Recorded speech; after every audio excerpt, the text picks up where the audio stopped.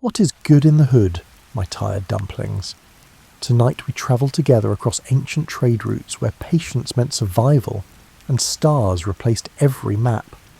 Between the 8th and 16th centuries, merchants crossed vast deserts, connecting distant civilizations through networks of determination, careful preparation, and intimate knowledge of sand, the sky, and the precious rhythms of water.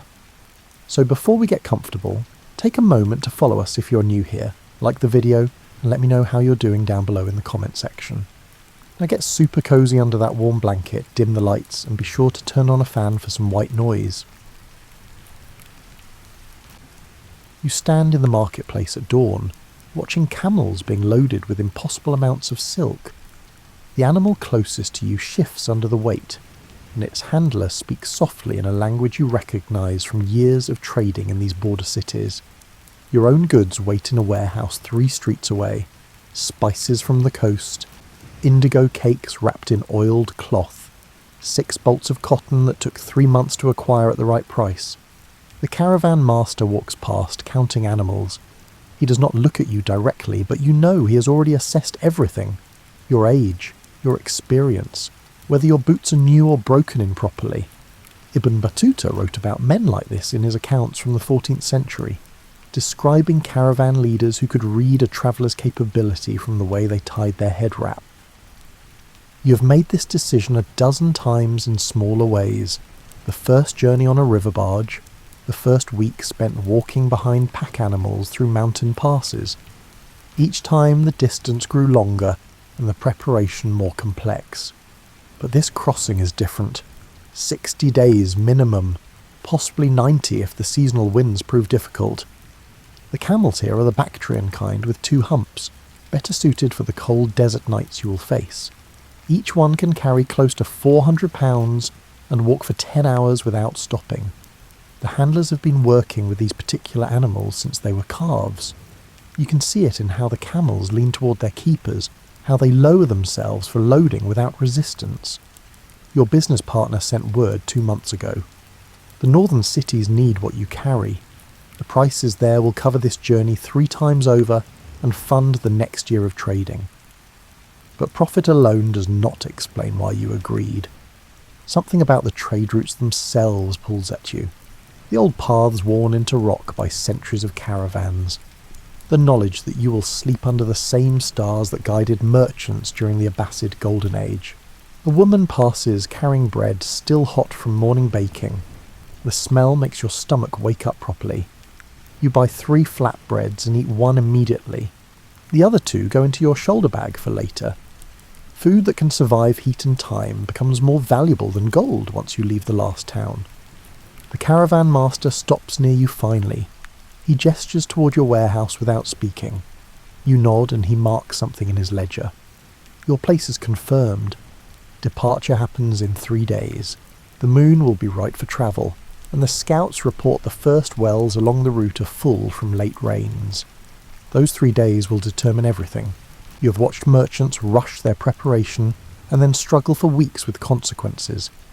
Forgotten rope, inadequate shade cloth, water skins that leak. An experienced traveller from Mamluk Egypt once told you that a merchant's true skill shows not in bargaining, but in the quiet work of getting ready.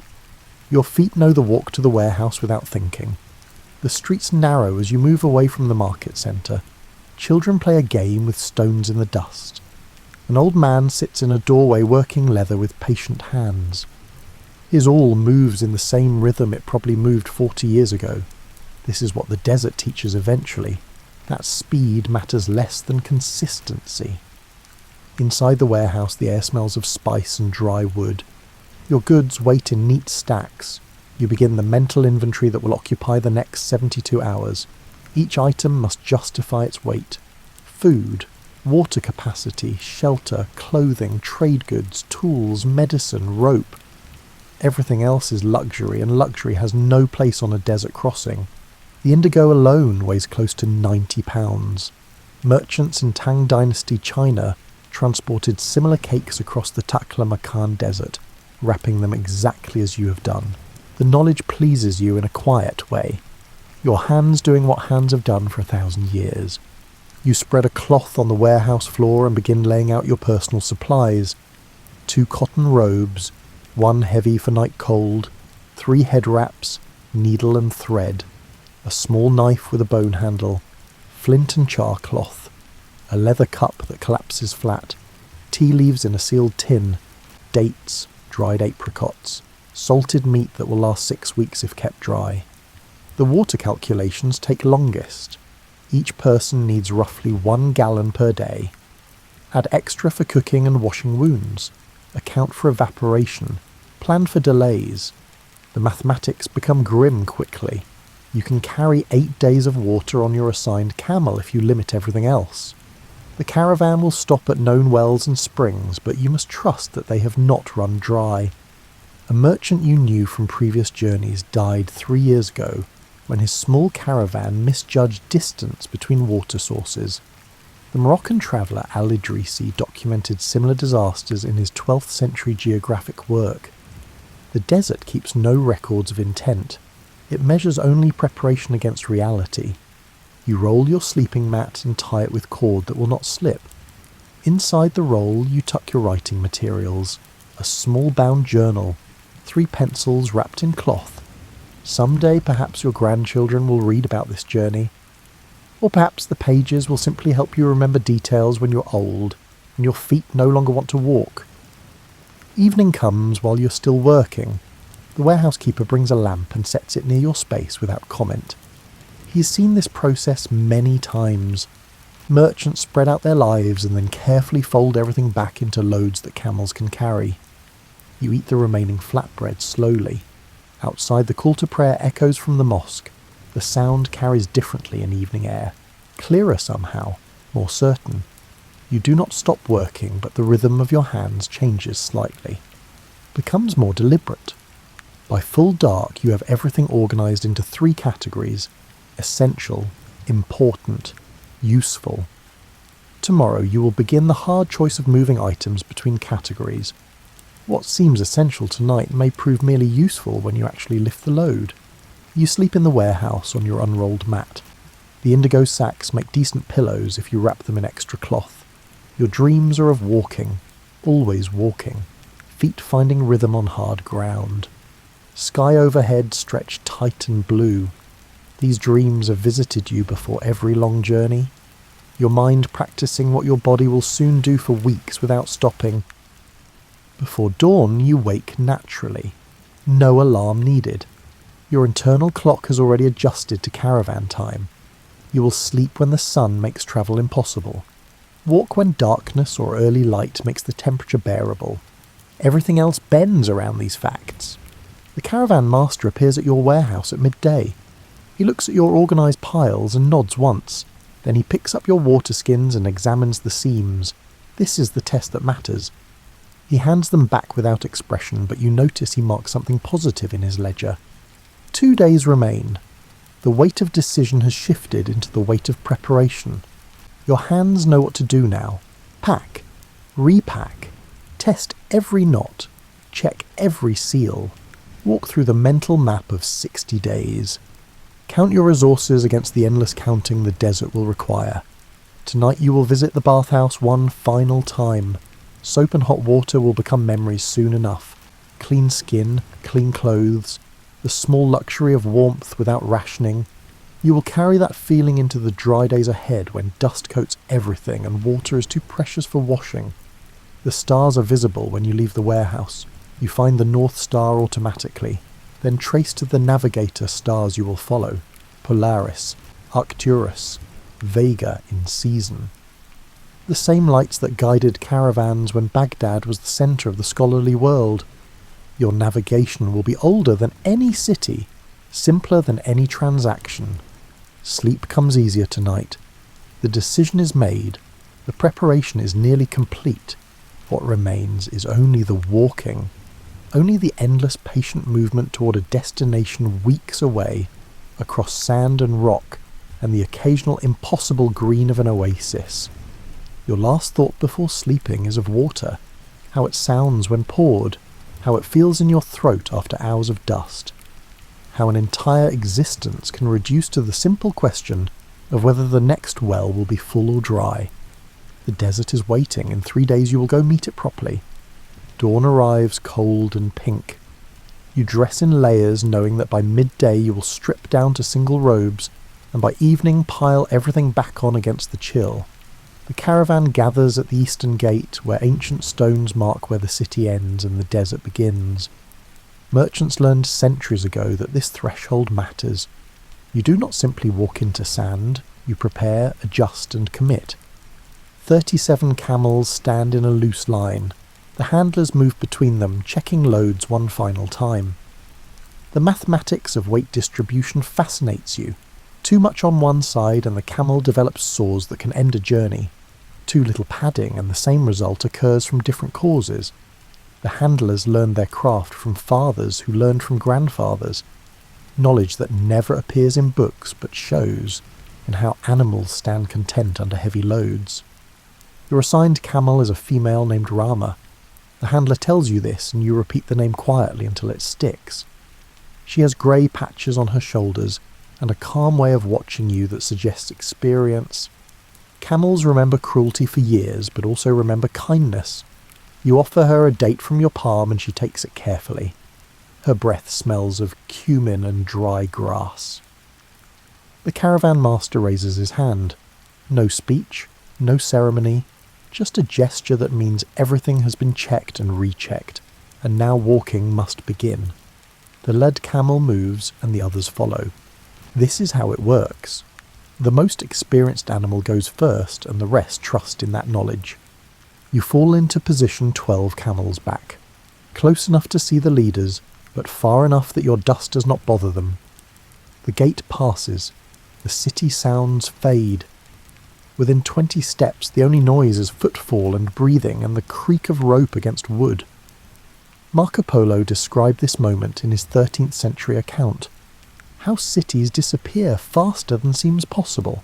How the desert claims space with a completeness that makes travellers feel very small. You understand now what he meant. The buildings behind you shrink and then vanish. The path ahead shows no end point. Just sand and scrub and distant rocks that promise nothing except more walking. The first hour passes easily. Your legs remember this rhythm from previous journeys. Left foot, right foot. Watch the camel ahead. Keep your spacing consistent. Drink small sips when your mouth begins to dry, but never enough to empty the skin. The discipline of rationing starts immediately. Heat builds as the sun climbs. You adjust your head wrap to cover more of your face. Others in the caravan do the same. No one speaks. Speaking wastes water and breath. Everything will be said around evening fires when rest and shade allow. For now, walking is prayer enough. The landscape changes slowly. Sandy soil gives way to harder ground.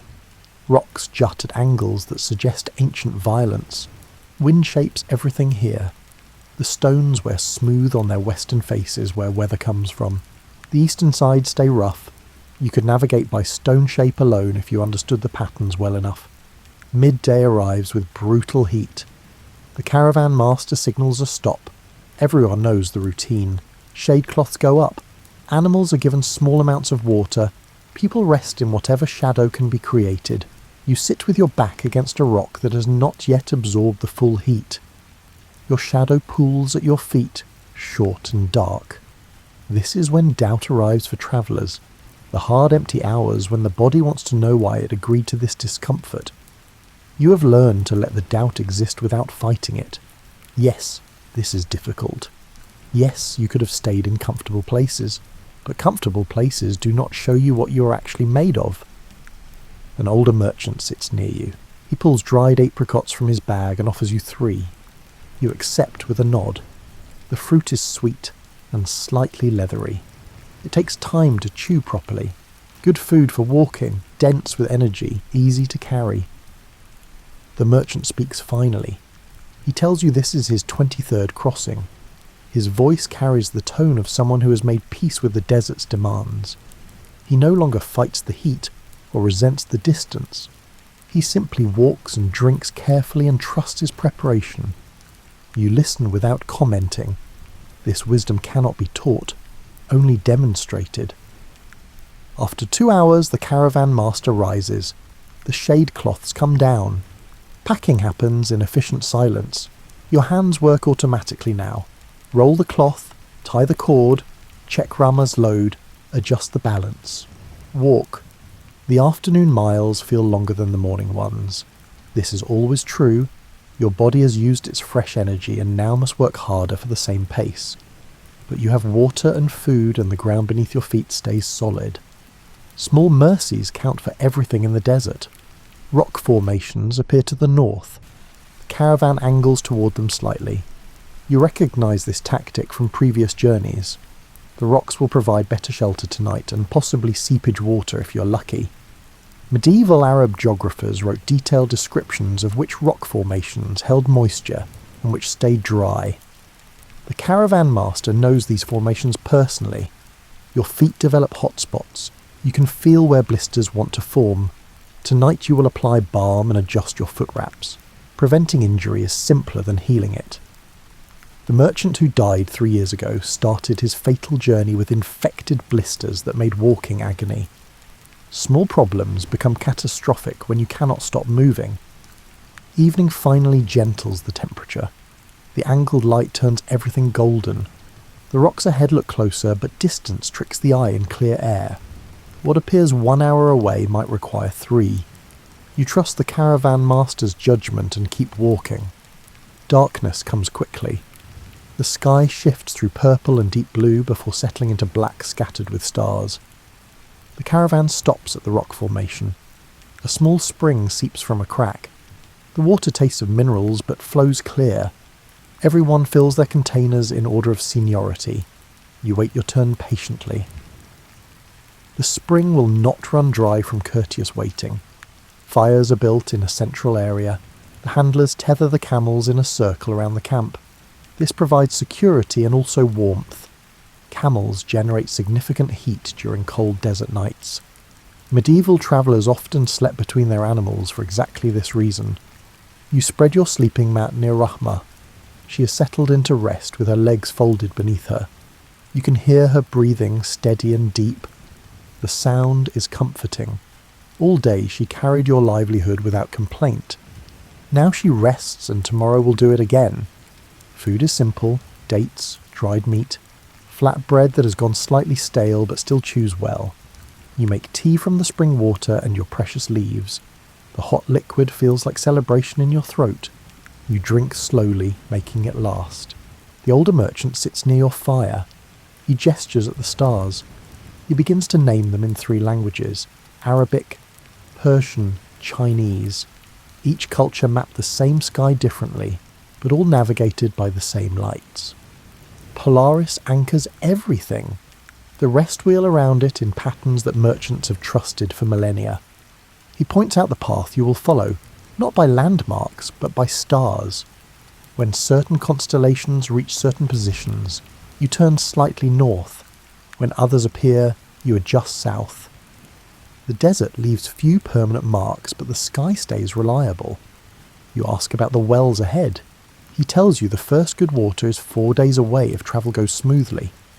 Between here and there are 3 smaller springs that may or may not flow depending on recent weather. The caravan carries enough water to skip all 3 if necessary, but stopping is always preferable to rationing. Sleep comes despite the hard ground. Your body understands that rest must happen when possible. The stars wheel overhead. The fires burn down to coals. Someone keeps watch, but you do not know who. The caravan functions as a single organism. Each person does their part without announcement. You wake once during the night. The cold is sharp. You pull your heavy robe tighter and shift closer to Rahma. Her warmth is immediate and generous. You fall back into sleep listening to her breathing and the occasional shuffle of other camels. Morning arrives too soon, but morning always arrives too soon when the body wants more rest than time allows. You rise in darkness, roll your mat, pack your few items, drink water and chew dried meat. The routine is already becoming automatic. The caravan moves before dawn. The early hours provide the best walking temperature. You settle into rhythm behind your assigned place. Rahma walks steadily. Your feet find their pattern. Left, right. Breathe. Watch the horizon slowly lighten from black to grey to pink. This is the second day. 58 remain. The numbers feel impossible, but you do not think about them. You think about the next step, then the one after that. Distance is only ever conquered by refusing to measure it. The third morning you wake before the call to rise. Your body has synchronized to caravan time faster than expected. The stars provide your clock now. When Arcturus reaches a certain point above the eastern rocks, dawn is 1 hour away. When Vega appears in the gap between two hills, midnight has passed.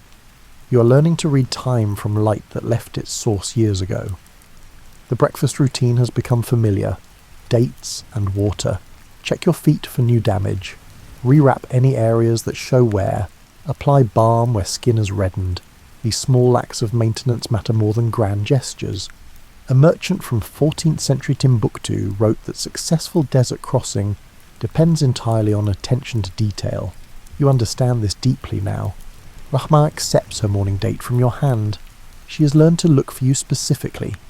Camels form attachments more readily than most people assume. The handlers say a well-treated camel will remember her merchant for years. She might cross the same desert with different traders, but she will recognize your scent if you pass her in a marketplace 5 years later. The landscape has shifted during 3 days of walking. The rocks have given way to open sand in rolling formations. Dunes build to the south. The caravan master steers carefully to avoid the deepest sand. Walking in dunes drains energy at triple the normal rate. Your feet sink with each step and your calves scream by midday. The old paths choose firm ground wherever possible. Today a wind picks up from the west.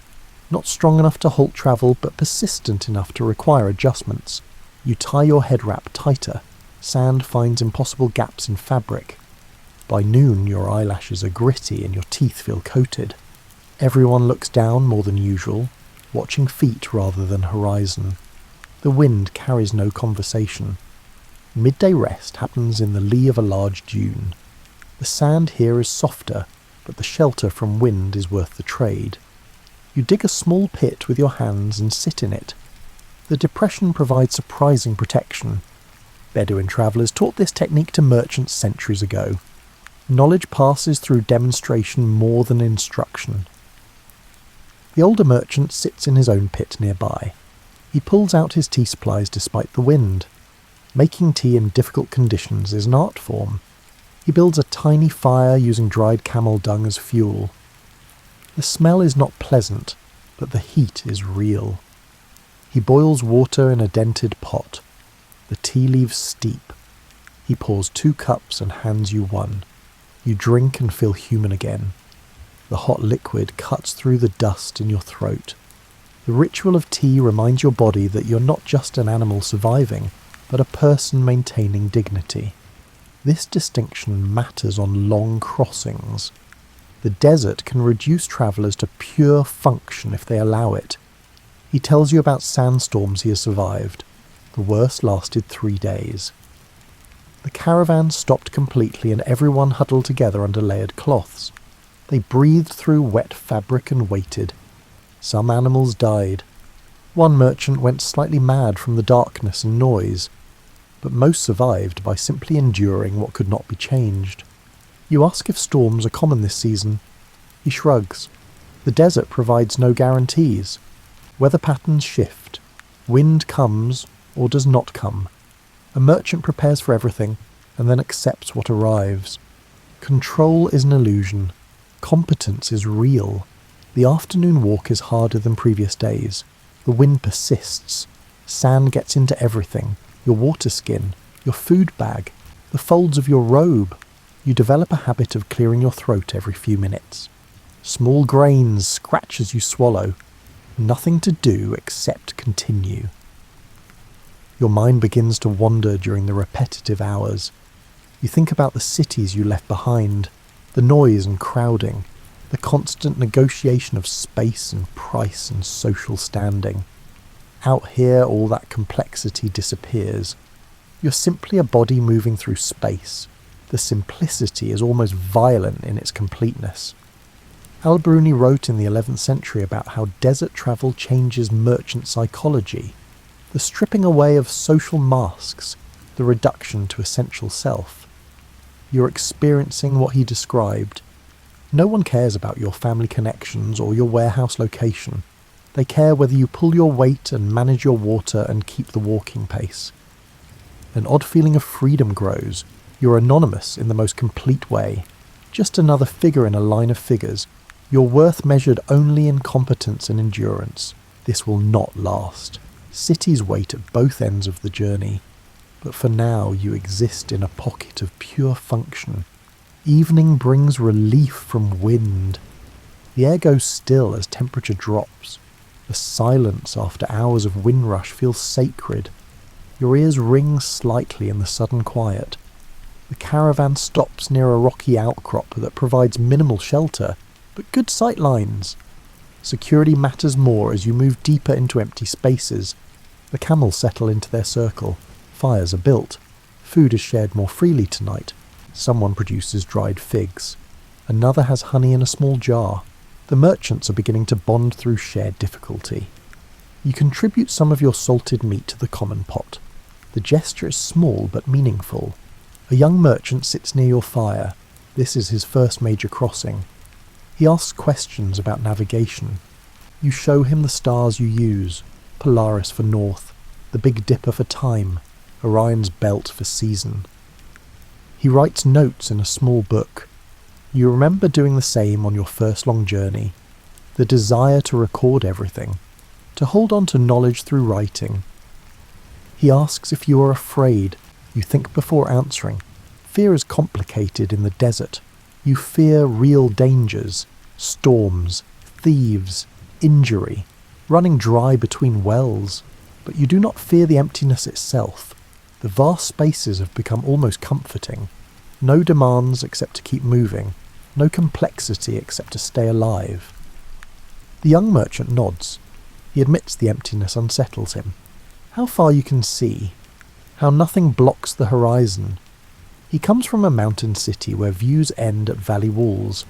This openness feels exposing. You tell him the feeling will shift. Eventually the exposure becomes freedom. The horizon becomes possibility. Sleep comes easily despite wind-worn exhaustion. Your body has stopped fighting the hard ground. You have learned to find positions that minimize discomfort. Hip on one side becomes numb so you roll. Shoulder protests so you adjust. Small movements through the night, but sleep stays deep between adjustments. The fourth day begins with the best dawn yet. Clear sky, no wind, temperature perfect for walking. The caravan master sets a slightly faster pace. Good conditions should be used fully. You can rest when weather forces it. Today is for covering distance. Your feet have hardened. The hot spots from day one have become calluses. Your leg muscles have stopped complaining about endless repetition. Your body is adapting to desert requirements. This adaptation pleases you. Evidence that human capability exceeds what comfort suggests. The first well appears just after midday. A stone structure marks where diggers reached water decades ago. The caravan master approaches carefully. Old wells can collapse, can be poisoned by dead animals, can simply be dry. He lowers a bucket on worn rope. The rope goes slack at the bottom. He pulls. Weight returns. Water sloshes in the bucket. Everyone breathes easier. The well is good. This means tomorrow's rations can be less strict. You can wash your face tonight. Maybe rinse your robe where sweat has stained it. Small luxuries that feel enormous. The well water tastes of iron but runs clean. Each merchant fills their containers in turn. Rahma drinks deeply. Camels can consume 30 gallons when truly thirsty. She takes perhaps 15. Enough to sustain, but not enough to slow her. Animals understand rationing instinctively. That evening the mood in camp shifts towards celebration. The first well is behind you. The next is 3 days ahead but manageable. You have proven to yourself that preparation was adequate. Fear of inadequacy quietly haunted your early days. That fear is evaporating. The older merchant tells stories around the fire, tales of his 22 previous crossings, the time they found an abandoned caravan with goods intact, but not a single person remaining. The night a lion circled their camp for hours, never approaching, but never leaving. The morning he woke to find his water skin had developed a leak, and he had to survive 2 days on minimal liquid. His stories are not heroic, they are simply accounts of what happened and how he responded. This is the deepest teaching. Not grand lessons, but specific examples of problem solving under pressure. You listen and file each story away. Someday you might face similar situations. The stars are remarkably clear tonight. You can see the band of the Milky Way stretching overhead, thousands of individual lights that blur into glowing cloud. Persian astronomers mapped these stars in the 10th century, created catalogues that merchants still use for navigation. Your eyes trace patterns they identified 1,000 years ago. Sleep comes with gratitude, for water, for good weather, for strong feet, for Rahma's steady presence. The desert is teaching you to notice what works rather than fixate on what hurts. This might be the most valuable lesson. How to inventory blessings even when surrounded by difficulty. Tomorrow will bring new challenges, but tonight the well is full and your water skins are heavy and the stars wheel overhead in ancient reliable patterns. Tonight is enough. The deep crossing begins on day 7. The caravan master calls everyone together before departure. He speaks plainly about the next 10 days. No wells until the far side of a salt flat. Springs marked on old maps might be dry. The route crosses the hardest terrain. Some merchants turn back at this point. No shame in choosing survival over pride. No one turns back. You have all come too far to retreat now. The goods you carry are worth nothing unless delivered. The journey has meaning only if completed.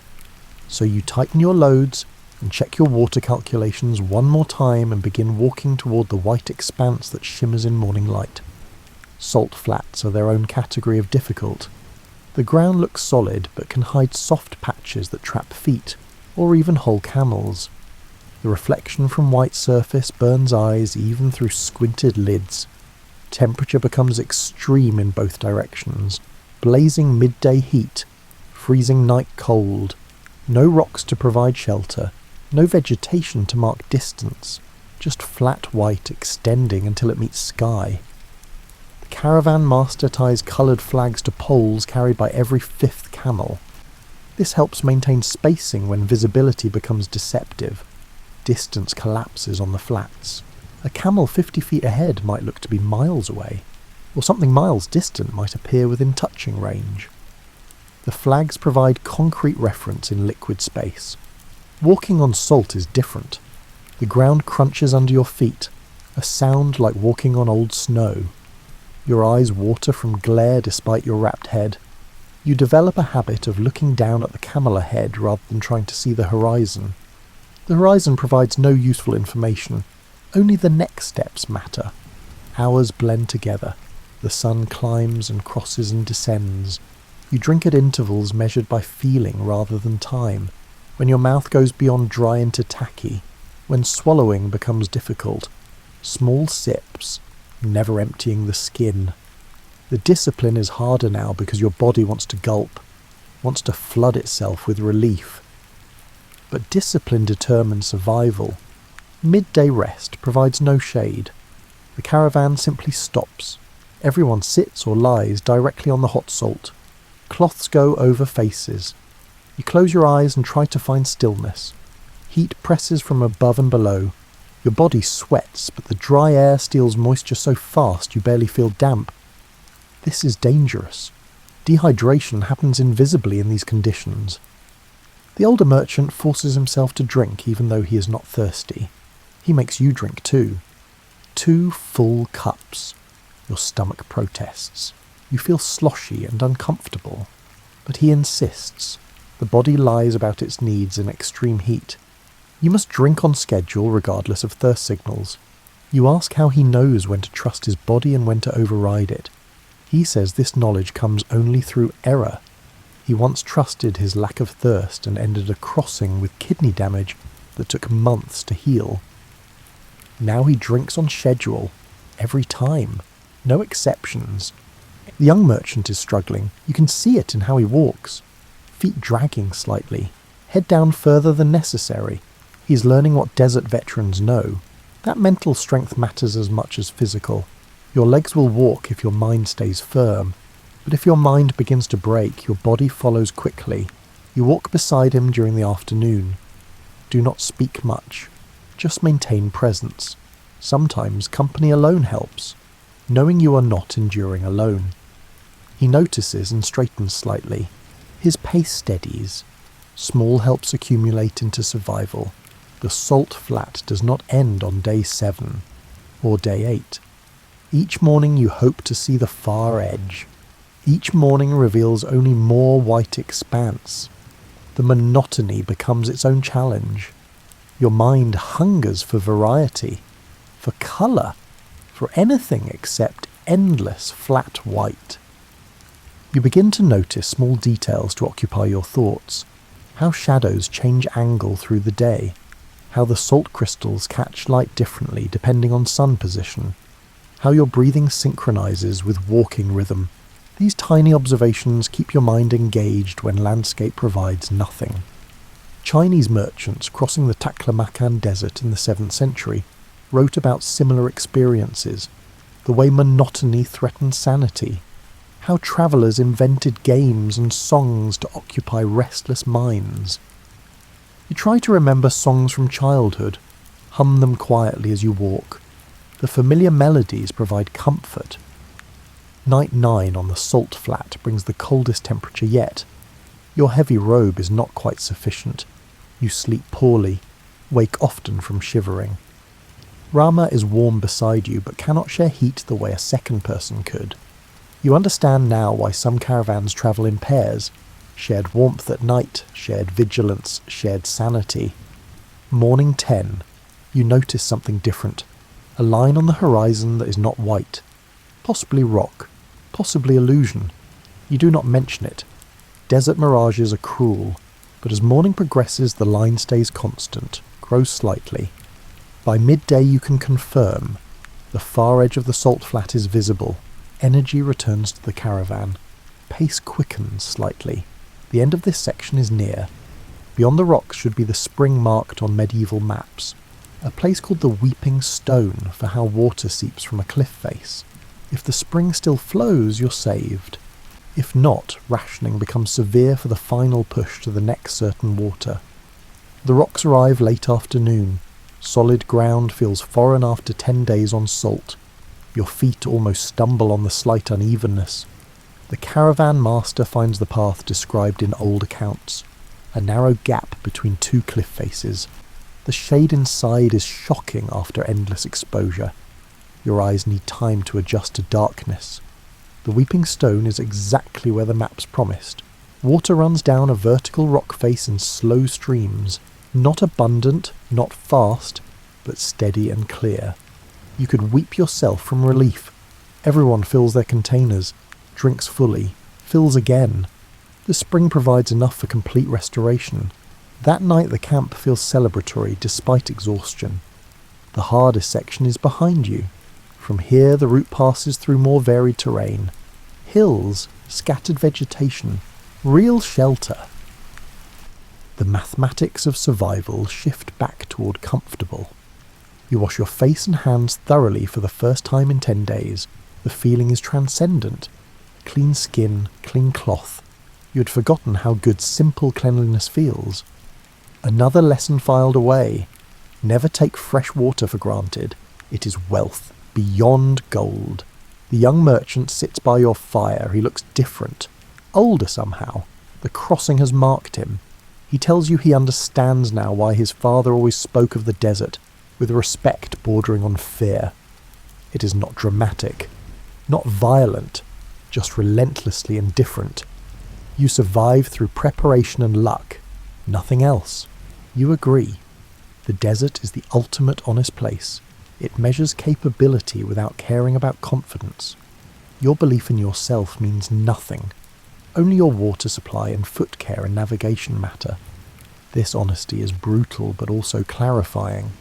Sleep comes deep and dreamless. Your body finally believes the worst is past. Tomorrow walking will still be hard, but hard in normal ways. Not the existential difficulty of salt flats and uncertain water, just the regular challenge of distance and heat and tired feet. You wake once in the night and look at stars. They seem brighter after the flat crossing, or perhaps you're simply more grateful for their guidance, for patterns that stay reliable when everything else shifts, for light that reaches across impossible distance to show you the way forward. 10 days crossed, the desert's hardest test passed. You're becoming what you needed to become, a merchant who can endure, who can calculate, who can walk through difficulty without breaking. The transformation feels quiet but complete. The oasis appears on day 17, first as dark smudge on horizon, then as definite shapes that might be trees, finally as unmistakable reality. Palm trees, water, buildings, the end of empty spaces. Your body responds before your mind fully processes. Pace quickens, breath comes faster. Even Rahma picks up her speed slightly, but the caravan master does not rush. He signals for measured approach. Oases are complicated places. Some welcome traders. Others charge exorbitant fees for water and shelter. A few harbour thieves who prey on exhausted merchants. You must enter carefully, assess before committing. The settlement is medium-sized, perhaps 200 permanent residents. Buildings cluster around a central pool fed by underground springs. Date palms provide shade and food. Small gardens grow vegetables in irrigated plots. Chickens scratch in the dirt. Children play near the water. Normal life continuing in the middle of enormous nothing. A man approaches as the caravan halts. He wears the head wrap style of local tribes. His Arabic is accented but clear. He welcomes the caravan formally, offers water for animals and people, states the fees for camping and trade. The prices are fair, not generous but not exploitative. The caravan master agrees. You help establish camp in the designated area outside the main settlement. The routine is familiar now.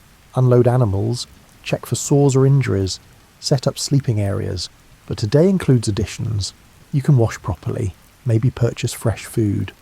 Certainly rest without calculating water consumption. The communal bath is gender separated and costs a small fee, worth every coin. You soak in lukewarm water that feels luxurious after weeks of dust. Soap actually lathers.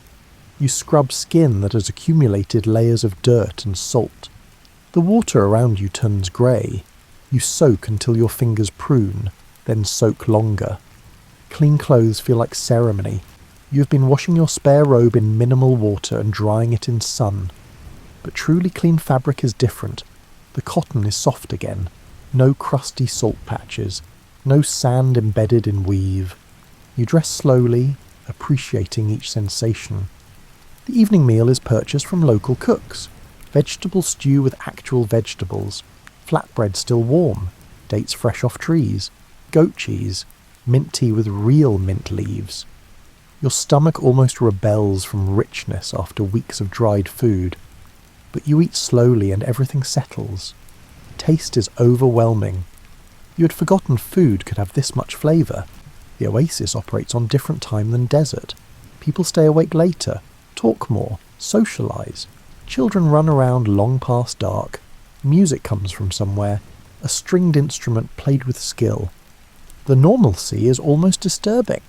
These people live here. They did not endure salt flats to arrive. They simply exist in this green pocket surrounded by hostility.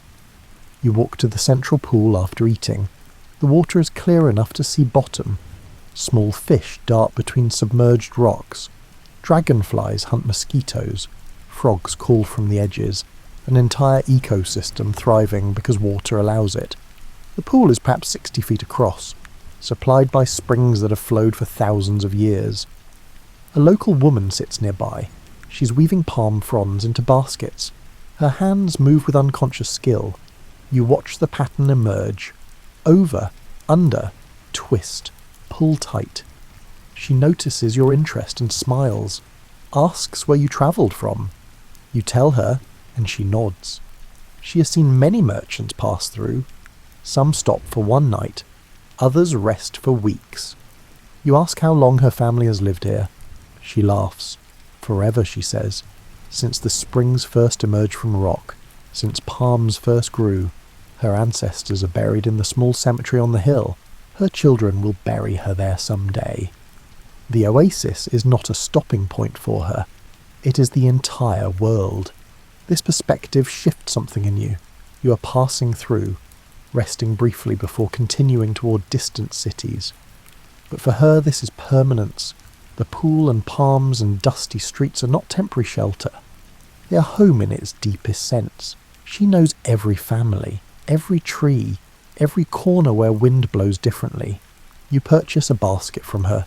It is beautiful and functional, perfect for organising small items in your pack.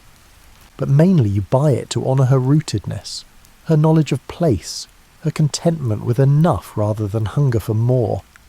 That night you sleep better than you have in weeks. The ground is softer here, sandy soil rather than rock or salt. The air smells of growing things, water scent, green scent, palm pollen. The sounds are gentle, frogs, night birds, distant conversation. Your body releases tension you did not know you were holding. Morning brings decision time. The caravan will rest here 3 days. Enough to recover, but not so long that schedules break. You must choose how to use this time. Rest completely, or explore, or work on gear maintenance, or socialise with locals. You choose maintenance first day. Your sandals need repair. Straps have worn thin in places. A local cobbler has a shop near the market. He examines your footwear with expert eyes, asks where you have walked, nods when you describe the salt flats. He reinforces weak points, replaces one strap entirely, charges fairly. Your feet will thank you for the next 1,000 miles. Second day you explore the oasis edges. The palms extend perhaps 1/2 mile in all directions from the central pool. Beyond that vegetation thins rapidly. Within a mile there is nothing but sand and rock again. The transition is abrupt. This is what makes oases feel miraculous. The sharp border between impossible life and possible death. You find the cemetery the woman mentioned. Simple graves marked with stones. Some have carved names. Others just rocks arranged in patterns. Dates suggest people have died here across centuries. Infants, elders, everyone in between. Life is finite, but the oasis continues. People pass, but place remains. Ibn Battuta wrote about oases in his 14th century travels. He noted how they function as more than water sources. They are cultural crossroads, information exchanges, places where news from distant cities meets news from remote tribes, where languages blend and stories transfer between travellers. You see this happening in the evening market. Merchants from your caravan mix with locals and traders going opposite directions. Stories are shared. A merchant heading back toward your origin city tells of political changes there. New governors, new taxes. You file this information for later use. Knowledge is trade good as valuable as spice. The third day you simply rest. Sit by the pool, watch life happen. Children splash. Women wash clothes. Men discuss matters of local importance. The rhythms are ancient and calm. For one day you are not a merchant calculating profit. You are just a person existing in a pleasant place. The young merchant finds you there. He sits quietly for a long time before speaking, then asks if you ever consider staying, choosing an oasis, settling into rootedness instead of endless movement. You think carefully before answering. The pull is real, you say. After hard crossings, the idea of permanence appeals, of waking to the same trees, knowing every neighbour, having routines that repeat in comfortable patterns. But you are built for movement, for curiosity about what lies beyond horizon. Settling would feel like giving up part of yourself. He nods. He feels the same but wanted confirmation. That the restlessness is normal, that choosing travel over stability is valid. You tell him merchant life is not for everyone. Some need routes, others need roads. Neither choice is superior, only different. That evening the caravan packs for departure. The 3 days have restored everyone. Clean, rested, well fed. Water skins are full. Fresh food is stocked. The next leg should be easier. Established route through hills. Several reliable wells. Possibly meeting other caravans travelling opposite direction. You thank the woman who sold you the basket. She wishes you safe travel. Says if you pass through on return journey, look for her. She will remember you. This kindness touches you more than expected. Being remembered. Being seen as individual rather than just another merchant. The oasis fades behind you on the 4th morning. The green shrinks. Palms become tiny, then disappear. The desert reclaims everything. You're back in emptiness. But now you carry memory of green. Proof that life is possible. That islands of thriving exist in seas of barely surviving. The psychological impact of the oasis matters more than physical rest. You are reminded that destinations exist, that journeys end in real places with real people, that all this walking serves purpose beyond simply enduring. You are moving towards something, not just away from comfort. Rama walks steadily beside you. She also benefited from oasis time. Fresh fodder, long drinks, rest without load. She's ready for the next section, as are you. The deep crossing is behind. The oasis is behind. What remains is the final push toward your destination. The stars appear clearer tonight after 3 nights under palm shade. You have missed them. Their reliable patterns, their indifference to human struggle. They marked time when you crossed salt flats. They guide you still. Polaris steady in north, Orion rising in east. The familiar lights of navigation and timekeeping. Sleep comes easily despite returning to hard ground. Your body has remembered how to rest anywhere, how to find positions that minimize discomfort, how to sink into whatever sleep is available without demanding perfect conditions. The desert has trained you thoroughly. Tomorrow brings new miles, new challenges, but tonight you are clean and fed and your feet are sound. Tonight is gift enough. Day 23 brings the first real complication. A sandstorm builds from the south. You can see it coming for hours. A wall of brown that grows taller as it approaches. The caravan master calls immediate halt. Everyone knows the drill, but speed matters now. Shade cloths must be secured over people and animals. Water skins must be sealed completely. Face wraps must be tripled. The storm hits like physical force. Wind strong enough to push you sideways. Sand that stings any exposed skin. Visibility drops to arm's length. The world becomes brown noise and pressure. You huddle under your secured cloth next to Rama. She stays calm. Camels understand storms better than people. Time loses meaning in the constant roar. Minutes or hours. Impossible to tell. You breathe through the cloth and try not to think about sand getting into water supplies, into food, into everything. This is the cost. Days of setback, possible damage, always something. When the storm finally passes, assessment begins. One camel has a leg injury, not severe but needs rest. Several water skins have seal failures from sand abrasion, salvageable but requiring careful repair. Everyone's food stores are contaminated to some degree. No avoiding grit in every meal for the next week. The delay costs 2 days, waiting for visibility to return, treating the injured camel, repairing damage. The caravan master recalculates. The destination city is still reachable on schedule if no other problems arise. Big if. You use the forced rest to thoroughly clean your gear. Sand has infiltrated incredible places, inside your journal, between the pages of your careful records, in the folds of your cleanest robe. You spend hours shaking and brushing and wiping. The work is meditative, necessary but endless. The young merchant is discouraged. This feels like backward progress to him. All that preparation, and still storms damage goods. Still delays happen. You tell him about a merchant you knew who lost everything to a flash flood. Water in the desert is rare except when it is catastrophic. She survived but walked out with only the clothes on her back. Perspective helps. Day 26 brings better fortune. The caravan meets another group travelling the opposite direction. Information exchange is immediate. They report good water at all wells ahead. No unusual weather. Bandits quiet this season. The trade goods you carry are fetching excellent prices in their origin cities. This news lifts spirits significantly. You trade some of your salted meat for their dried figs. Different foods after weeks of repetition feels like luxury. The other merchant group has news from distant places. Political marriages, new trade agreements, cities growing or shrinking. You file everything away. Information is currency in merchant work. A woman from the other caravan recognises your indigo cakes. She offers good price for one. You negotiate fairly and make the sale. This is your first trade of the journey. Proof that you carried something valuable enough to sell before reaching final destination.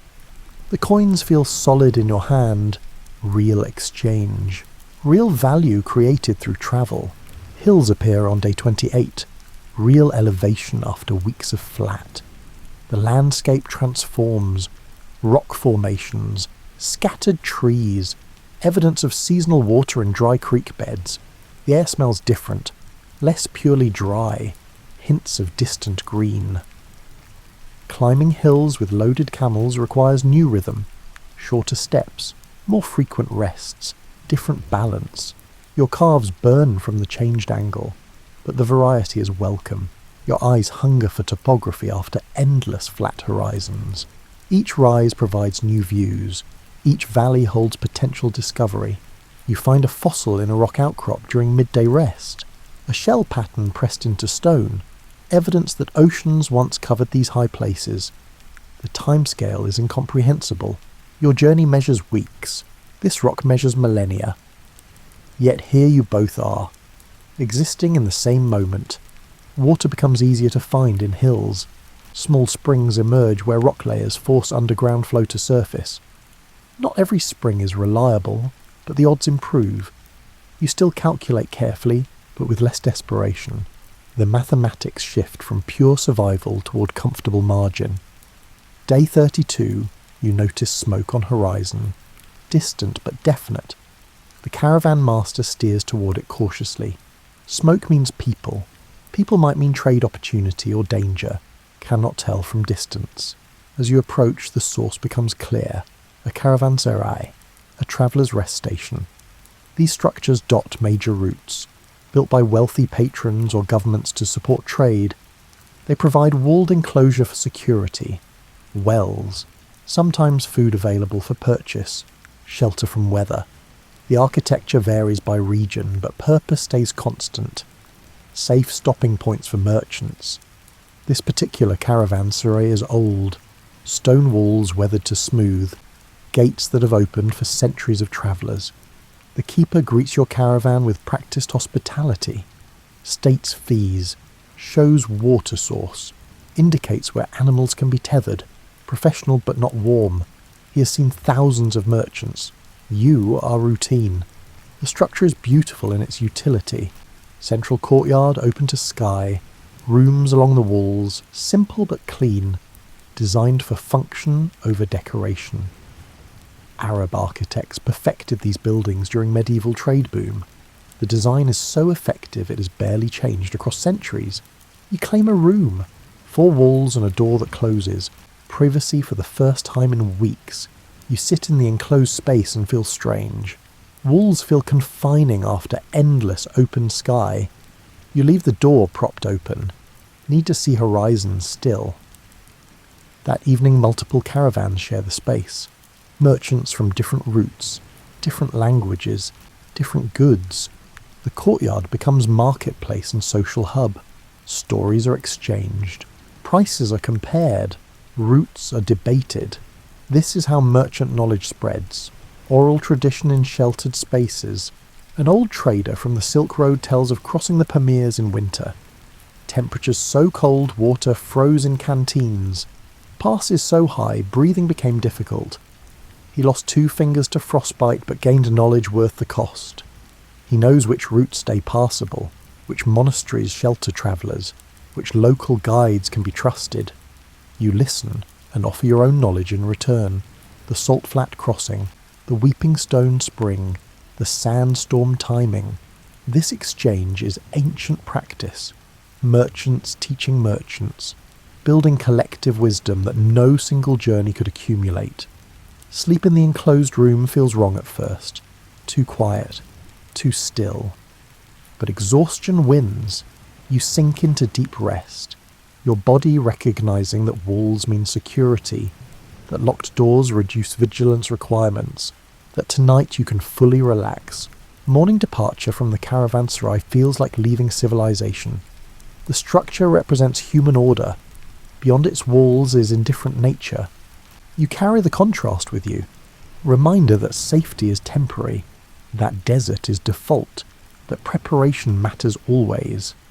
The final week of journey begins. Destination city is 5 days ahead if travel stays smooth. The caravan master pushes slightly harder pace.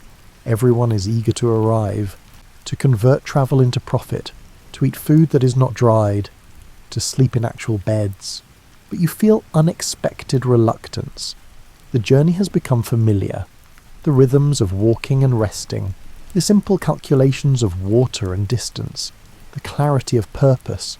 Cities bring complexity, negotiation, social navigation, performance of merchant identity. You're not sure you're ready to end the simplicity. Rama walks steadily. She does not know destination is near. For her each day is just walking. No anticipation, no complexity, just one foot then another. You envy this. The animal clarity, the lack of projection into future or reflection on past, pure present existence. The stars wheel overhead as always, Polaris marking north, the familiar patterns that guided you across salt and through hills.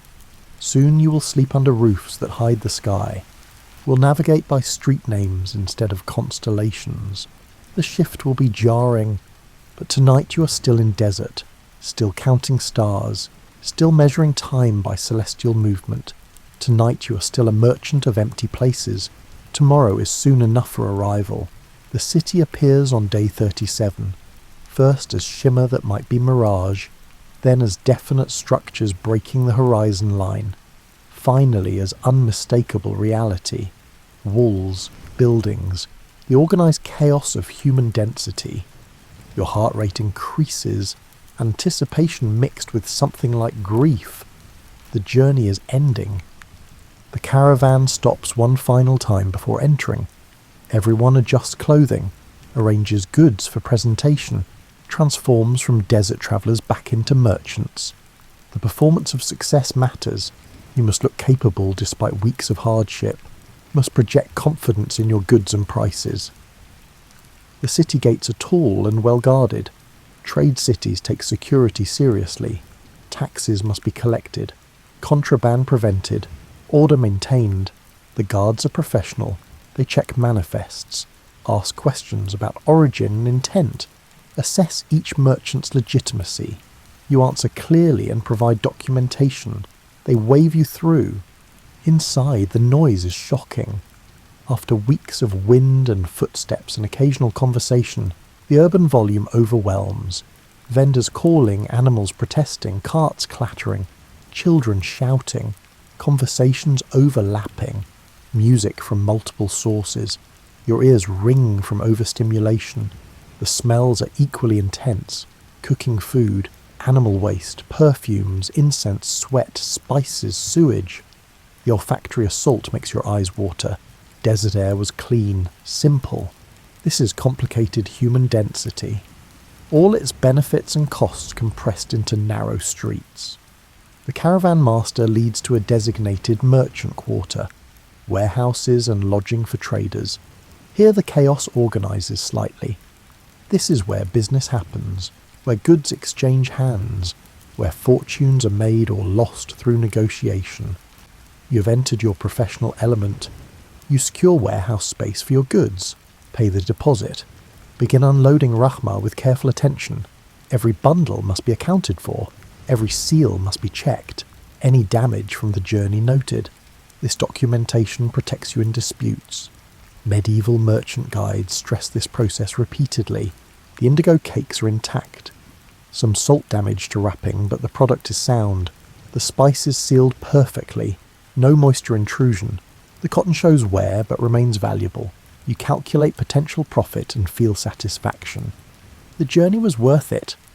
The goods you carried commanded the distance successfully. Rama is led to merchant stables. Clean straw, fresh water, good fodder. She has earned luxury. You visit her before securing your own lodging. Run your hand along her neck. Thank her quietly. She has been steady companion. Reliable when everything else was uncertain. The bond formed over weeks will not simply disappear. The lodging is simple but feels palatial. An actual bed. Clean sheets. A door that locks. Windows that open to let in air. You sit on the bed and it feels wrong. Too soft. You have slept on hard ground for so long that cushioning seems excessive. But you bathe first. A real bath with hot water. The luxury is almost painful. You scrub away weeks of accumulation. Watch brown water swirl away. Your skin emerges pink and raw but clean. You dress in your market clothes. The formal robes kept packed for this moment. The transformation from traveller to merchant is complete. Evening you walk the market quarter, assessing competition, noting prices, identifying potential buyers. Other merchants from your caravan are doing the same. The young merchant looks lost. The urban complexity overwhelms him. You guide him to a recommended tea house. Suggest he spend one day just observing before beginning negotiations. The older merchant sits at a good table. He gestures you to join. Orders tea without asking your preference. It arrives hot and sweetened with honey. The taste is incredible after weeks of basic brew from remaining leaves. You drink slowly, making it last. He asks about your plans. You outline your selling strategy, which goods to offer first, which to hold for better prices, how to present yourself to serious buyers. He listens and nods, suggests a few modifications. Names of merchants who pay fairly, ones to avoid who undervalue goods systematically. This knowledge sharing is merchant culture. You helped each other survive the desert. Now you help each other navigate market complexity. The bonds formed through shared difficulty persist. This is valuable network. Trust established through endurance. That night's sleep is difficult. The bed is too soft, the room too quiet. No stars visible through the window, no Rama breathing nearby, no sense of camp around you. Urban life feels alien after the desert's simplicity. You lie awake remembering the crossing, the salt flats, the oasis, the sandstorm. Already the journey's becoming story. Morning brings business. Your first buyer arrives early. A textile merchant interested in the cotton. She examines the bolts carefully, notes the quality, asks about origin and transport. You answer honestly. Highlight that desert crossing proves durability. Fabric that survived salt flats will survive anything. She makes an offer. Fair but not generous. You counter slightly higher. She accepts. The negotiation is brief and professional. Coins exchange hands. Documentation is prepared. Your first major sale is complete. The profit covers half the journey cost. Remaining goods should put you well ahead. The indigo attracts multiple buyers.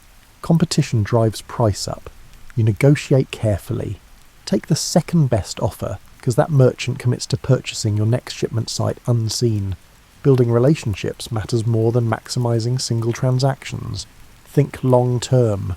Think reputation. By third day, all your goods are sold. The profit is excellent, better than projected.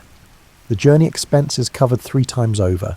You have capital for next venture, plus reputation as merchant who completes difficult crossings. This matters in trade networks. Reliability is currency. The caravan master calls final meeting, settles accounts, returns deposits. Thanks everyone for professionalism during the journey. He's already organising the next crossing, back toward your origin city. Different route, different season. Some merchants sign on immediately, others will rest first. You consider. The pull is already there, to cross again, to test yourself against different terrain, to see what else you can endure. But first you need time in the city, to recover fully, to remember why you travel, to let the desert become memory before encountering it again as reality. The young merchant asks if you will cross again. You tell him yes, eventually. This is what you do now, not just buying and selling in markets, but the movement between markets, the transformation of goods through distance, the alchemy of endurance into profit. He says he will cross again too, wants to try the northern route next, the mountains and high passes, different challenges, different knowledge to gain. You recognise the hunger in his voice. Desert has marked him, given him taste for testing limits. That evening you walk to a rooftop overlooking the city. The view extends for miles. Buildings, gardens, the river running through the centre, human civilization in full complexity. Beautiful and overwhelming. You appreciate it more for having left it. The contrast makes both places more vivid. But your eyes go to the horizon, where city ends and desert begins, the empty spaces waiting, the routes not yet travelled, the crossing still ahead. You feel the pull already, the restlessness that made you a merchant instead of shopkeeper, the need to see what lies beyond known places. Stars appear as light fades, the same stars that guided you across salt flats, Polaris steady and north, Orion rising, the familiar patterns that now mean navigation and time and survival. You will always see stars differently now, not decoration but tools, not distant but intimate guides. You return to your lodging, count your profit carefully, calculate options, the northern route, the western passes, the coastal trails. Each offers different challenges, different goods, different knowledge. The choice can wait. Tonight is for rest, for integration, for letting the journey settle into your bones. Sleep comes easier. Your body is readjusted to soft surfaces, to quiet nights, to safety that does not require vigilance. But your dreams are of walking, always walking, feet finding rhythm on hard ground, sky overhead, distance measured by endurance and stars. Morning brings letters from home, business opportunities, social obligations, the complexity of settled life. You read them while drinking tea, respond to urgent matters, defer the rest. You're not quite ready to fully re-enter normal complexity. Part of you remains in desert, walking, calculating water, counting stars. The older merchant finds you one final time. He is leaving on tomorrow's caravan, back toward home. He says the crossing was good, hard but good, the kind that tests without breaking. He hopes to see you on future routes, share tea at distant oases, trade stories at caravanseries. You tell him the same, that the shared journey matters, that merchant bonds formed through difficulty are worth keeping, that you will look for him on future crossings. He nods and leaves. Another farewell, more distance opening. That afternoon you visit Rama at the stables. She's resting in clean straw, well fed, content. You bring her dates, and she accepts them with familiar patience. You tell her about the next journey, different route, different challenges. Ask if she is willing. She chews her dates and watches you with dark eyes. Patient, steady, ready. This is the life now, the rhythm of crossing and recovering, of testing limits and integrating lessons, of transforming distance into profit and hardship into capability. You're becoming what the desert requires. Not harder exactly, but more flexible, more confident in your ability to endure what comes. The sun sets over the city, lights begin appearing in windows, the evening call to prayer echoes from mosques, normal rhythms of urban life. You appreciate them more now, the variety, the complexity, the simple miracle of abundant water and available food. Desert taught you to notice what works, to inventory blessings even when surrounded by difficulty. But tomorrow you will begin planning the next crossing. because this is what you do, what you are, a merchant of empty places, a trader in distance and endurance, someone who carries valuable things across impossible spaces because the journey itself is the transformation. The stars appear overhead, Polaris marking north as always. The sky that guided you then guides you still. You will sleep under roofs now, but you carry the desert with you, in your calculations, in your preparedness, in your quiet confidence that you can walk through difficulty without breaking. 60 days, thousands of miles, salt flats and oases, storms and clear skies, water carefully managed, stars carefully followed, and here you stand, arrived, successful, ready already for the next journey. This is merchant life. This is what distance teaches. That capability grows through testing, that the horizon always offers another crossing. The desert is waiting. It was waiting before you crossed. It will wait after you cross again. Patient and indifferent and perfect in its honesty. You will return to it, because some spaces teach what cities cannot, because some silences speak louder than noise, because walking through emptiness shows you what you actually contain. Tonight you rest in comfort. Tomorrow you begin preparing for the next journey. This is the rhythm now. Cross and recover. Test and integrate. Walk until the horizon becomes familiar. Then find new horizons to walk toward. Sweet dreams, my tired potatoes. May your own crossings teach you what you need to learn. May your water last. May your feet stay strong. May the stars guide you true. And when you arrive, may you already be planning the next departure. Because the journey never really ends. It just pauses between crossings, waiting for you to be ready. Waiting for the desert to call you back to its honest spaces. If this story helped you drift towards sleep tonight, perhaps you might enjoy the next desert crossing. You know where to find me. Sleep well.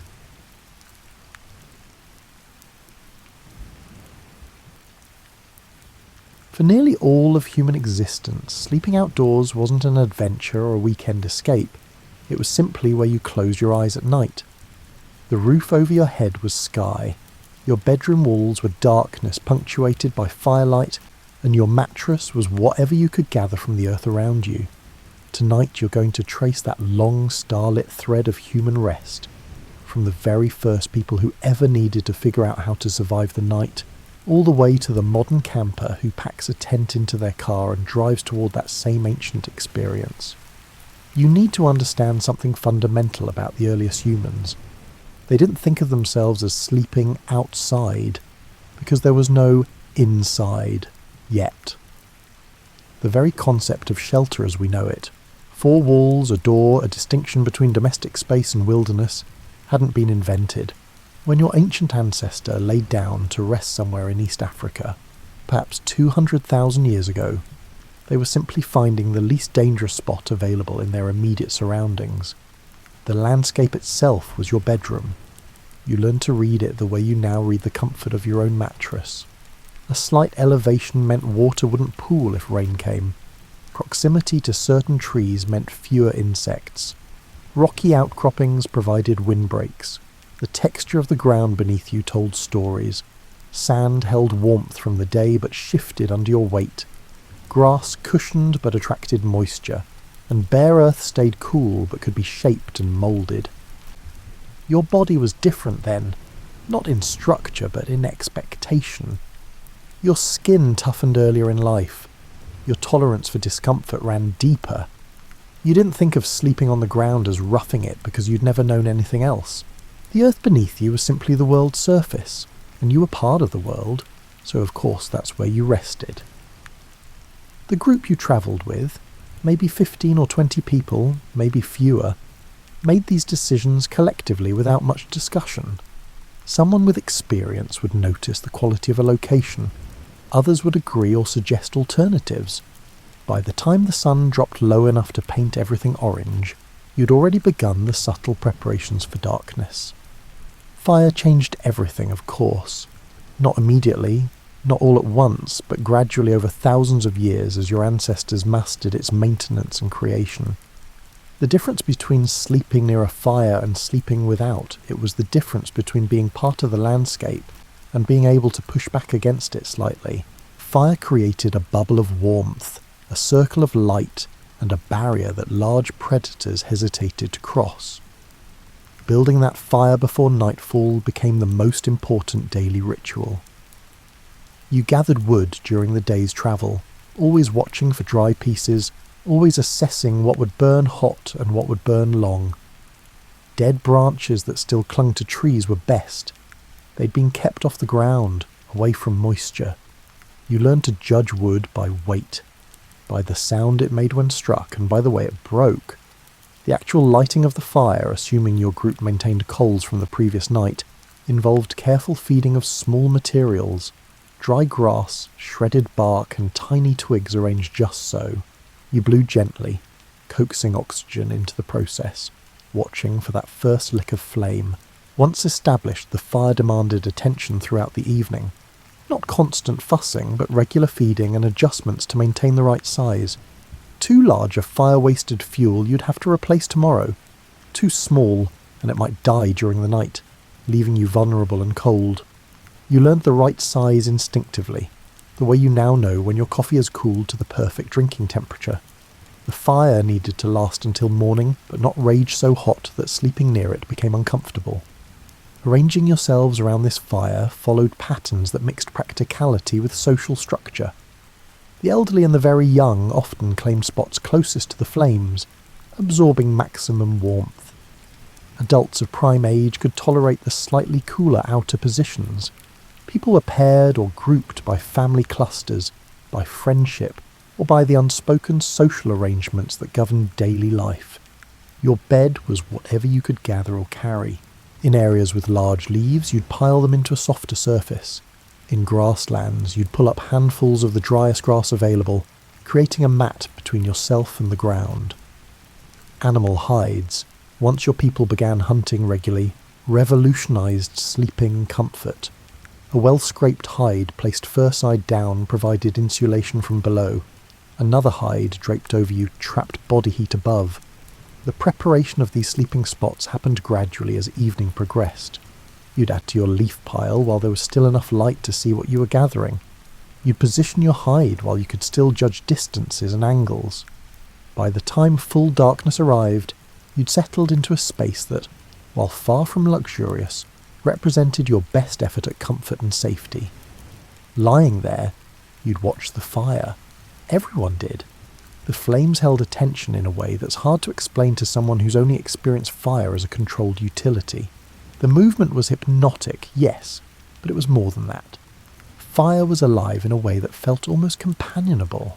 It consumed, it danced, it responded to wind, and it transformed everything it touched.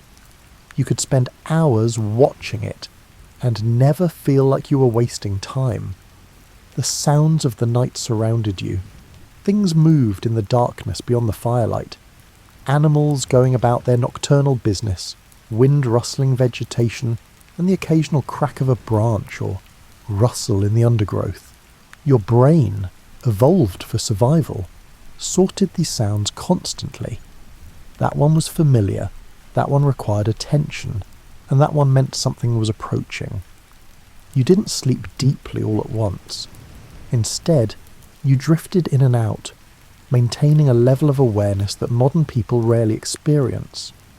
When you did slip into deeper sleep, your body position changed naturally. You'd curl toward the fire if you grew cold and shift away if you became too warm. This constant micro-adjustment happened mostly without full consciousness, your sleeping brain still managing your comfort. The night was long, longer than modern nights because you had nothing to do except sleep, think, or tend the fire. Without artificial light, without books, without any of the evening activities that fill your current hours between dinner and bed, darkness meant rest. When the sun set, work stopped. When the sun rose, work resumed. Your sleep schedule aligned with the planet's rotation in a way that human circadian rhythms are still optimized for, even though most people now ignore these ancient patterns completely. The relationship between humans and fire as a sleeping aid deserves its own exploration because it wasn't simple or one-dimensional. Fire provided warmth, yes, and protection, yes, but it also created something more subtle, a sense of place in the vastness of the natural world. That circle of firelight became your temporary home each night, a movable boundary between the known and the unknown. The quality of light from a campfire is different from any artificial light you've experienced. It flickers constantly, creating shadows that dance and shift. Nothing stays still in firelight. The effect on your psychology was profound. That movement kept you slightly alert, slightly aware, even as you relaxed towards sleep. Your brain never fully tuned it out the way you tune out the static hum of a ceiling fan or the constant glow of a nightlight. Colour temperature mattered too, though you wouldn't have described it that way. Fire burns orange and red, warm colours that trigger biological responses in human brains. These wavelengths signal sunset, evening and the end of the day's activities. Blue light, from modern screens, from certain bulbs, signals morning and alertness. Your ancestors, bathed in only warm light once darkness fell, received consistent biological signals that it was time to wind down. The smell of wood smoke became intimately associated with safety and rest. Different woods produced different scents as they burned. Resinous pine released sharp, clean aromas. Hardwoods burned with earthier, subtler fragrances. Driftwood, if you camped near water, produced salty, mineral scents. You learned these smells the way you now know the scent of your own home, and they became part of the sensory package that meant night time, rest, and the end of the day.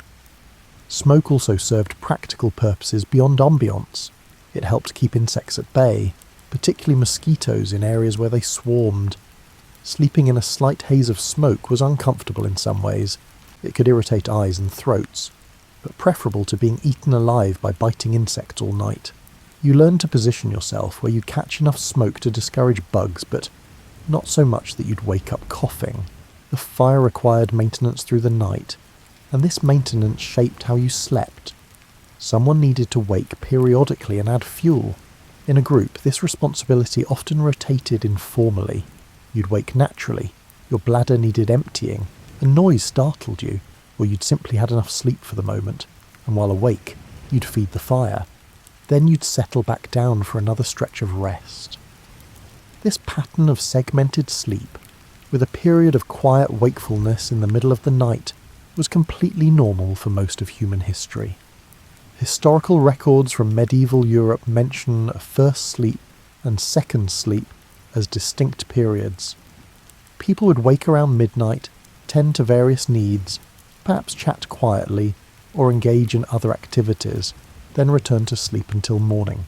Your prehistoric ancestors almost certainly followed similar patterns, and fire maintenance fit naturally into these wakeful intervals. The heat from a fire doesn't distribute evenly. The side of your body facing the flames would grow warm, even hot, while your back remained cool or cold. You learned to rotate yourself like a rotisserie chicken, warming one side then the other. This rotation became part of your sleeping movement, built into the muscle memory of rest. Even today, when you roll over in your modern bed, you're following patterns established over hundreds of thousands of years of sleeping near fires. The progression of a fire through the night had its own rhythm. Evening flames danced high and bright as fresh wood caught and burned. Middle-of-the-night fires settled into steadier combustion, fed but not rebuilt.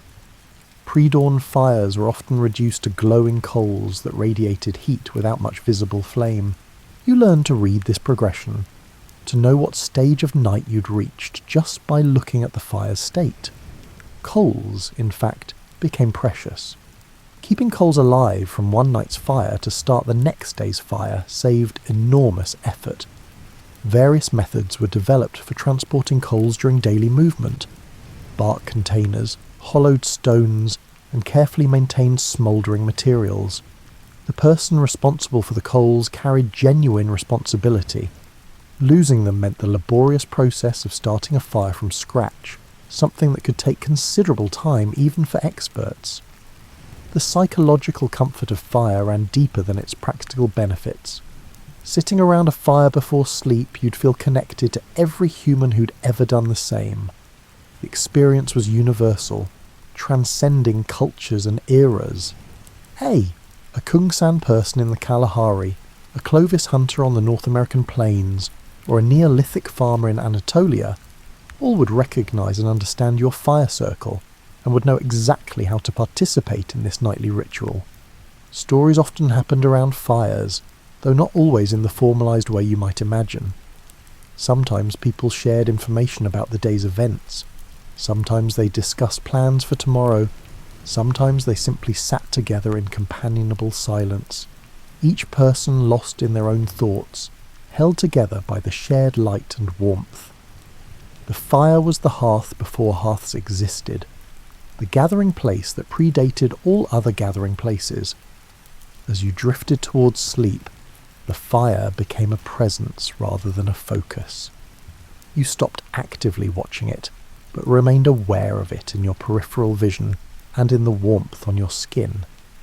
If it dimmed too much, some part of your brain noticed and prompted wakefulness.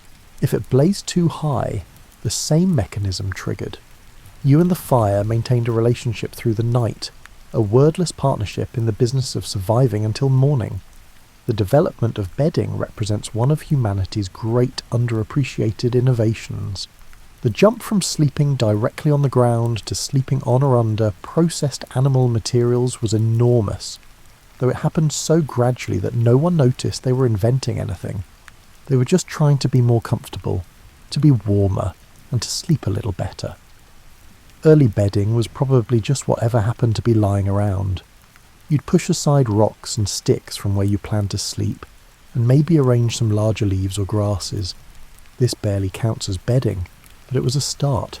The recognition that you could modify the ground surface to improve your rest.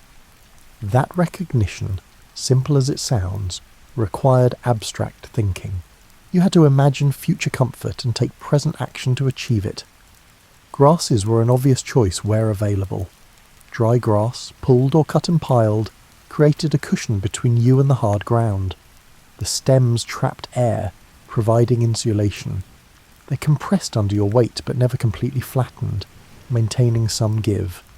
You'd gather armfuls of the stuff, probably more than you thought you'd need, because grass mats compacted significantly overnight. The downside of grass bedding was its impermanence.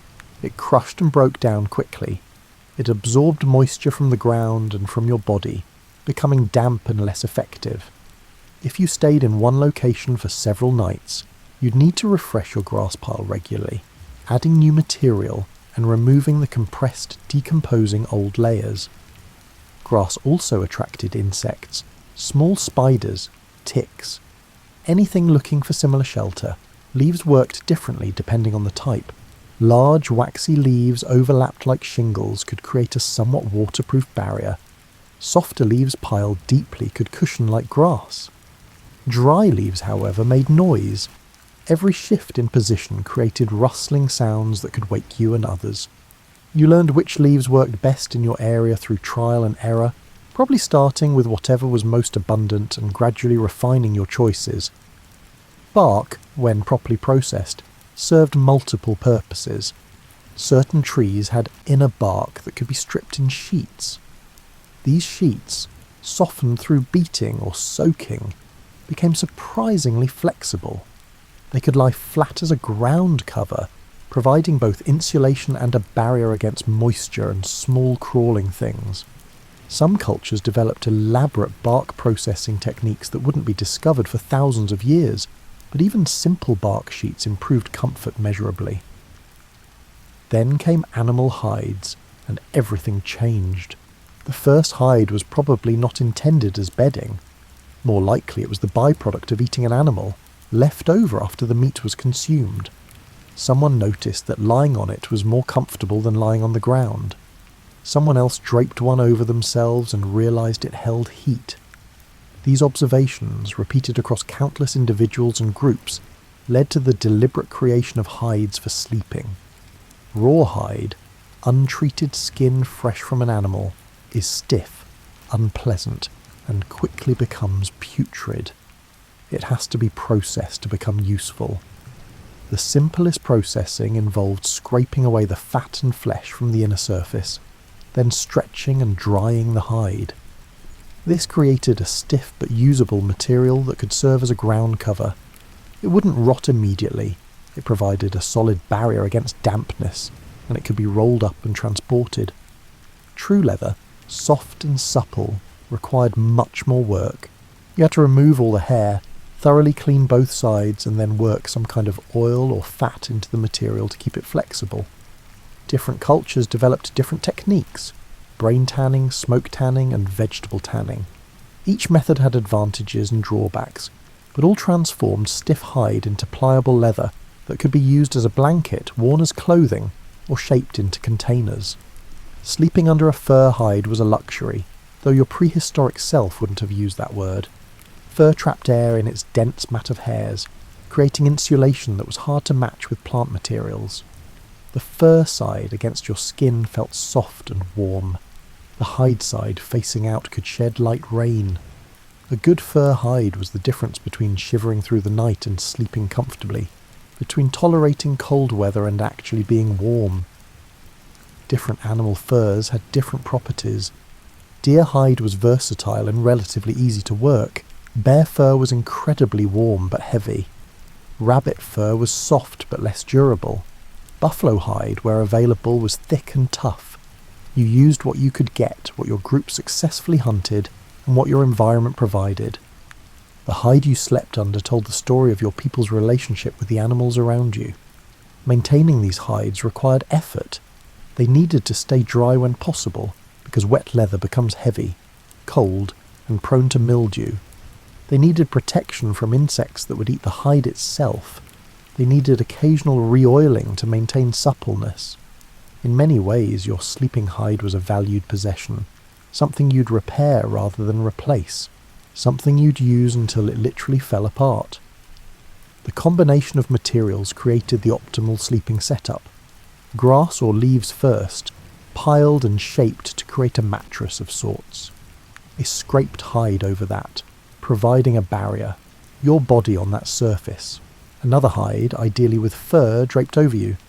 If you were lucky enough to have 2 fur hides, you could create a sleeping arrangement that rivaled modern sleeping bags in warmth and comfort. In cold climates, people learned to create what amounted to sleeping nests. They dig shallow depressions in the ground, pile them with insulating materials, line them with hides, and basically burrow in for the night.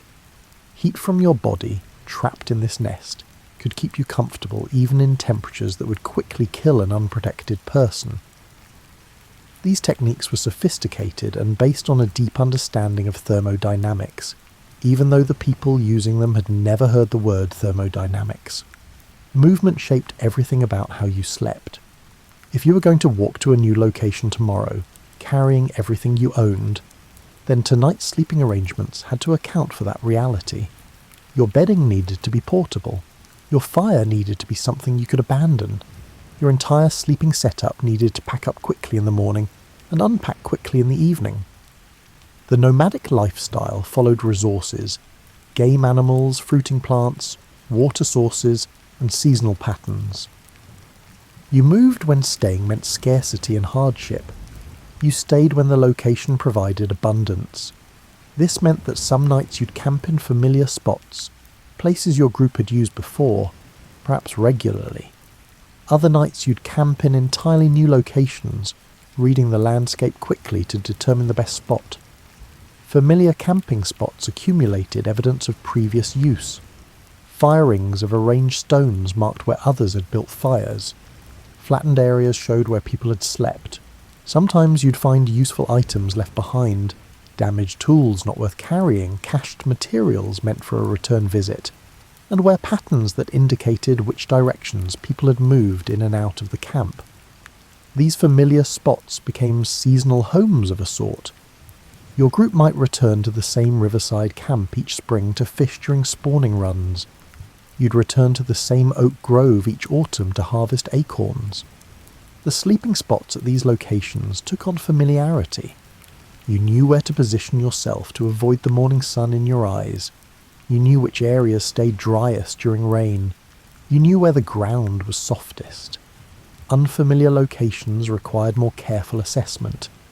You'd arrive with a few hours of daylight remaining, enough time to evaluate the area but not enough to be leisurely about it. Water access was crucial. You needed to be near enough to gather water easily, but not so close that you'd attract every animal in the area looking for a drink. High ground was generally better than low ground, but not always. It depended on the weather, the season, and the specific geography. Your daily routine became deeply tied to these patterns. You'd wake with the sun, or shortly after, having slept about as much as your body needed.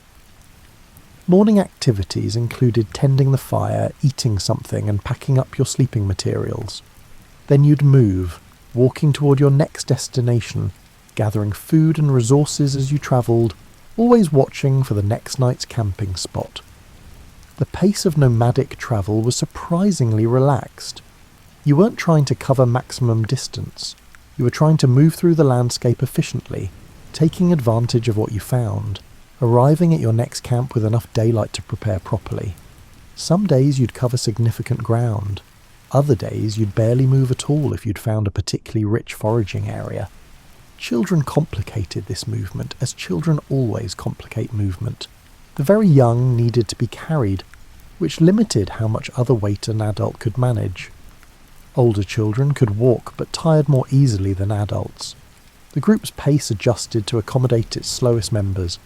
This meant that a group with many young children moved more slowly and covered less distance than a group of prime-age adults. As evening approached, whoever was leading or whoever had the most experience would start looking more intentionally for camping spots. They'd evaluate options as they walked, making note of possibilities. When they found a good spot, they'd indicate it somehow. Maybe just stopping and starting to set down their burden. Maybe a gesture or word to the others. The group would converge on this spot and begin their evening routine. Unpacking happened in a practiced order. Sleeping materials came out first because they needed to be arranged before darkness made the task difficult. Firewood needed gathering, though you'd have collected some during the day's walk. Food required preparation, though the method was often simple. Roasting meat or tubers in the fire, eating whatever fruits or nuts you'd gathered. The routine was efficient because you'd done it countless times before. The portability constraint meant you couldn't accumulate much. Your sleeping hide or hides, a few tools, perhaps a container for water or gathered food. These constituted your possessions. Anything else would be weight you'd have to carry tomorrow and every day after. This enforced minimalism shaped not just your material culture, but also your mindset. You valued things differently when you had to carry them everywhere. Some groups cached materials at frequently used locations. You'd leave heavier items, extra hides, larger tools, gathered materials like quality stone, hidden somewhere you could find them when you returned. This strategy required good memory and landmarks that wouldn't change. A particular rock formation, a distinctive tree, a memorable landscape feature. These became waypoints not just for navigation but for resource storage. Seasonal patterns meant you didn't just wander randomly. You followed established circuits, moving through a known territory in response to predictable resource availability. Spring meant moving to particular locations where certain plants would be ready. Summer meant shifting to follow animal migrations or to access high-altitude areas that were impassable in winter. Autumn meant positioning yourself where you could harvest and store foods for the cold months. Winter meant finding the most sheltered locations and moving as little as possible. The social dynamics of nightly camp setup were intricate. Who gathered wood, who prepared food, and who arranged sleeping areas. These tasks were distributed based on age, gender, individual capability, and social relationships. The patterns varied between cultures and groups, but within any given group people knew their roles and performed them without much discussion. Arguments certainly happened, just as they happen in any human group. Someone might object to the chosen camping spot. Two people might want the same position by the fire. Resources might be distributed in ways that some perceive as unfair. but the mobility of the lifestyle meant that these conflicts rarely escalated dramatically. Tomorrow you'd be moving again, positions would shift and circumstances would change. Long after some humans settled into permanent homes, many cultures maintained detailed knowledge about sleeping outdoors. This knowledge was sophisticated, highly adapted to local environments, and represented thousands of years of accumulated wisdom. The expertise that indigenous peoples developed about nighttime survival in their territories was remarkable, and deserves recognition beyond the simple label of primitive camping. In the Arctic, where summer nights barely got dark and winter nights barely got light, sleeping arrangements had to account for extreme cold. The Inuit developed sleeping platforms raised above the snow surface, knowing that the coldest air settled low. They built snow houses, igloos, that trapped heat so effectively that interior temperatures could reach comfortable levels, even when outside temperatures dropped to deadly cold. Their sleeping arrangements within these snow structures were precise. Families slept together on caribou hides spread over the sleeping platform, with more hides layered on top. Body heat from multiple people trapped under skins created a warm micro-environment. They slept naked or nearly so because too many clothes would cause sweating, and sweat would freeze. The knowledge of how to balance insulation, body heat and moisture management was complex and life-saving. In tropical environments, the challenges were entirely different. Heat and humidity were the enemies, along with insects, snakes and other creatures that found humans interesting either as prey or as annoyances.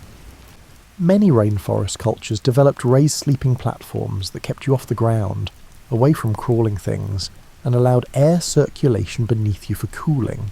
These platforms were built fresh each night or maintained at established camping locations. Mosquito nets woven from plant fibres provided protection from biting insects without blocking airflow. The weaving had to be tight enough to exclude mosquitoes but open enough to remain breathable in the humid heat. Achieving this balance required skill and experience. Some cultures used smoke fires positioned upwind of sleeping areas, accepting the discomfort of smoke in exchange for fewer insects.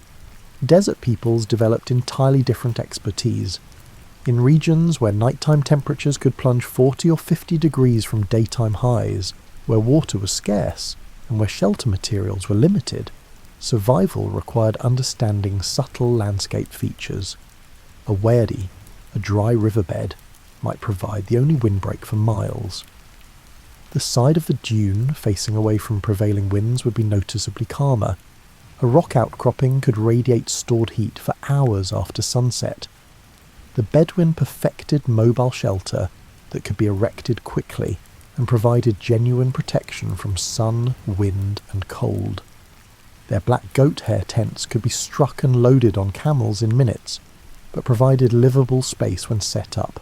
The sleeping arrangements within these tents followed social rules, men's side, women's side, and positions determined by family relationships and social status. In temperate forests, Native American groups developed bark and hide structures that could be temporary or semi-permanent depending on the season and purpose. A quick lean-to might serve for a single night when travelling.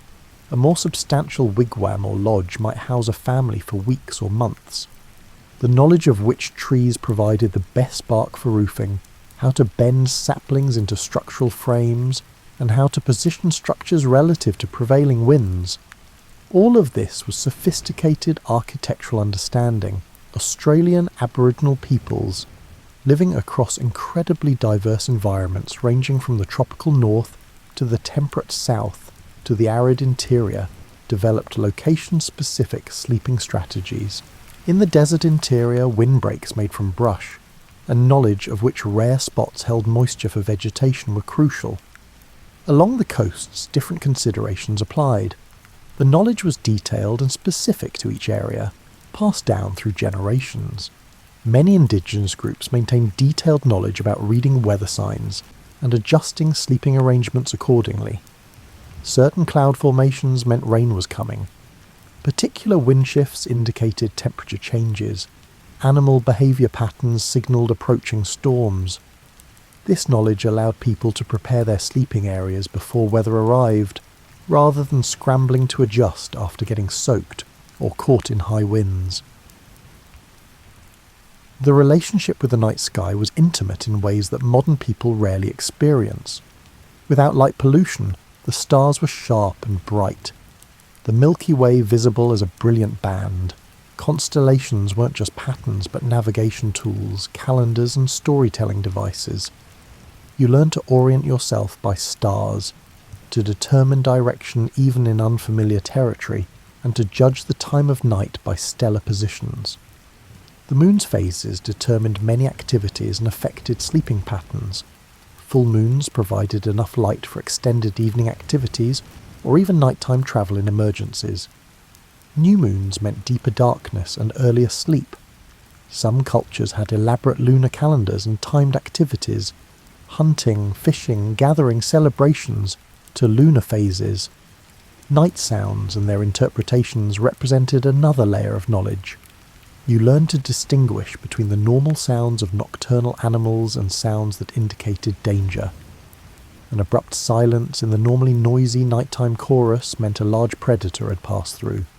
Certain bird calls at night warned of approaching humans. The rustling patterns of small animals moving through vegetation differed from the rustling of larger creatures. Sleeping patterns in these cultures often differed from modern 8-hour blocks. Segmented sleep was common, sleeping for several hours, waking for a period, then sleeping again until morning. During wakeful periods, people might tend to various tasks, engage in social activities, or simply rest quietly. This pattern aligned with natural human sleep cycles better than the consolidated sleep schedule most modern people attempt to maintain. Dreams held significance in many indigenous cultures, and the sleeping environment was sometimes deliberately arranged to encourage particular types of dreams. Certain locations were considered more conducive to meaningful dreams. Sleeping alone versus sleeping in a group affected dream content and significance. People who sought visions or spiritual experiences often isolated themselves and slept in specific locations chosen for their spiritual properties. The practical knowledge of what materials worked best for sleeping comfort was extensive. Some barks were too rough and would irritate skin. Some grasses attracted biting ants. Certain animal furs had superior insulating properties. Pine boughs arranged just right created excellent mattresses that were naturally resistant to insects. This knowledge was specific, detailed, and based on generations of trial and error.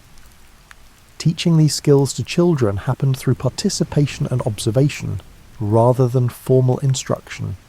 Young children slept near their parents, watching and absorbing the routines. As they grew older, they'd take on more responsibilities, gathering firewood, arranging bedding materials, and helping to evaluate camping spots. By adulthood, they possessed comprehensive knowledge about sleeping safely and comfortably in their environment, without anyone ever sitting them down for explicit lessons. When humans organized themselves into armies and marched to war, they carried the fundamental need for sleep into dramatically different circumstances. Military camps represented a particular variation on sleeping outside. Temporary, purpose-built, constrained by tactical considerations, and organised around principles of security and hierarchy. Looking at how soldiers slept through history reveals both universal human needs and the extreme adaptability forced by conflict. Roman legions on campaign established camps with remarkable consistency and efficiency. After a day's march, the army would stop and build a fortified camp essentially from scratch. Every soldier knew exactly where his unit's position would be within the camp layout. Surveyors would stake out the camp perimeter while soldiers began digging defensive ditches and building ramparts from the excavated soil. The sleeping arrangements within these camps were minimal but organised. Legionaries slept in leather tents, 8 men to a tent, the same 8 who fought together as a unit. Each man carried part of the tent among his equipment, so the tent could only be erected when the whole unit was assembled. Inside, the space was cramped. You'd sleep on the ground with whatever bedding you could manage, your cloak, perhaps, or a simple hide if you'd managed to acquire one. The Roman military sleeping schedule was segmented by watches. Soldiers took turns standing guard through the night, rotating in and out of duty. When you weren't on watch, you slept, but sleep was frequently interrupted. Alerts, drills, enemy attacks, orders to move, anything could wake you at any time. You learned to fall asleep quickly and to function on whatever rest you could grab. Medieval armies operated with a less systematic organisation but similar constraints. Knights might have tents with some comfort, actual cots and more substantial bedding. Common soldiers would shelter under whatever they could contrive, lean-tos made from shields and cloaks, shared shelters cobbled together from available materials, or nothing at all if the weather was mild and the tactical situation urgent. Sleeping in armour was sometimes necessary if an attack seemed imminent. Full-plate armour made actual sleep nearly impossible, but mail could be endured if you were desperate or disciplined enough. More commonly, soldiers would keep armour close and partially prepared so they could arm themselves quickly if roused. The balance between readiness and rest was constant and stressful. The Mongol armies that conquered much of the known world in the 13th century slept in ways that matched their nomadic heritage. They used felt tents, jurs or yurts, that could be erected quickly and provided excellent insulation. When moving fast during campaigns, they'd sleep in the open, rolled in felt blankets, their horses tied nearby. The ability to sleep lightly and wake ready to ride was essential to their military success. Napoleonic armies in the early 19th century marched across Europe with enormous baggage trains that included tents, camp equipment, and supply wagons. Officers maintained relatively comfortable accommodations. Regular soldiers crowded into small tents or slept in the open, depending on supply availability and the pace of campaign movements. The famous image of Napoleon's army retreating from Russia in winter includes thousands of men sleeping in the snow, freezing to death in their sleep because they simply had no better option. The American Civil War saw armies of hundreds of thousands living in temporary camps for months at a time between battles. Camps became semi-permanent towns with streets, organisation and routine. Soldiers slept in small canvas tents, pup tents, that provided minimal shelter. Two men shared each tent, combining their tent halves to create one shelter. You dig a shallow trench around your tent to channel away rainwater, learn to position yourself where leaks were least likely, and accept dampness and discomfort as normal conditions. Winter camps were different. Armies would build log huts, digging the floor level below ground for better insulation, constructing crude fireplaces from mud and sticks, and covering roofs with canvas tent sections.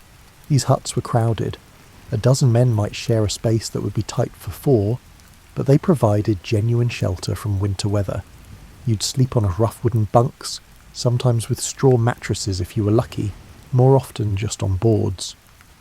World War I introduced industrial-scale military sleeping arrangements. Trenches became homes for months or years.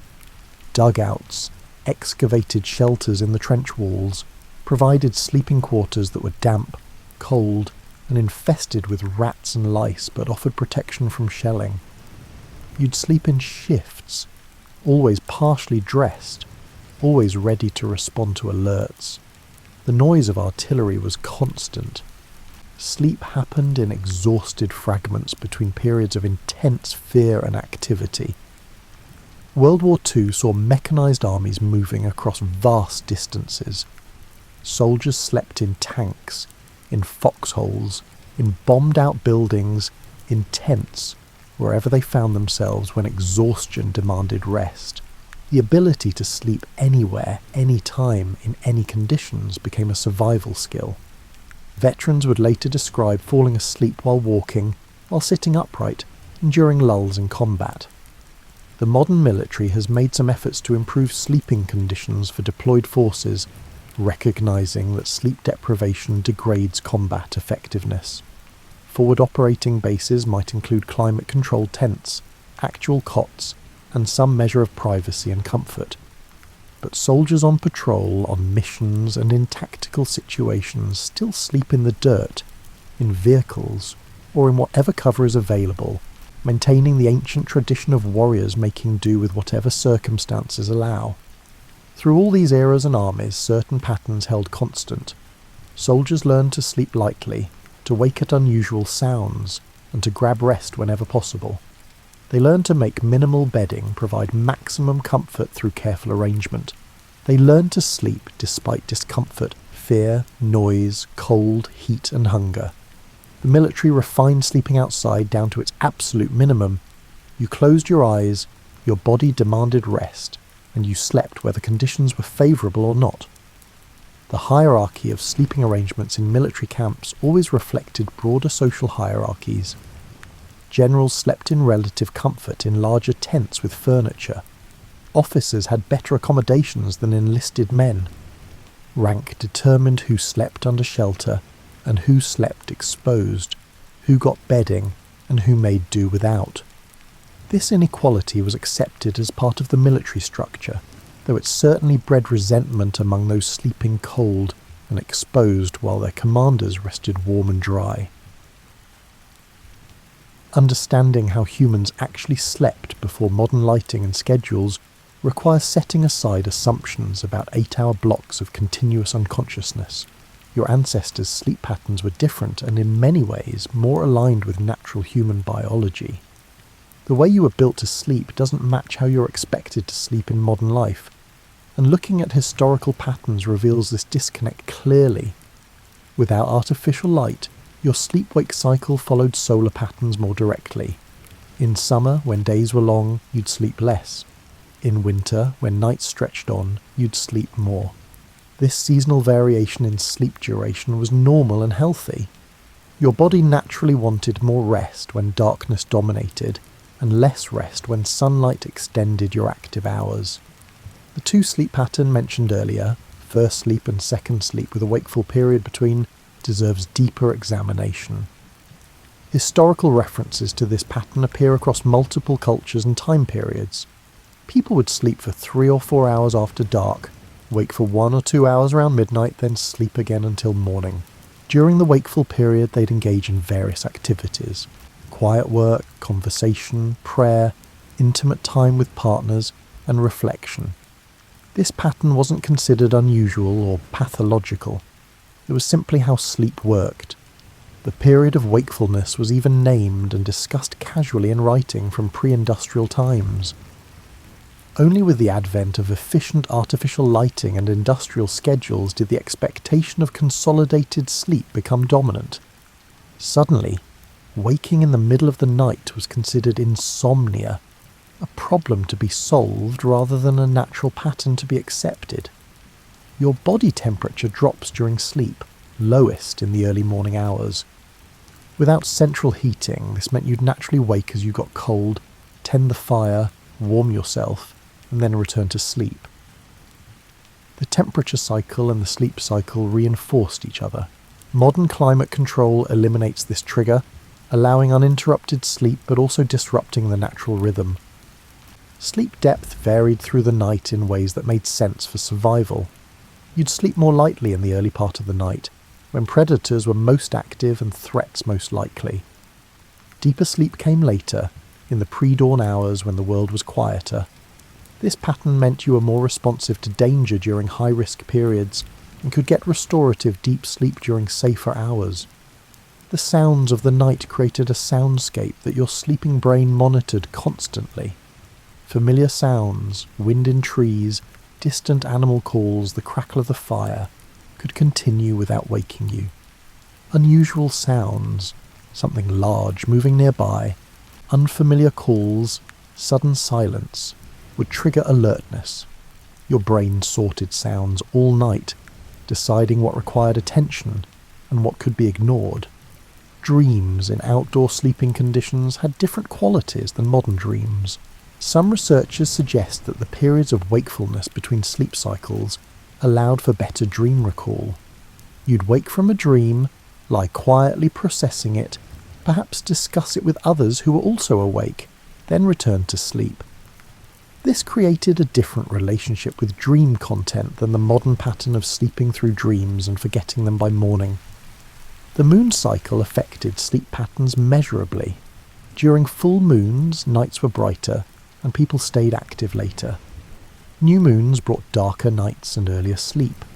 Some studies of modern people living without artificial light show they naturally shift their sleep schedules by as much as an hour across the lunar cycle, staying up later when the moon provides more light.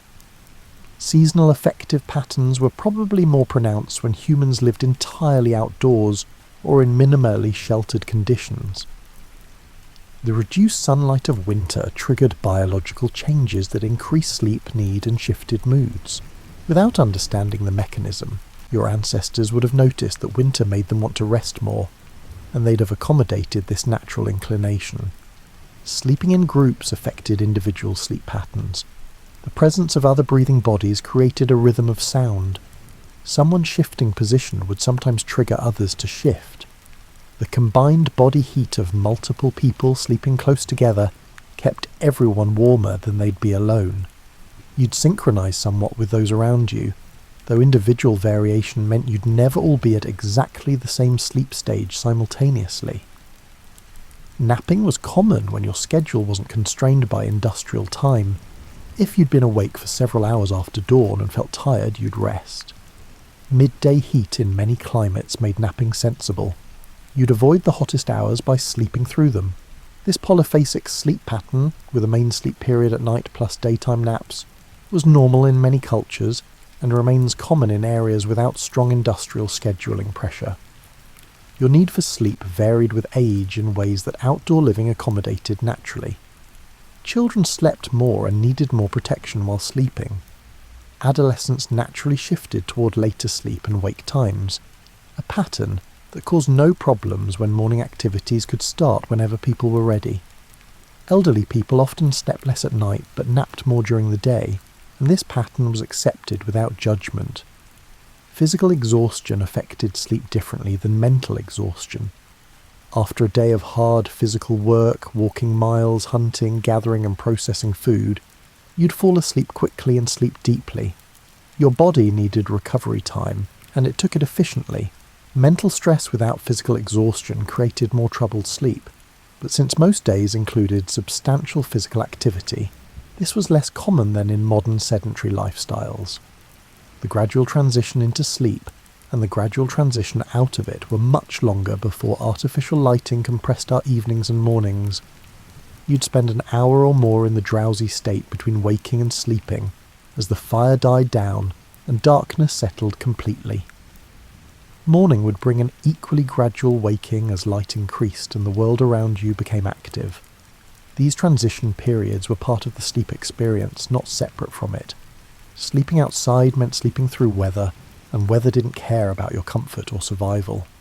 Rain, wind, snow, heat, cold, storms. You experienced all of it more directly than you ever will in your climate-controlled house. The adaptations humans developed for sleeping through weather conditions were often ingenious and always necessary. Rain was perhaps the most common weather challenge. Getting soaked while trying to sleep was miserable and potentially dangerous. Wet bedding lost its insulating properties. Wet clothes against your skin would leach away body heat. The simplest rain protection was finding natural shelter, overhanging rocks, dense tree canopies, and cave entrances. These features were valuable enough that camping spots with good natural rain protection would be used repeatedly. When natural shelter wasn't available, you'd build temporary protection. A lean-to structure made from branches and covered with large leaves or bark could shed water reasonably well. The key was creating a sloped surface that encouraged water to run off rather than seep through. You'd position yourself uphill from your fire to keep smoke from blowing directly into your shelter, while still receiving some warmth and light. Wind could be more problematic than rain in some ways. Strong wind made maintaining a fire difficult, at the very time when you most needed fire for warmth. Wind found its way into any shelter, creating drafts that defeated your best efforts at insulation. Windbreaks became essential. Positioning yourself behind rocks, using banked earth or snow, and creating walls from branches and vegetation. The effort invested in wind protection paid off in comfort and survival. Cold weather sleeping required multiple strategies. Building fires both reflected heat toward your sleeping position and indicated the direction of heat flow. A back reflector, a wall of rocks or banked earth behind your fire, bounced heat that would otherwise radiate wastefully into the night. You'd sleep between the fire and the reflector, receiving warmth from both directions. This nearly doubled the heating efficiency of your fire. Snow camping was its own specialised skill. Snow, when properly used, provided excellent insulation.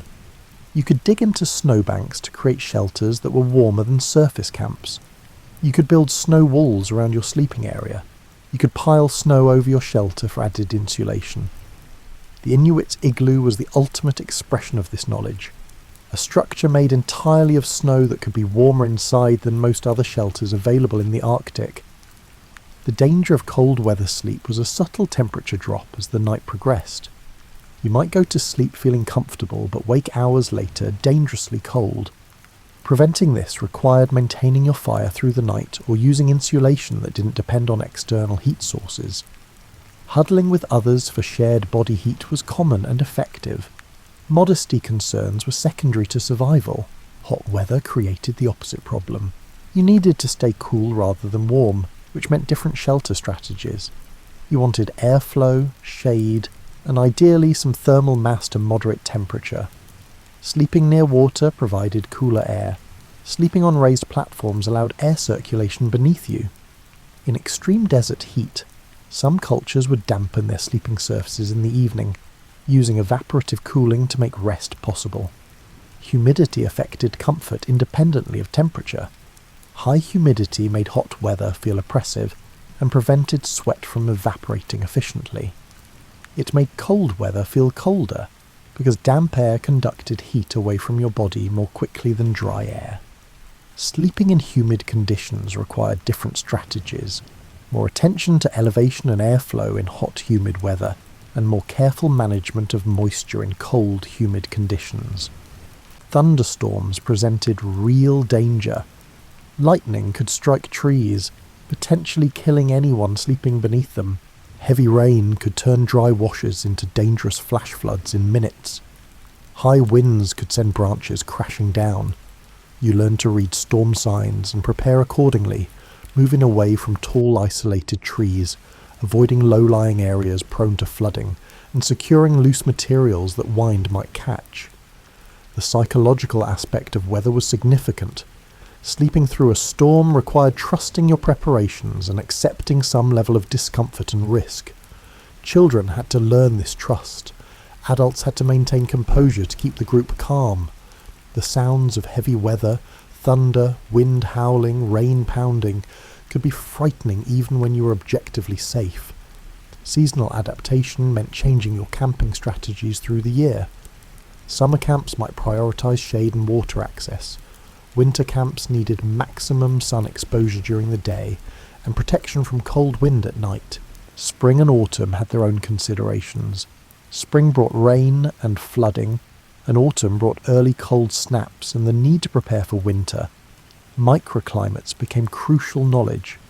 The south-facing slope of a hill would be noticeably warmer than the north-facing slope. Valleys would be colder than ridges due to cold air settling. Areas near large bodies of water had moderated temperatures compared to inland locations. Knowing these patterns lets you choose camping spots strategically, gaining several degrees of comfort from location choice alone. Clothing played into weather adaptation. In cold weather, you'd wear layers of looser garments that trapped air for insulation. At night, you might add more layers or remove outer layers to avoid sweating. In hot weather, you'd wear minimal, loose clothing that allowed air circulation. Wet clothing was always a problem. It needed to be dried or replaced, and sleeping in wet clothes could be dangerous in cool conditions. Fire management in weather was an art. Wet wood wouldn't burn unless you had dry tinder to get it started. Wind required positioning fire carefully and potentially building barriers. Extreme cold increased fuel consumption dramatically.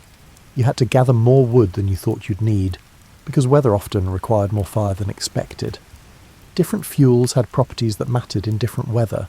Resinous woods burned hotter and resisted dampness better. Dense hardwoods burned longer, but were harder to ignite. Pine needles and small dry twigs were crucial for starting fires in wet conditions. You'd maintain a small supply of the driest materials, kept protected specifically for starting fires in adverse weather. The endurance required to sleep through difficult weather shouldn't be underestimated. Modern camping often involves retreating to vehicles or permanent structures when weather turned severe. Your ancestors couldn't retreat. They had to endure. They developed mental toughness alongside physical adaptations. Discomfort became normal.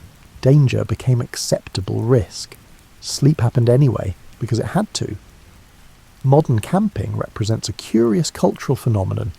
People who live in comfortable houses choosing to temporarily sleep outside. This recreational sleeping rough is sometimes called returning to nature, though it's really nothing like the outdoor sleeping of your ancestors.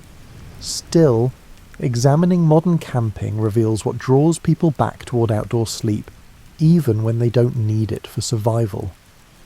The camping industry sells equipment designed to make outdoor sleeping comfortable and safe.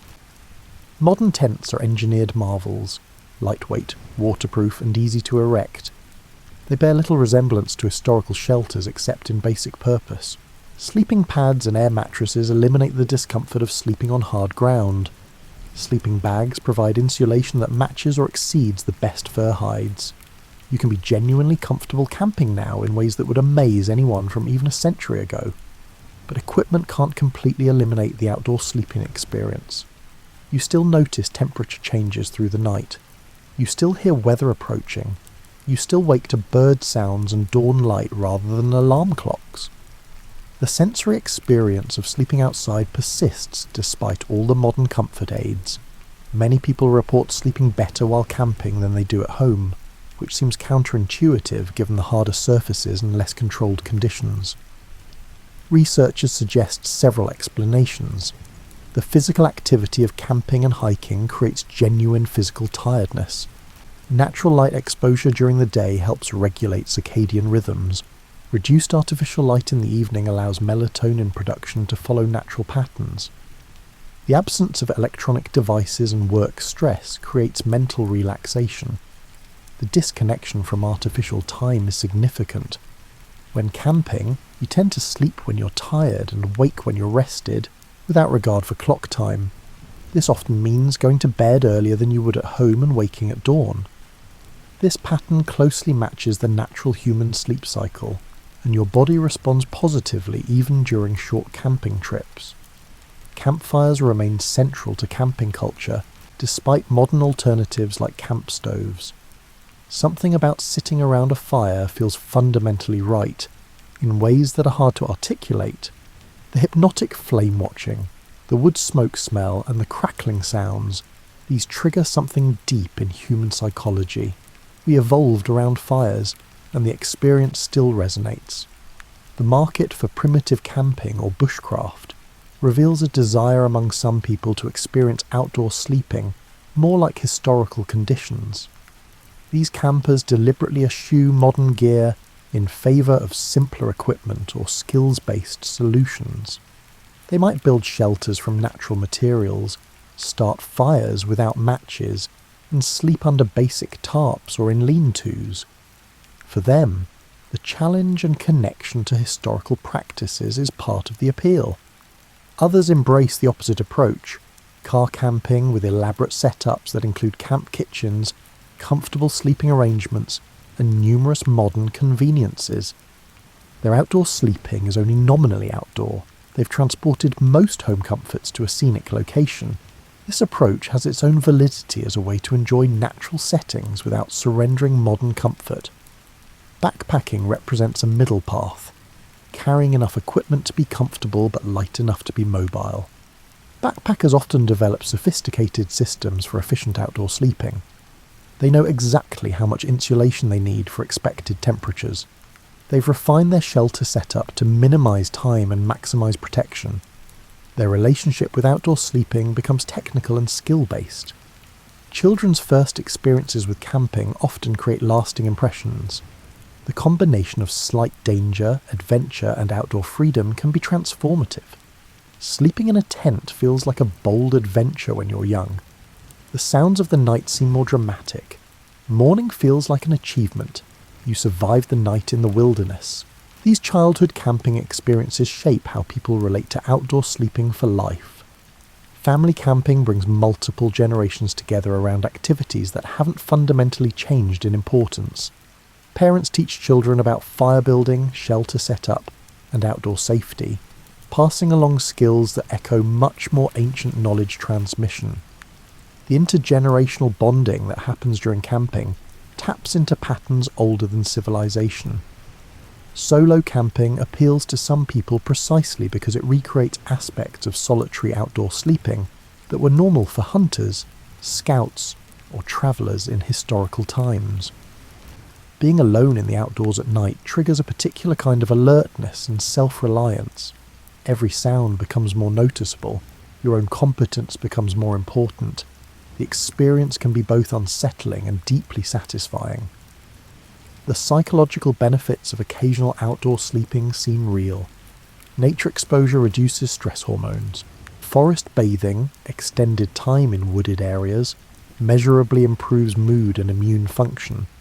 Sleeping surrounded by natural rather than human-made environments may provide psychological reset effects that are hard to achieve in typical urban or suburban life. Yet modern camping is fundamentally safe in ways historical outdoor sleeping never was. You likely have a vehicle nearby. Cell phones allow emergency communication. Campsites are established and somewhat monitored. Dangerous wildlife has been largely eliminated or avoids areas of human activity. The risks that made outdoor sleeping genuinely dangerous for most of human history have been mitigated or removed. This safety allows camping to be recreational rather than necessary, which changes its character completely. Your ancestors slept outside because they had to. You sleep outside because you choose to, and you can choose to stop whenever you want. That freedom transforms the experience from an endurance test into a leisure activity. The popularity of camping suggests something persistent in human psychology that values outdoor sleeping even when it's no longer necessary.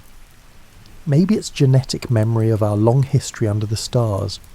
Maybe it's a desire for simplicity in an overly complex world. Maybe it's just the pleasure of breaking routine and experiencing something different from our usual sleep environment. Whatever the reason, millions of people continue to choose, at least occasionally, to sleep outside. They load their cars or shoulder their backpacks and head into landscapes where night will fall without the mediation of walls and artificial light.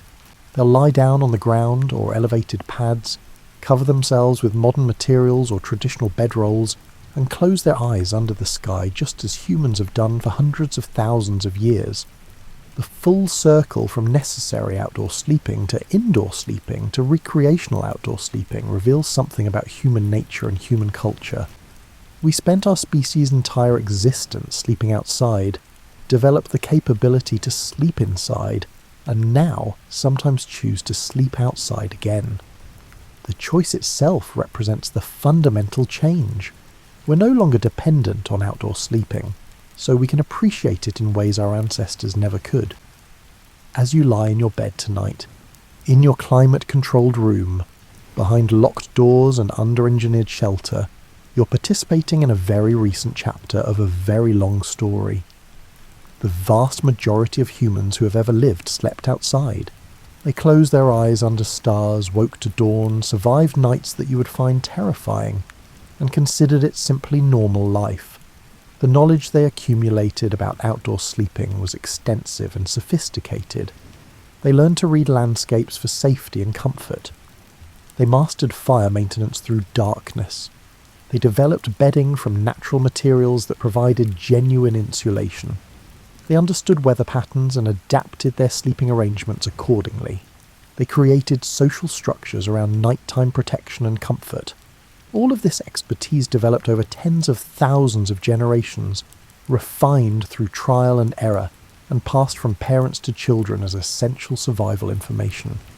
Much of that knowledge has been lost in just a few generations of widespread indoor sleeping. People who slept outside their entire lives would find your sleeping arrangements bizarre and somewhat sad.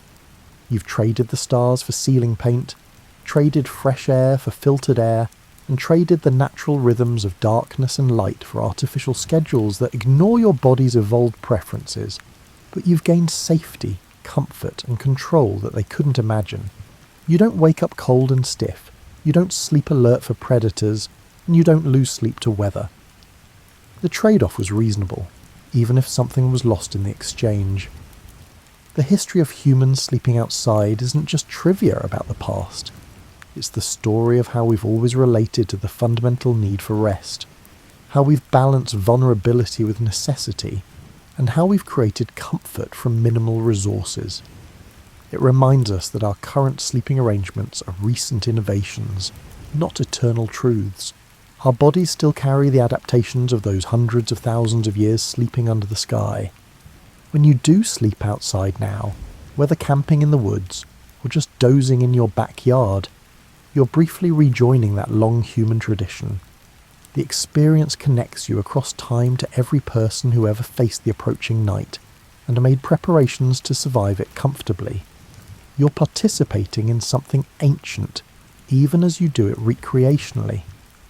The night settles around you now as it settled around countless humans before you. Darkness falls the same way it always has. Your body still responds to the absence of light with the same biochemical sleep signals.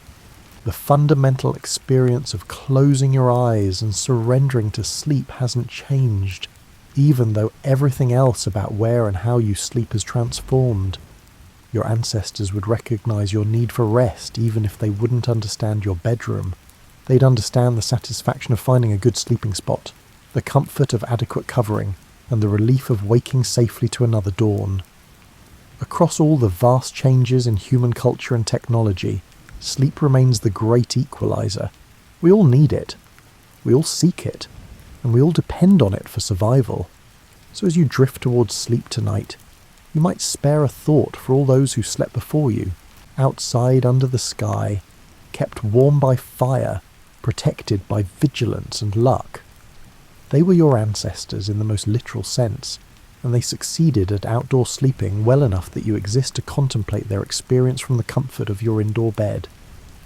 The story of sleeping outside is the story of human adaptability, ingenuity, and resilience. It's a story without a clear ending because people still sleep outside every night. Some by choice, many by necessity. The techniques change, the equipment improves, but the fundamental challenge remains. How do you rest safely and comfortably when you're exposed to everything nature can deliver? For most of human existence, the answer to that question was essential knowledge. Now it's specialized knowledge, recreational knowledge, and survival knowledge for the few rather than survival knowledge for everyone.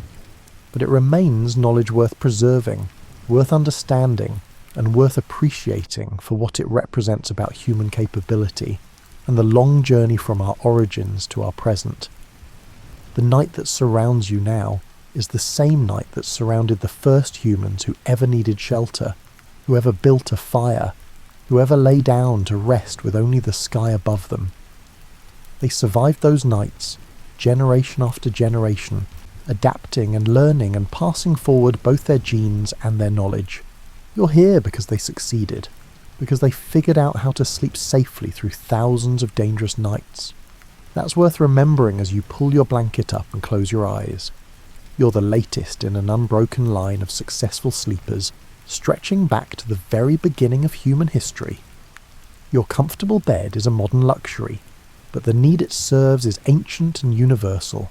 Sleep well tonight, sheltered and safe, but remember the millions who slept well enough under far more challenging circumstances that human life continued, adapted, and eventually thrived. The stars are still up there above your roof, following the same patterns your ancestors used for navigation and timekeeping. The night still falls when the sun disappears, just as it always has. The world still spins through darkness toward morning. You're still part of the same planet, the same cycle, and the same human story that has always been written against the backdrop of night. And when you wake tomorrow, refreshed and rested, you'll be participating in the same ancient pattern, survival through sleep. the restoration of mind and body, and the daily renewal that allows life to continue. Your ancestors knew that satisfaction of waking to another day. They felt the same gratitude for rest, the same relief at surviving the night, and the same readiness to face whatever the new day would bring. You are them in all the ways that matter. Your life is more comfortable, but it rests on the same foundations: sleep, shelter, safety, warmth. These needs haven't changed. Only the methods have evolved. And in that evolution, in the long journey from sleeping outside to sleeping inside, you can trace the entire arc of human progress, from vulnerable creatures on the African savannah to people who build climate-controlled houses and take outdoor sleeping as optional recreation. It's a remarkable story. It's your story. It's everyone's story. And it all happened, one night at a time, under the same sky that still arches over you now, even though you can't see it through your ceiling. The night is still there. It's always there, waiting whenever you want to step back outside and experience sleep the way humans experienced it for hundreds of thousands of years, under the stars, under the sky, part of the natural world instead of separated from it. Sweet dreams.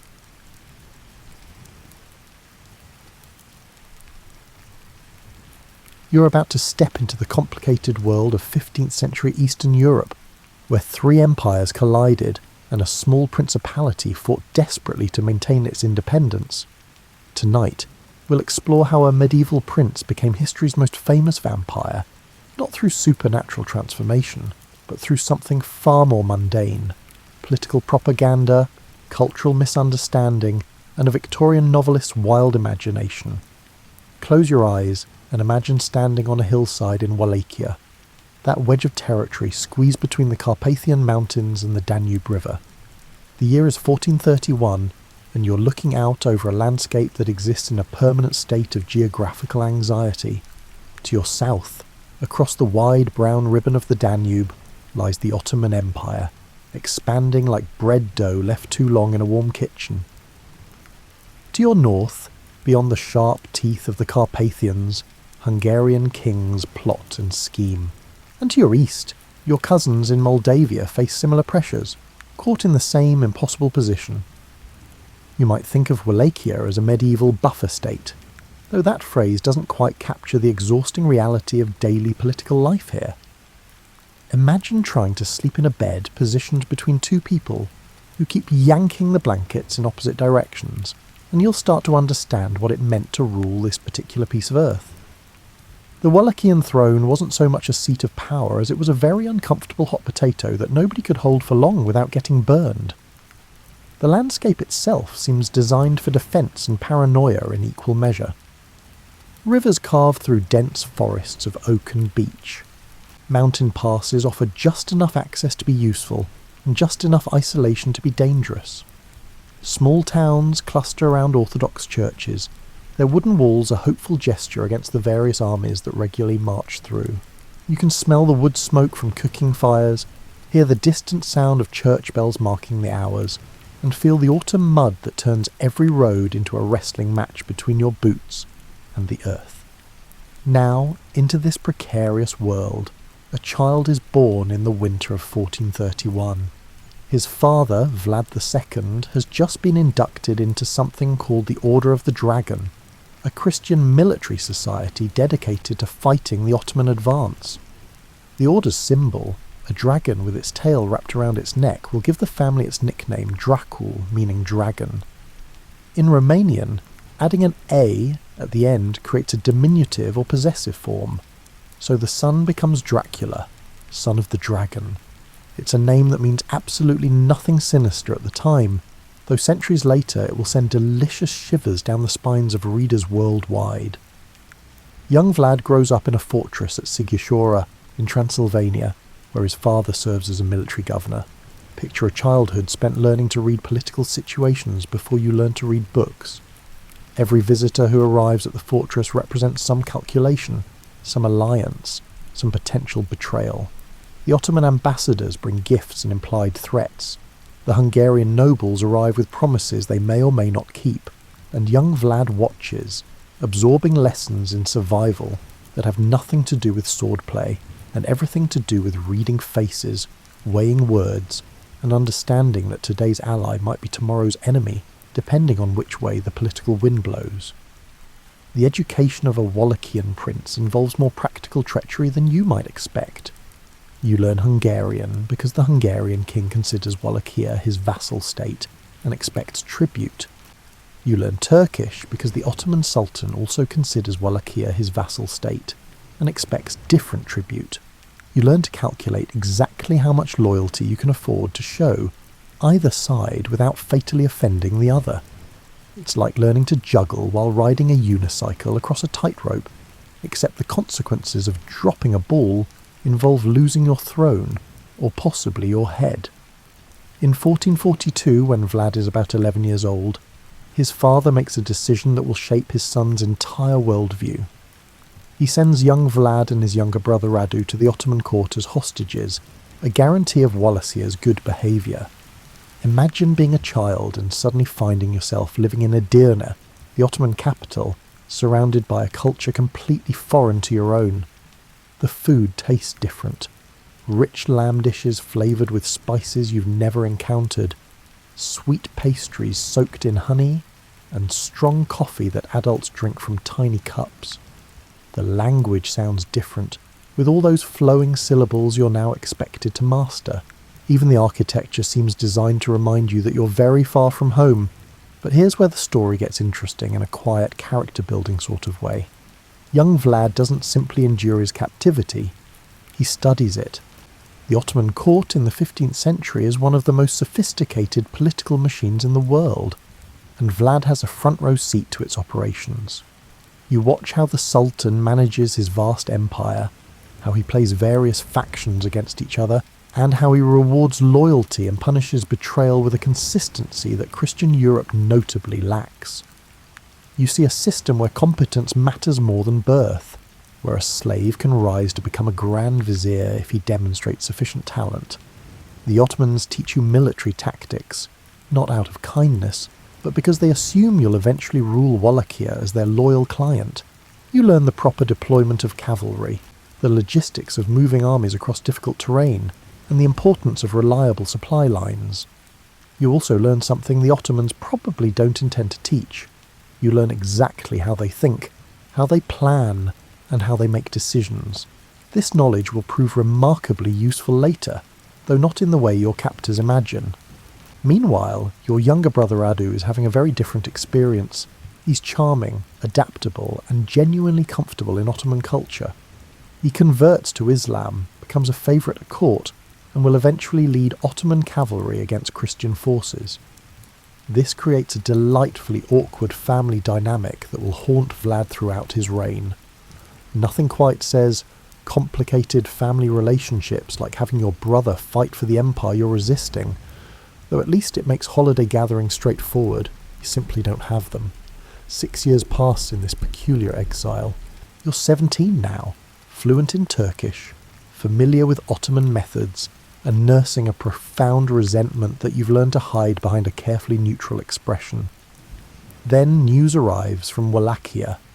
Your father and older brother have been killed. The details are murky, something involving the Hungarian regent and local boyars, the noble class that treats the Wallachian throne like a game of musical chairs played with real stakes. Suddenly, you're the rightful heir to a throne you're not sitting on, in a country you haven't seen in 6 years, while being held by an empire that now has plans for you. The Ottomans release you in 1448 with a clear mission.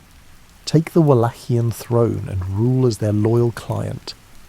You're 17 years old, you command a small Ottoman force, and you're about to learn your first major lesson in Wallachian politics. Enthusiasm doesn't trump preparation. You managed to seize the throne for approximately 2 months before being chased out by opponents backed by Hungary. It's embarrassing in the way that most teenage attempts at anything tend to be embarrassing, but you learn from it. For the next 8 years you live in exile, mostly in Moldavia with your uncle and later in Transylvania under Hungarian protection. Imagine this period as a very long, very frustrating internship in the art of political survival. You're close enough to Wallachia to smell the possibility of power, but far enough away to require patience you don't naturally possess. The Hungarian regent, János Hunyadi, keeps you like a spare part in case the current Wallachian ruler stops being useful. You're a prince without a principality, an heir without an inheritance, and a military commander without an army. But these years teach you something valuable. You learn to wait. You watch other claimants grab for the throne too early and fail. You observe how power actually works in this corner of Europe, where official positions matter less than actual force, where written treaties are worth less than the parchment they're written on, unless backed by swords. You also develop what we might politely call a realistic view of human nature, or what we might less politely call deep cynicism about everyone's motives, including your own. The political landscape of 15th century Eastern Europe operates on principles that would make a modern diplomat weep. Alliances shift based on immediate tactical advantage. Christian states regularly cooperate with the Ottoman Empire against other Christian states. The concept of national interest is still evolving, so personal ambition, family rivalry, and good old-fashioned greed drive most decisions. Imagine trying to play chess when your opponent can change the rules mid-game and occasionally moves your pieces when you're not looking. In 1456, János Hunyadi dies, and his son Matthias Corvinus eventually becomes king of Hungary. This creates an opening because the existing Wallachian ruler, Vladislav II, had been Hunyadi's man.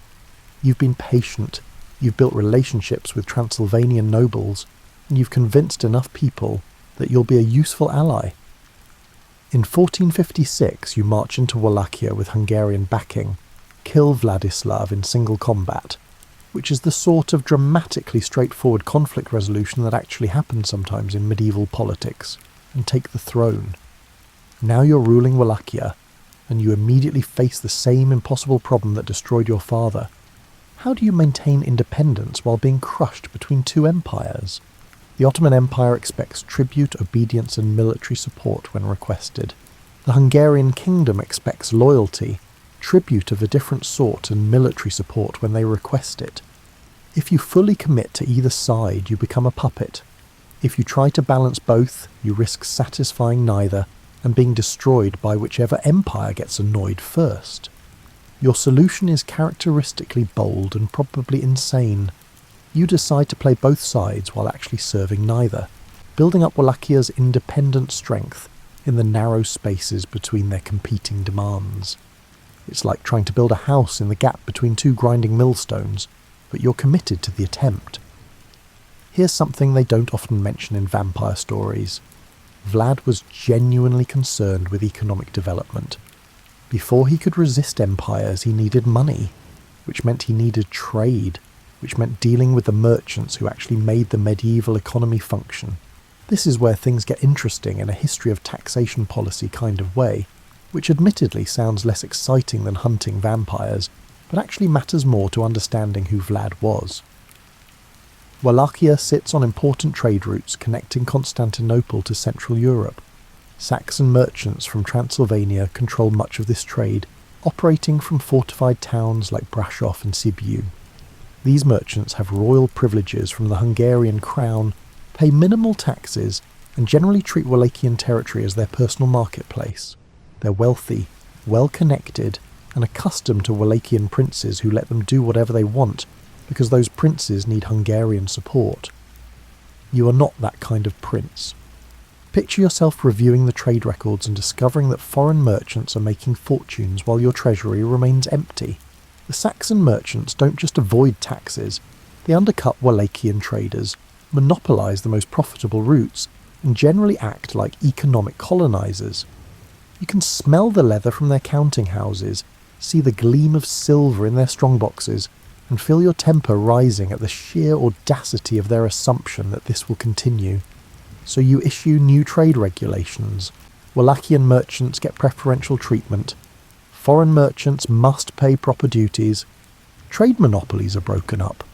The Saxon merchants respond with outrage and complaints to the Hungarian king, because nothing offends established privilege quite like being asked to follow the same rules as everyone else. You've just made your first set of powerful enemies, though they're enemies who will eventually have their revenge in a way you can't yet imagine. Meanwhile, you're working on internal reforms that might charitably be called aggressive centralisation, or less charitably be called eliminating everyone who might challenge your authority. The Boyars, those noble families who've been playing throne musical chairs for generations, find themselves facing a ruler who doesn't accept their traditional privileges. You reduce their power, execute the ones who openly oppose you, and promote new men based on loyalty and competence rather than ancient bloodlines. This makes you very unpopular with exactly the people who write chronicles and hire artists to create pamphlets. Remember this detail. It becomes important later when we discuss how your reputation develops. The people you're offending are precisely the people with access to the medieval equivalent of publishing houses, and they will absolutely use that access to settle scores. But you're also doing things that actually help ordinary Wallachians, though ordinary Wallachians rarely get to write the history books. You strengthen local defences, crack down on banditry, establish a legal code that applies more or less equally to everyone, and create a system where merchants can travel without constantly being robbed. Imagine the relief of a farmer who can now bring goods to market without paying protection money to 3 different boyars along the way. Or a tradesman who knows that contract disputes will be settled by law rather than by whoever has the most armed men. The problem with effective governance is that it often requires stepping on very powerful toes, and those toes belong to people with long memories and access to printing presses.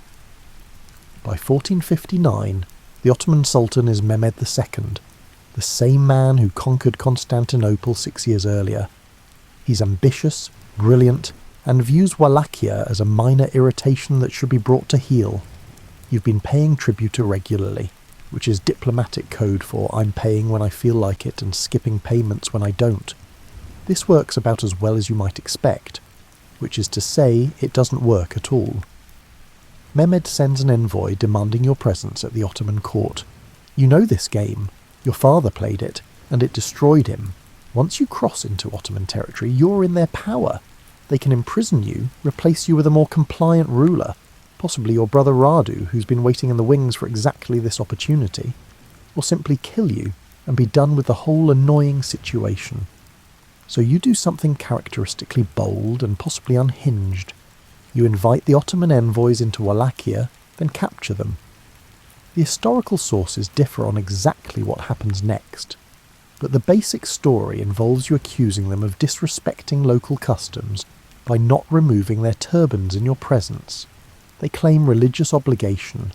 You solve this cultural impasse by having their turbans nailed to their heads, which is certainly one way to win an argument about headwear etiquette, though perhaps not the most diplomatic approach. The incident tells you something important about how you approach conflict. You prefer to act first and consider diplomatic consequences later. It's a strategy that works brilliantly in the short term and catastrophically in the long term, like most strategies based on bold gestures and intimidation. The Ottomans are now officially annoyed. Mehmed sends an army to teach you a lesson about proper tributary behaviour. But here's where your years of Ottoman captivity pay off. You know exactly how Ottoman armies think and move. You implement a strategy that later military historians will study.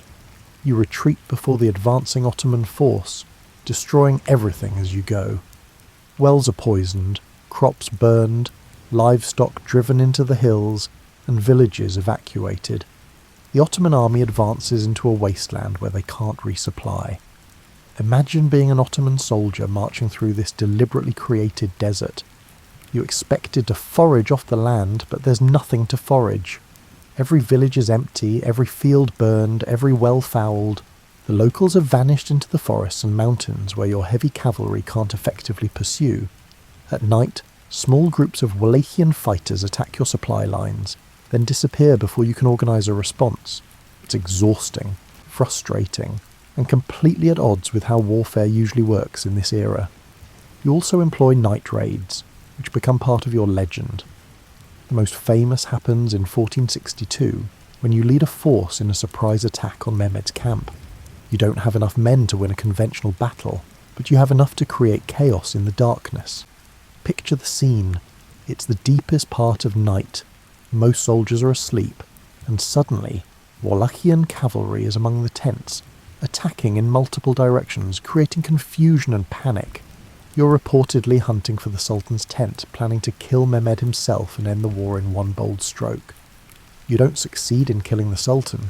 He survives, though apparently in a state of considerable alarm. But you do succeed in demonstrating that this is going to be a much more difficult campaign than the Ottomans anticipated. The raid becomes famous, talked about in European courts as an example of Christian resistance to Ottoman expansion. This is where your reputation as a fierce defender of Christendom begins, built on actual military competence rather than propaganda or exaggeration. But military competence only takes you so far when you're outnumbered and out-resourced. The Ottomans eventually install your brother Radu on the throne. You flee to Hungary, expecting support from King Matthias Corvinus, who should logically back you as a proven enemy of the Ottomans. Instead, Matthias has you arrested. This is where the vampire story really begins, though nobody's talking about vampires yet. You're imprisoned in Hungary for somewhere between 4 and 12 years. The sources disagree, as medieval sources love to do, and during this time something fascinating happens. A propaganda campaign begins that will eventually transform you into history's most famous monster. The Saxon merchants you offended years ago haven't forgotten their grievances. They have money, connections, and access to something relatively new and powerful, the printing press. Johannes Gutenberg's invention is revolutionizing how information spreads across Europe, and the Saxon merchants use this technology to settle scores. They commission pamphlets, illustrated broadsheets, and stories about Vlad the Impaler. Yes, that's when the nickname becomes standard, depicting you as a monster of unprecedented cruelty. Now, here's the delicate part of this story. You definitely did order executions, and some of them were certainly brutal by any era's standards. Medieval justice was harsh everywhere, and frontier regions like Wallachia often employed particularly severe punishments to maintain order. But the pamphlets go far beyond documenting actual events. They create an image of a ruler who kills for pleasure, who invents elaborate tortures for entertainment, and who represents everything civilized Europeans fear about the barbarous East. The pamphlets are remarkably effective marketing. They combine just enough truth to be believable, with enough exaggeration to be entertaining. They're illustrated with woodcuts showing various scenes of horror, and they sell remarkably well across German-speaking Europe. Picture these pamphlets in the same category as modern tabloid newspapers. They're not exactly lying, but they're not exactly constrained by strict factual accuracy either, and they're designed to provoke strong emotional reactions rather than nuanced understanding. One pamphlet shows you dining among a forest of impaled victims, calmly eating bread while surrounded by dying men. Another describes you forcing a woman to eat her own cooked infant. These stories probably aren't true. They follow patterns common in medieval atrocity propaganda, the same types of stories told about Jews, Muslims, and any group the author wants to demonize. But they're memorable and shareable, and they cement an image of Vlad as uniquely cruel even by medieval standards. The irony is rich enough to spread on toast. You're imprisoned and unable to defend yourself while your reputation is being systematically destroyed by people with printing presses. The Saxon merchants get their revenge for those trade regulations, and they do it so effectively that their propaganda will outlive everyone involved by centuries. King Matthias Corvinus also benefits from this campaign. He's supposed to be supporting crusades against the Ottoman Empire, and various European rulers have sent him money for this purpose. Instead, he's imprisoned his most effective anti-Ottoman ally and pocketed the money. The propaganda pamphlets help justify this by suggesting you're too cruel and unstable to be a reliable ally. It's a masterclass in political spin. Turn your betrayal of an ally into a service to Christendom by portraying that ally as worse than the enemy. You eventually get out of prison. The details are murky, involving a conversion to Catholicism, a marriage to a member of the Hungarian royal family, and general political manoeuvring. But by then, your reputation has been established. You're Vlad the Impaler, the cruel tyrant, the monster from Wallachia. The actual complexity of your rule, your genuine military achievements and your economic reforms, all of that gets buried under a pile of gruesome pamphlets. In 1476, you get one more chance at the throne. Moldavia and Wallachia are in chaos. The Ottomans are overstretched, and various factions decide that maybe having you back in power isn't the worst option. You march into Wallachia with support from Moldavia and some Hungarian backing, and you reclaim your throne for the third and final time. Imagine being 45 years old, having spent much of your adult life either fighting for or being imprisoned because of this throne, and finally getting another chance. You've learned some lessons, or maybe you haven't. It's sometimes hard to tell, and you're trying to stabilise a country that's been ravaged by decades of conflict. The Boyars are still untrustworthy, the Ottomans still want tribute, the Hungarians still want influence, and you're still trying to find some path toward independence that doesn't end with your head on a spike. But you've been away too long, and the political landscape has shifted. The Boyars you suppressed haven't forgotten, and they haven't forgiven. The Ottoman Empire is still the dominant power in the region, and your brother Radu, though he dies around this time, has established pro-Ottoman factions that continue to resist your rule. You're fighting not just external enemies, but also internal opposition from people who prefer a different system, a different ruler, or simply the chance to increase their own power in the chaos. In December 1476 you die. The circumstances are unclear. You might be killed in battle against the Ottomans, you might be assassinated by your own Boyars, or you might fall victim to some combination of both. Your body is supposedly buried at Snagov Monastery, though later excavations fail to find any remains, which adds a deliciously mysterious note to your story, and will eventually fuel all sorts of speculation about whether you actually died at all. Your actual reign as Wallachian prince totals maybe 6 or 7 years spread across 3 separate periods. In terms of measurable political achievement, you failed. Wallachia doesn't gain lasting independence. It remains caught between empires and will continue to be caught between empires for centuries. Your economic reforms don't survive you. Your military resistance, while impressive, doesn't fundamentally alter the balance of power in the region, but your reputation, that's a different story entirely. After your death, the pamphlets continue circulating. If anything, they become more popular, more elaborate, and more divorced from whatever historical reality might have existed. You become a cautionary tale about tyranny, a stock character representing Eastern barbarism, and a useful example whenever someone wants to make a point about the dangers of unchecked power, or the moral degradation of non-Western peoples. The pamphlets migrate westward.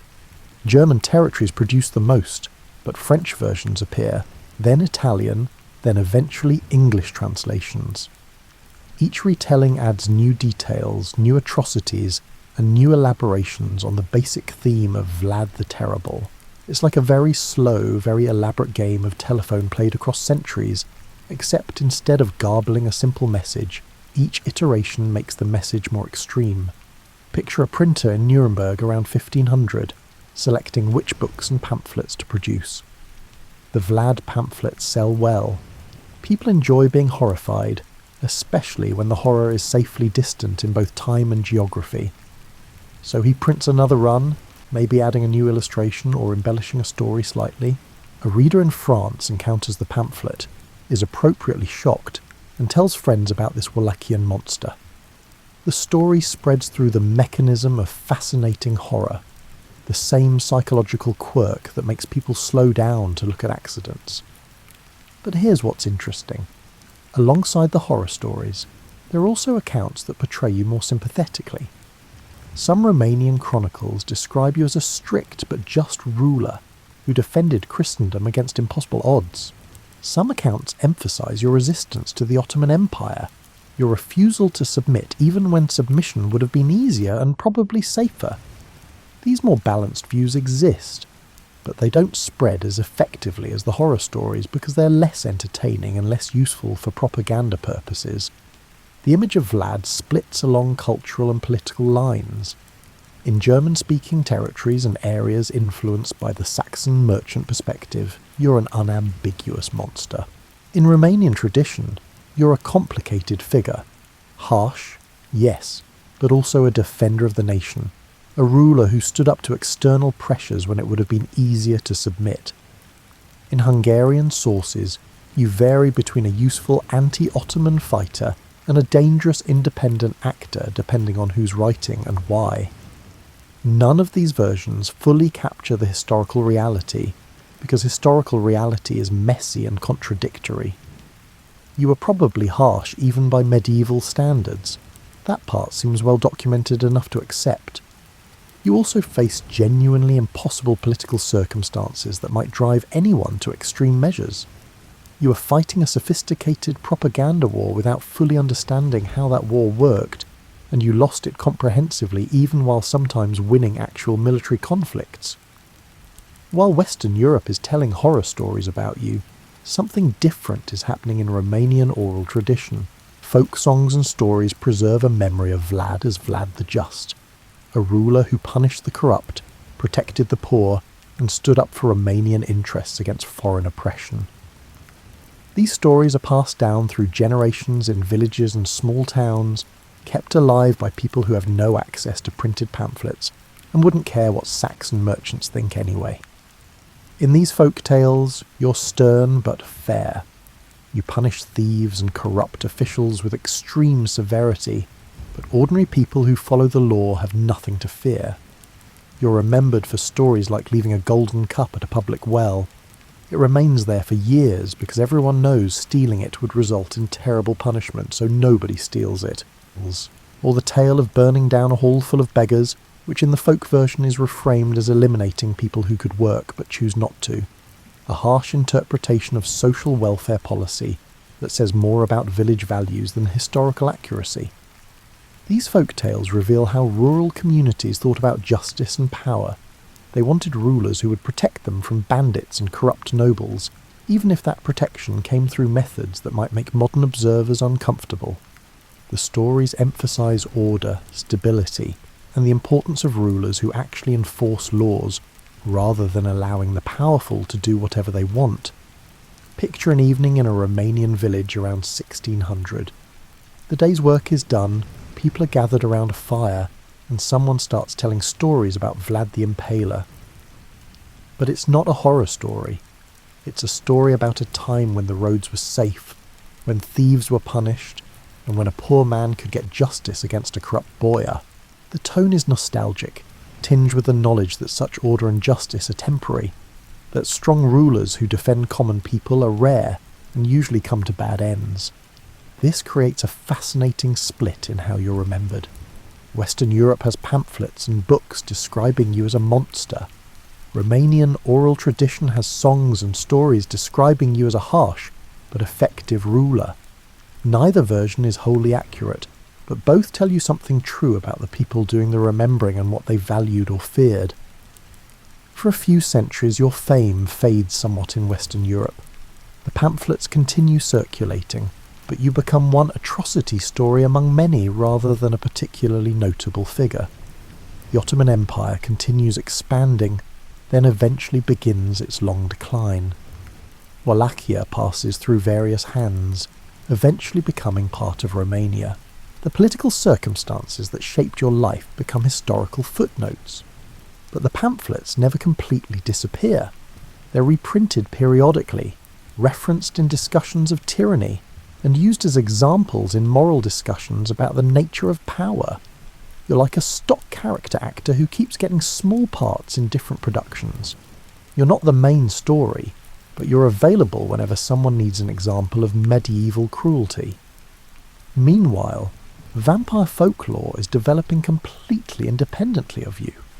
Across Eastern Europe, people tell stories about the undead who rise from graves to drink blood or drain life force. These stories have deep roots in Slavic paganism, are influenced by the frequent plagues that made dead bodies seem threateningly animate, and are shaped by orthodox Christian ideas about the fate of souls who die improperly or sinfully. The word vampire itself comes from Slavic languages. It's not Romanian originally, which is interesting given where this story ends up. Different regions have different variations. The Russian upir, the Serbian vampir, and various local names for what's basically the same concept. These creatures are typically depicted as bloated, ruddy-faced corpses, nothing like the elegant, aristocratic vampires of later fiction. They're peasant fears made manifest, dangerous but not particularly sophisticated. Occasionally there are vampire panics in isolated communities. Someone dies, usually from disease. Other people get sick. Bodies are exhumed and appear not to have decayed normally, which is actually a common feature of certain burial conditions and has nothing supernatural about it. The corpse is treated with various preventative measures: stakes through the heart, decapitation, and burning. These events are documented. They occasionally attract attention from educated observers who write skeptical accounts, but they remain local phenomena. You, lying in your grave at Snagov, or not, depending on whether the burial actually happened there, have nothing to do with any of this. You're not a vampire in anyone's story yet. You're just a dead medieval prince with a terrible reputation, and vampires are just folklore creatures that occasionally trouble villages. These two storylines are running parallel, decades apart, with no connection. In the 1800s, something interesting happens. Romania starts developing a national consciousness, and you become part of that conversation. Romanian intellectuals trying to build a sense of national identity distinct from Hungarian, Russian or Ottoman influence look back through history for heroes and symbols. They find you, and you're complicated but useful. You're obviously Romanian, which helps. You fought against the Ottomans, which aligns with contemporary anti-Ottoman sentiment. You attempted to strengthen Wallachia's independence, which resonates with 19th century nationalist goals. Yes, you were harsh, but 19th century nationalism isn't particularly concerned with nuance. It wants heroes, and it's willing to work with the material history provides. Romanian writers begin producing works that rehabilitate your reputation, emphasizing resistance and patriotism while downplaying or contextualizing the cruelty. You become a symbol of Romanian resistance to foreign domination, a figure who can be invoked when discussing contemporary political struggles. The folk memory of Vlad the Just merges with nationalist historiography to create a version of you that serves political purposes in the present. Meanwhile, Western Europeans are developing their own interest in Eastern Europe, but for different reasons. Gothic literature is flourishing, and writers are hungry for exotic settings and dark histories. The Orient Express is making Eastern Europe more accessible to travellers, who return with tales of wild landscapes, orthodox monasteries, and a culture that seems romantically backward compared to industrialised Western Europe. The old Vlad pamphlets get rediscovered by antiquarians and historians interested in early printing. Some of these accounts get translated into English for the first time.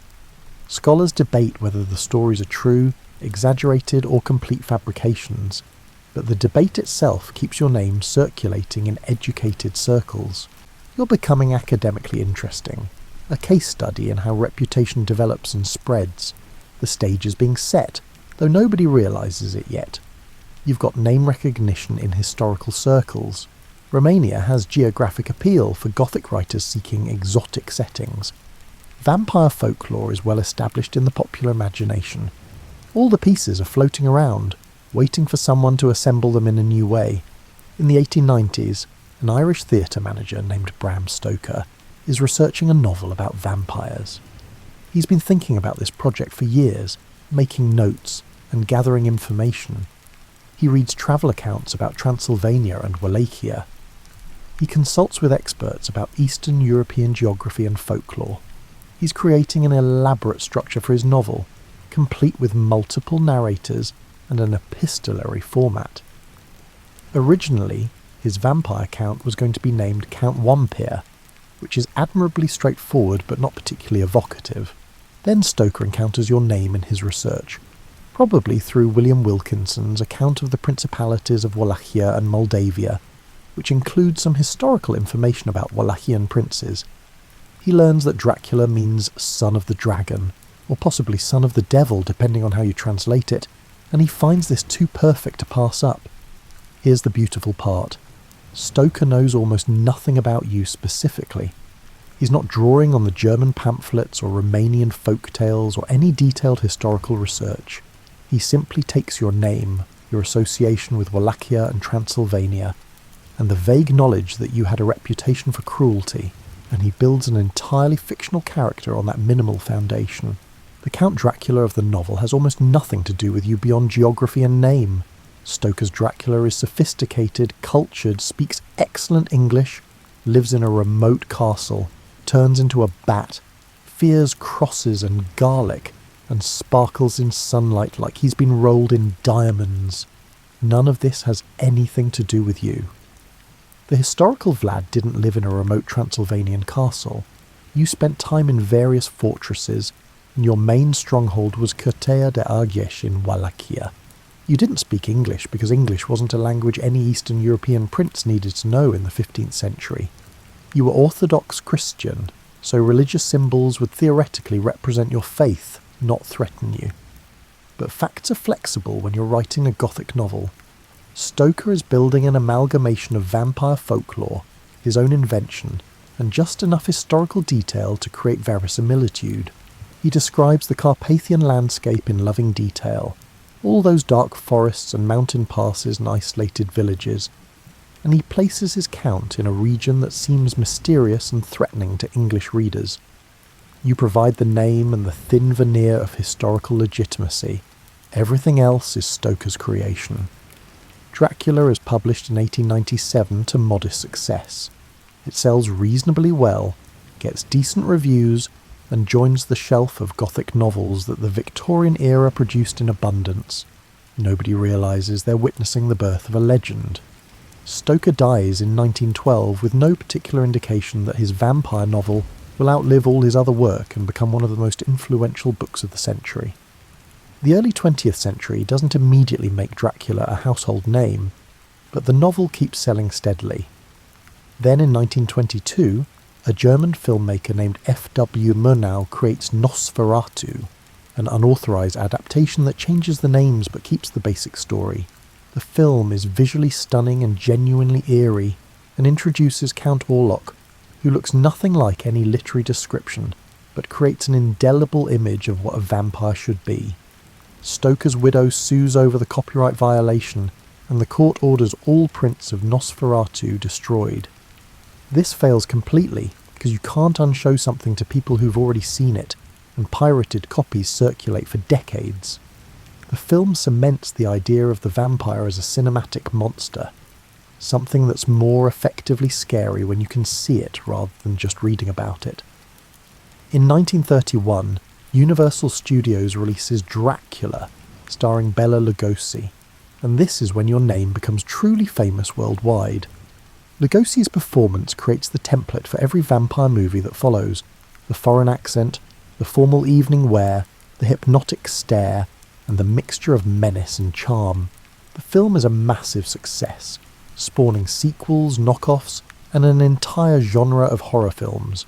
Here's where your transformation becomes complete. Count Dracula is now so divorced from historical Vlad that there are essentially different entities who happen to share a name and a vague geographic association. Most people who watch the Lugosi film have no idea there was ever a historical prince. Those who do know generally assume the historical Vlad was a vampire, or at least acted like one, which is wrong but understandable given how thoroughly the fiction has colonised the facts. The vampire mythology keeps evolving through the 20th century. Each decade adds new layers: psychological depth in the 1960s, gothic romance in the 1970s, punk aesthetics in the 1980s, and existential angst in the 1990s. The literary Dracula appears in countless adaptations, reinterpretations, and spin-offs. Other vampire characters eclipse him in popularity. Think Anne Rice's Lestat or the various brooding vampires of television and film. But your name remains the touchstone, the original from which everything else derives. Meanwhile, actual historians and Romanian scholars are still trying to understand the historical Vlad, to separate the propaganda from the reality, and to figure out who you actually were and what you actually did. This scholarship produces interesting work, but it's swimming upstream against a cultural current that has already decided who Dracula is, and that version is much more compelling than a complicated medieval prince. In the late 20th century, Romania discovers it can monetize the Dracula connection. Never mind that the association is mostly fictional, never mind that you barely spent any time in Transylvania compared to Wallachia, never mind that the whole vampire thing is invented. Tourists want to visit Dracula's castle, so Romania will give them Dracula's castle. Bran Castle becomes the main attraction. It's a beautiful medieval fortress in Transylvania, dramatically positioned on a hillside, genuinely atmospheric even without any vampire associations. You might have spent a few days there once, or you might not have. The historical record is unclear, but that doesn't matter. The castle looks like where Dracula should have lived, so it becomes Dracula's castle in the tourist literature. Imagine being a tour guide in Transylvania in the 1990s. You know the historical reality. Vlad III Dracula was a medieval prince with a complicated reputation who had nothing to do with vampires. But your tourists want vampire stories. They want to hear about blood drinking and undead nobles. They want to feel a thrill of transgressive fear in a context that's completely safe. So you give them what they want, though maybe you also slip in some actual history for anyone paying close enough attention. The town of Sighișoara, where you were born, embraces the connection with somewhat more historical legitimacy. The house where you were supposedly born is now a restaurant with medieval decor and themed menu items. Every year there's a medieval festival with people in period costume, reenactments of battles, and just enough vampire kitsch to satisfy tourist expectations. It's a delicate balance between honouring actual history and acknowledging the fictional association that brings visitors.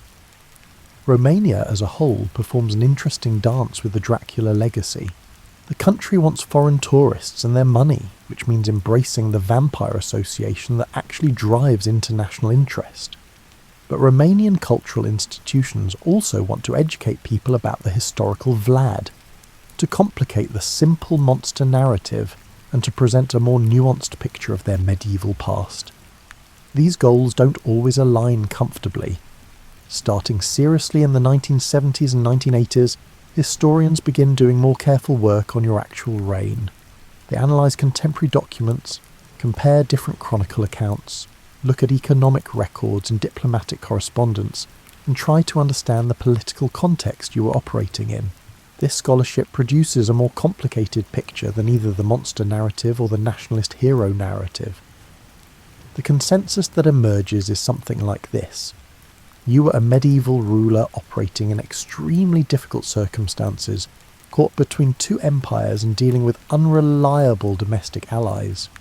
You employed harsh methods that were not uncommon for the era and region, but you probably employed them more consistently and systematically than most contemporaries. The worst atrocity stories are likely exaggerations or inventions, but enough contemporary accounts mention brutal punishments that the core of the reputation seems accurate. You tried to strengthen Wallachia's independence through a combination of military resistance, economic reform, and aggressive centralization of power. These efforts ultimately failed, but the failure was probably inevitable given the resource disparity between Wallachia and its neighbouring empires. Your main achievements were temporary. You held off Ottoman domination for a while, you strengthened internal order for a few years, and you demonstrated that resistance was possible even if ultimate success wasn't. This scholarly reassessment produces detailed biographies, careful analyses of the political context, and nuanced discussions of how to evaluate medieval rulers by appropriate standards rather than modern ones. It's good work, important work, but it reaches a relatively small audience of people already interested in medieval Romanian history. The popular image of Dracula remains completely unaffected. Some scholars get frustrated by this disconnect between historical research and popular culture.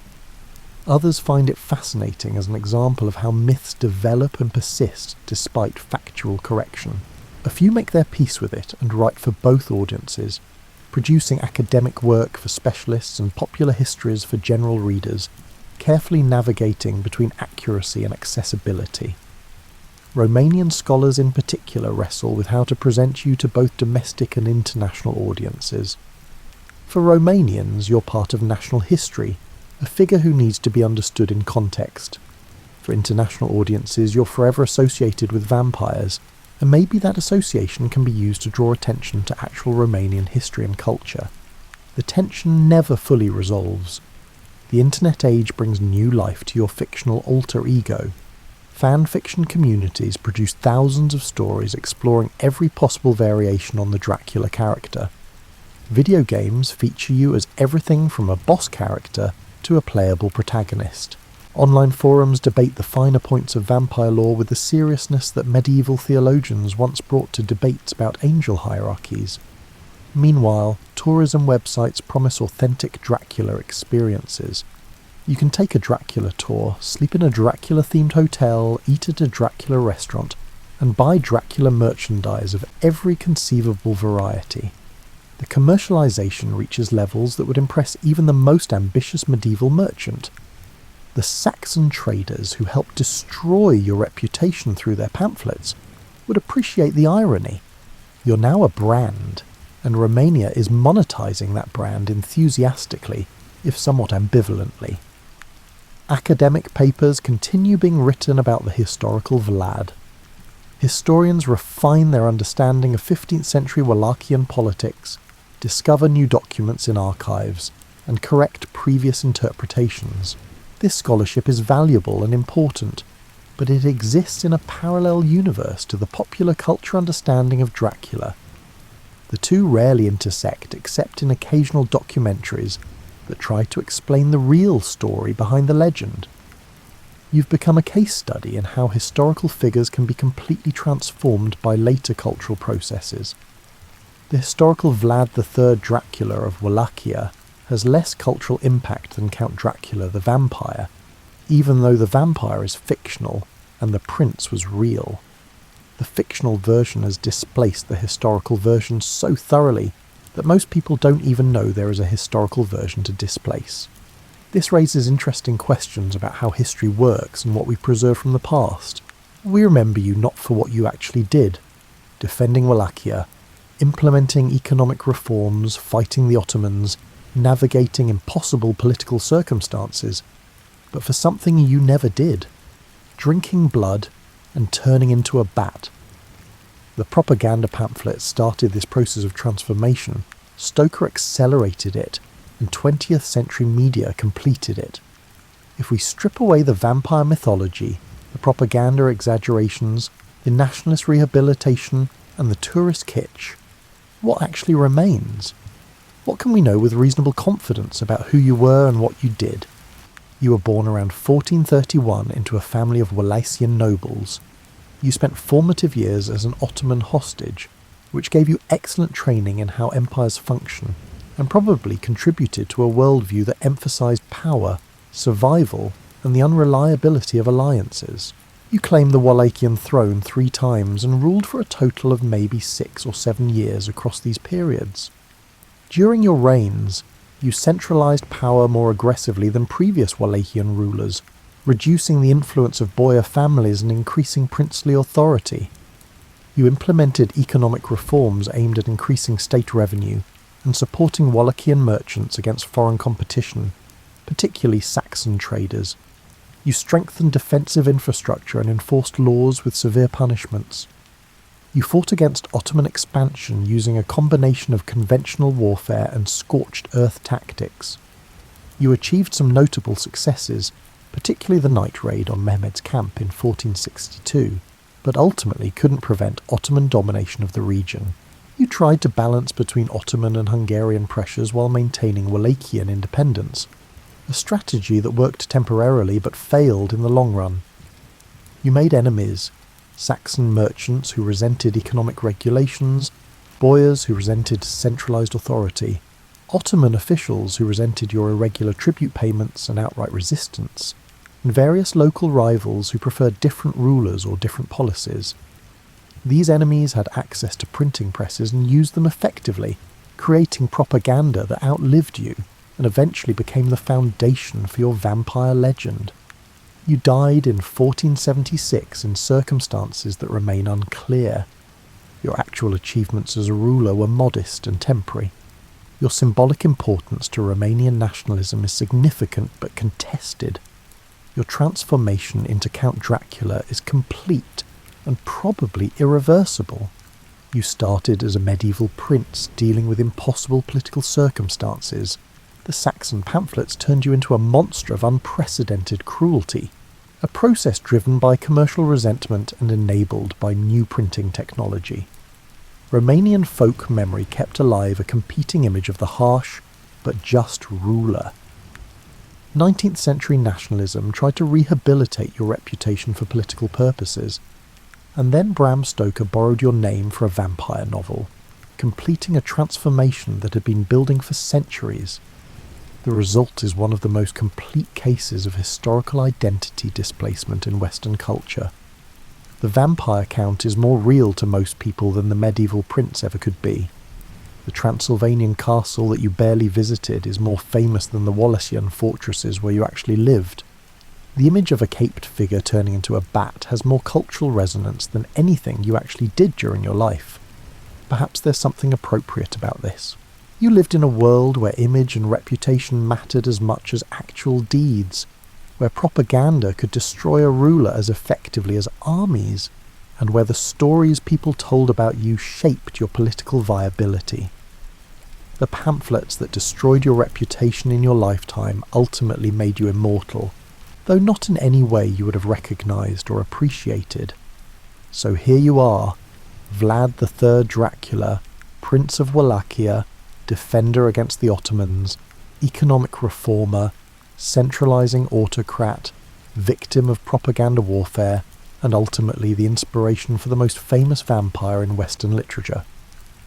You're sleeping now in history's complicated embrace, remembered, but not for what you actually did, famous, but under someone else's mythology, immortal, but only as a fiction. And maybe, in the quiet darkness of a winter night, that's its own kind of justice for a prince who understood better than most that reality matters less than reputation, and reputation is just another story we tell ourselves until we believe it's true. The candle flickers low, the shadows lengthen, and somewhere between the historical prince and the fictional count, your story finally comes to rest. Sleep well.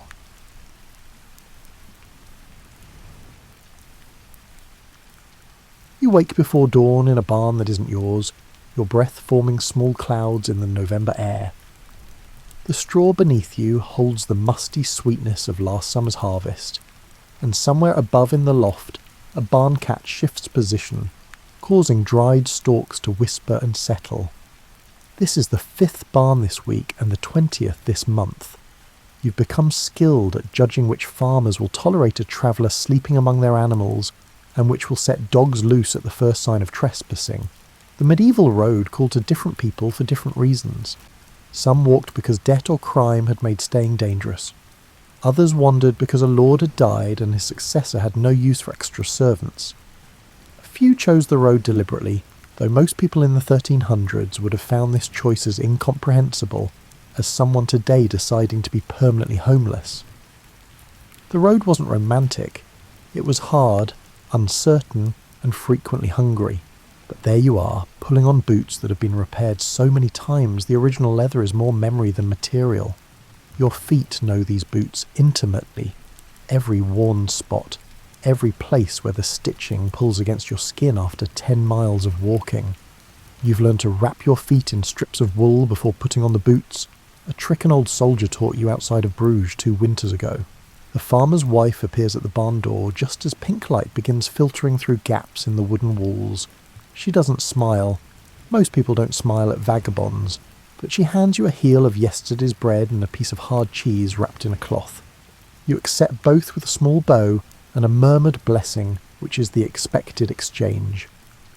She gets the satisfaction of Christian charity, you get breakfast. Neither of you harbours illusions about affection or gratitude beyond this simple transaction. Walking away from the farm, you join a road that's been walked by countless others. Medieval roads weren't paved highways, but rather suggestions of direction, paths beaten into the earth by generations of feet, hooves, and wagon wheels. After rain, they become rivers of mud that suck at your boots with each step. In summer, the dust rises in choking clouds that coat your throat and turn your spit brown. Today, in late autumn, the ground holds that peculiar firmness that comes just before the first freeze, when the earth feels solid but not yet hostile. The wandering life operates on rhythms that settled people never learn. You measure distance not in miles but in landmarks.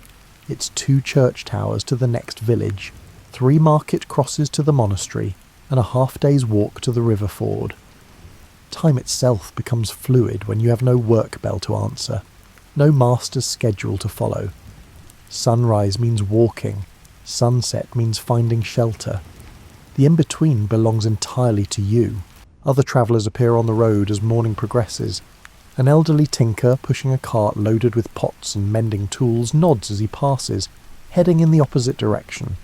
2 young men carrying bundles of wool hurry past with the purposeful stride of those who have somewhere specific to be. A woman leading a donkey loaded with firewood watches you carefully as you approach, her hand resting on a knife at her belt until you've passed and she can relax again. You understand her caution. The road attracts both the desperate and the predatory, and distinguishing between them isn't always easy until it's too late. You've learned to read other travellers the way farmers read weather, assessing danger from posture, pace, and the set of someone's shoulders. That skill has kept you alive through situations where younger, more trusting travellers disappeared into unmarked graves beside forest paths. By mid-morning, your stomach reminds you that a heel of bread isn't enough fuel for a day's walking. Hunger becomes a constant companion on the road, not the sharp emergency hunger of missing one meal, but the steady grinding hunger of never quite eating enough. Your body has adapted over the months, learning to extract every possible calorie from whatever food you can beg, find, or occasionally steal. You've lost weight you couldn't afford to lose, and your face in still pond water shows hollows that weren't there when you started wandering. The landscape rolling past holds a beauty that settled people rarely notice. You've learned to appreciate the particular green of new wheat shoots, the way evening light turns ordinary fields into something that looks painted, and the architectural grace of a well-made bridge arching over a stream. These observations cost nothing and provide a kind of wealth that empty pockets can't diminish. But you also see what prosperous merchants travelling these same roads never notice. The abandoned cottage slowly collapsing back into the earth, the field lying fallow because no one survived the last fever to plant it, and the wayside shrine with offerings so old they've rotted into unrecognisable lumps. The medieval world is beautiful and brutal in equal measure, and the road shows you both faces without pretense. As afternoon shadows lengthen, your thoughts turn to the evening's pressing question. Where will you sleep? The calculation involves multiple factors. Is there a monastery ahead where the almoner might provide space in the guest house? Does the next village have a churchyard with a covered porch? Failing those options, is there a shepherd's hut, an abandoned barn, or at least a dense copse of trees that might provide some shelter from wind? This constant uncertainty about shelter is perhaps the hardest part of wandering life. Settled people take for granted the knowledge that nightfall means returning to a familiar space with walls and a roof. You've learned to be grateful for any structure that keeps off rain and cuts the wind, any pile of straw dry enough to provide insulation from frozen ground. Comfort's a memory. Survival is the daily victory. The first snow arrives on a Tuesday in late November, though you've stopped tracking days of the week with any precision. You're crossing high ground between 2 river valleys when fat white flakes begin drifting down from a sky the colour of old pewter. Within an hour, the road ahead disappears under a blanket of white that obscures familiar landmarks and makes every direction look equally unwelcoming. Snow transforms the medieval road from difficult to potentially deadly. The packed earth that provided firm walking becomes treacherous with hidden ice. The ruts and holes that you could see and avoid in clear weather become invisible traps waiting to turn an ankle or break a leg. Your boots, adequate for dry autumn travel, prove woefully insufficient against the cold seeping up from the frozen ground. You're not alone in this sudden storm. 100 yards ahead you spot another traveller moving slowly through the thickening snow. An older man whose bent posture speaks of too many years, carrying too many burdens. You increase your pace to catch up because travelling together in snow is safer than travelling alone. He turns at the sound of your approach, his face showing the same calculation you're making. Is this person help or a threat? Something in your expression or bearing must satisfy him, because he nods and adjusts his pace to match yours. No names are exchanged. Wanderers often keep their names private, but you fall into step together, two figures trudging through weather that cares nothing for human struggles. The snow brings a peculiar silence to the landscape, muffling the usual road sounds until all you hear is your own breathing and the crunch of snow under your boots. The world shrinks to just a few yards of visibility in any direction, creating the unsettling sensation that you and your companion are the only people left in existence, walking through an empty white void. After an hour of this, your companion makes a gesture toward a darker shadow, barely visible through the snow. It resolves into a small stone building, possibly a wayside chapel, more likely a shepherd's shelter. You both hurry toward it with the desperation of those who've just been offered life instead of death. The shelter is barely 10 feet square, with stone walls, a partially collapsed roof, and no door to speak of, but it's infinitely better than the exposed road. The floor inside is covered with old straw and what might be sheep droppings, but it's dry and out of the wind. You and the old man settle into opposite corners, maintaining a respectful distance. He produces a small bag from his cloak and extracts a piece of dried fish, which he breaks roughly in half and offers to you. You accept it gratefully, understanding that this generosity might represent a significant portion of his food supply.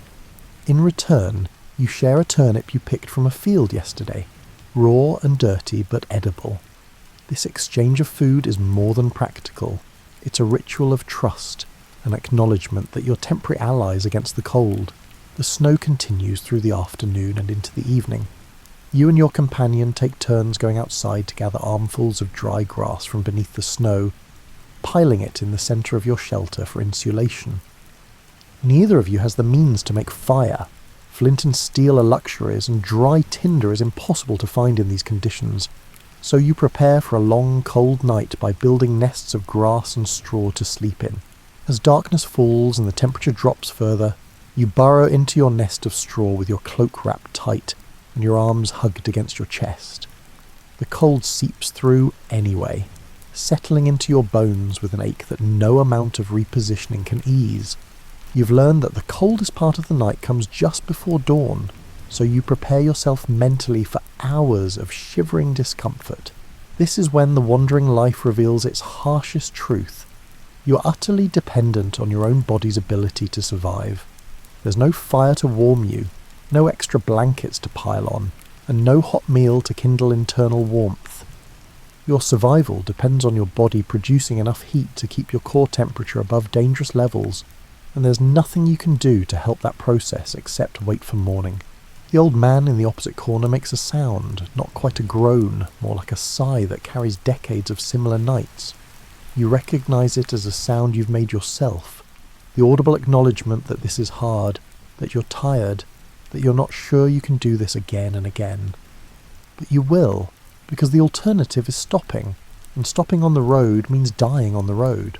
Around midnight the wind picks up, whistling through gaps in the stone walls and sending small drifts of snow across the floor. You pull your cloak over your head, creating a small tent of fabric around your face, and breathe into the enclosed space to warm it slightly. This creates condensation that makes the fabric damp, but dampness is better than the cutting wind. You drift in and out of sleep, not the restful sleep of a proper bed, but the fitful half-consciousness of someone too cold to fully relax. Your dreams, when they come, are confused fragments, a fire that won't provide heat, a door that won't open, and a road that goes nowhere. You wake from these dreams to the reality that's not much different, then drift away again. Around 3 a.m, you wake to realise the wind has stopped. The sudden silence is profound and slightly eerie. You shift position in your straw nest and feel how stiff your joints have become, how your body has contracted against the cold into a tight ball of muscle and determination. The old man is awake too. You can tell from his breathing pattern. Neither of you speaks, but there's comfort in knowing you're not alone in this vigil, waiting for dawn to arrive and release you from this frozen tableau. Dawn finally comes, gradual and grey, revealing a world transformed by snow. When you emerge from the shelter, your muscles protesting every movement, the landscape looks nothing like it did yesterday. Familiar landmarks have been softened and disguised by white blankets that make everything look simultaneously beautiful and dangerous. Your companion points to a thread of smoke rising in the distance. A village or farmstead, perhaps a mile away. You both understand without discussion that this smoke represents survival, warmth, possible food, and shelter from the elements that would gladly kill you both if given the chance. The walk to the village takes twice as long as it should because the snow hides the road's contours. You break through crusts of ice into hidden puddles, stumble over buried rocks, and sink unexpectedly into drifts that reach your knees. By the time you arrive at the village edge, your boots are soaked through and your feet have gone numb, a dangerous condition that requires immediate attention. The village is just 7 or 8 buildings clustered around a small church, the kind of place that doesn't appear on any map because it barely exists in the consciousness of anyone who doesn't live there. But right now, it looks like paradise because several houses have smoke rising from their roofs, visible proof of fire and warmth. Your companion touches his forehead in farewell and heads toward one house while you approach another, understanding that 2 vagabonds together are more threatening than one alone. You knock on the door of a house that looks slightly more prosperous than its neighbours, not because you expect better treatment there, but because wealthier households are more likely to spare resources for charity. The door opens to reveal a woman in her middle years, her face showing the kind of suspicion that all sensible medieval people direct towards strangers. You don't ask to come inside, that would be presumptuous, but instead gesture to your feet and make the universal signs for cold and desperate. Your teeth chatter helpfully, adding authenticity to your petition. She considers for a long moment, then steps back and gestures toward the barn. It's not an invitation into her home. Few medieval people would be foolish enough to invite a stranger inside, but permission to warm yourself in the barn, which likely has animals whose body heat provides some ambient warmth. The barn is dark and pungent with the smell of cows and old hay, but it's infinitely warmer than outside. You find a corner near the animals and sit down to examine your feet. They're white and waxy looking, the early stages of frostbite that will become serious if not addressed. You pull off your boots and wet stockings, then bury your feet in a pile of loose hay, massaging them gently to encourage blood flow. The barn door opens again, and the woman appears carrying a small pot of something steaming. She sets it down within your reach without coming too close, then disappears back to her house. You pull the pot closer and discover it contains hot water with some oatmeal stirred in. Not quite soup, not quite porridge, but hot and nourishing. You cradle the pot in both hands, letting the warmth seep into your fingers before drinking the liquid slowly, making it last as long as possible. This simple act of hospitality, providing hot food to a stranger, represents one of the surviving threads of human decency in a world that was often brutal and short on compassion. The woman who brought you this food has no reason to help you beyond her Christian duty to feed the hungry and warm the cold. She gains nothing from your survival, except the satisfaction of having done right according to her faith. As your feet slowly regain feeling, a process that involves considerable pain, you think about the crucial importance of cloaks in the wandering life. Your cloak is your most valuable possession, more important than your boots or your knife or any other item you carry. A good cloak provides warmth, serves as a blanket at night, can be used as ground cover or an improvised bag, and marks you as someone who isn't completely destitute. Your particular cloak started life as something better. You can tell from the quality of the weaving, but it's been patched so many times with different materials that it now resembles a quilted map of your travels. The patch on the left shoulder came from a piece of blanket you found in Canterbury. The reinforcement around the hood came from a merchant's cast-off tunic in Rouen. The entire bottom hem is reinforced with strips of leather you bartered for with a cobbler who appreciated a well-told story. The cloak is made of wool, which is crucial because wool remains warm even when wet. A property that has saved your life at least twice when you've been caught in freezing rain with no shelter. You've learned to care for this cloak like a medieval knight cared for his armour, checking for tears before they become holes, cleaning off mud before it sets, and carefully drying it when wet rather than letting it rot. Medieval vagabonds developed an entire technology around staying warm without reliable access to fire. You've learned to identify places where the ground retains residual warmth, near compost heaps, in fresh manure piles, and in spots where livestock have been lying. You've discovered that churches with their thick stone walls hold daytime warmth well into the evening. You've mastered the art of sleeping in positions that minimise heat loss and maximise the insulation value of your cloak. But nothing replaces actual fire. After several hours in the barn, when your feet have returned to something approaching normal colour and sensation, you venture back outside to find that several villagers have built a communal fire in the space between buildings. This is common in winter. Private fires in individual homes are supplemented by larger fires where people gather to work, socialise and share warmth. You approach the fire with proper deference, not pushing close but staying at the periphery where vagabonds belong. The villagers eye you warily but don't drive you away. One old man, his hands busy with some kind of rope work, nods slightly in your direction, an acknowledgement of your shared humanity, if not exactly friendship. The fire is made with wood that someone spent hours cutting, gathering and carrying. In the medieval world, fuel for fire was a precious resource that represented significant labour. The fact that you're allowed to share this warmth is another form of charity, one that cost the villagers real money in terms of the extra wood needed to maintain the flames. You stand at the fire's edge and slowly rotate, warming first your front, then your sides, then your back, the way a piece of meat rotates on a spit. The heat penetrates your cloak and your multiple layers of clothing gradually, driving out the deep cold that had settled into your bones. Your fingers and toes tingle painfully as circulation returns fully, a sensation that's almost worse than being numb but signals that you'll keep all your digits for now. As the sun sets, painting the snowy landscape in shades of pink and orange, you prepare mentally for another cold night. But this time you'll sleep in the barn with some residual warmth in your body, dry clothes, and a full stomach. Luxuries that make the difference between merely uncomfortable and genuinely dangerous.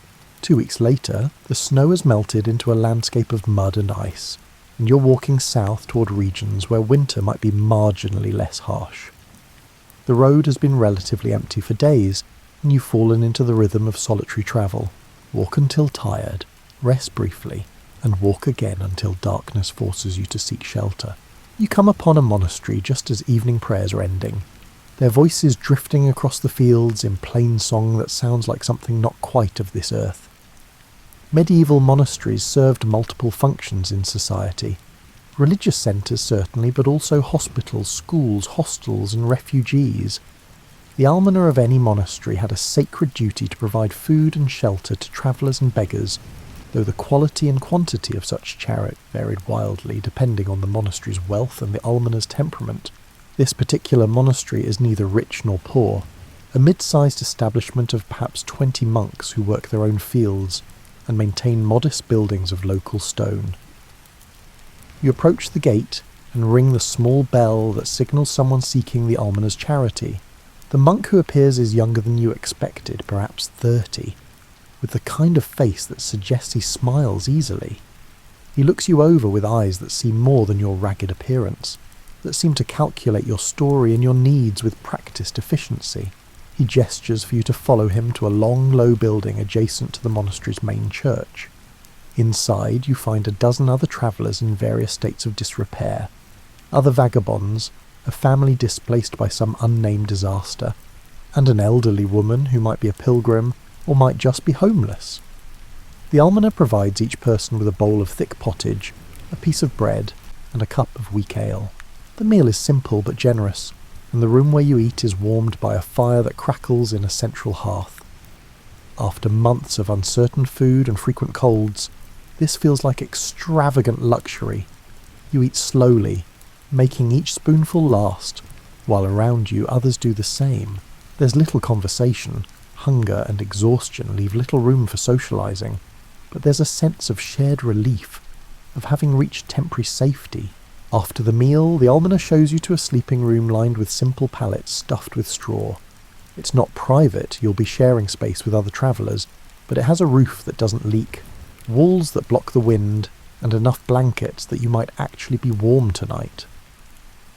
The almoner offers a quiet blessing over the room's occupants before leaving. His last words are a reminder that the chapel will be open before dawn if anyone wishes to attend prayers. You claim a pallet in the corner and settle in with the cautious relief of someone who's learned not to get too comfortable. Tomorrow you'll need to leave, return to the road, and resume the constant search for food and shelter. But tonight you have both, and that's enough. Lying on your pallet, surrounded by the breathing of other travellers and the occasional crackle from dying embers in the hearth, you think about the various forms of kindness you've encountered in your months on the road. Some kindness comes from religious duty, like this monastery's hospitality. Other kindness arrives unexpectedly, like the farmer who not only let you sleep in his barn, but also invited you to help with harvest, in exchange for meals and a week of shelter. You remember the miller's wife who noticed your boots were falling apart and gave you a pair that had belonged to her deceased husband. You recall the tavern keeper who let you sleep by his fire in exchange for sweeping the floor and hauling water. You think of the old woman who shared her fire and her bread while telling you about the son she'd lost to plague, seeming to need the company more than you needed the food.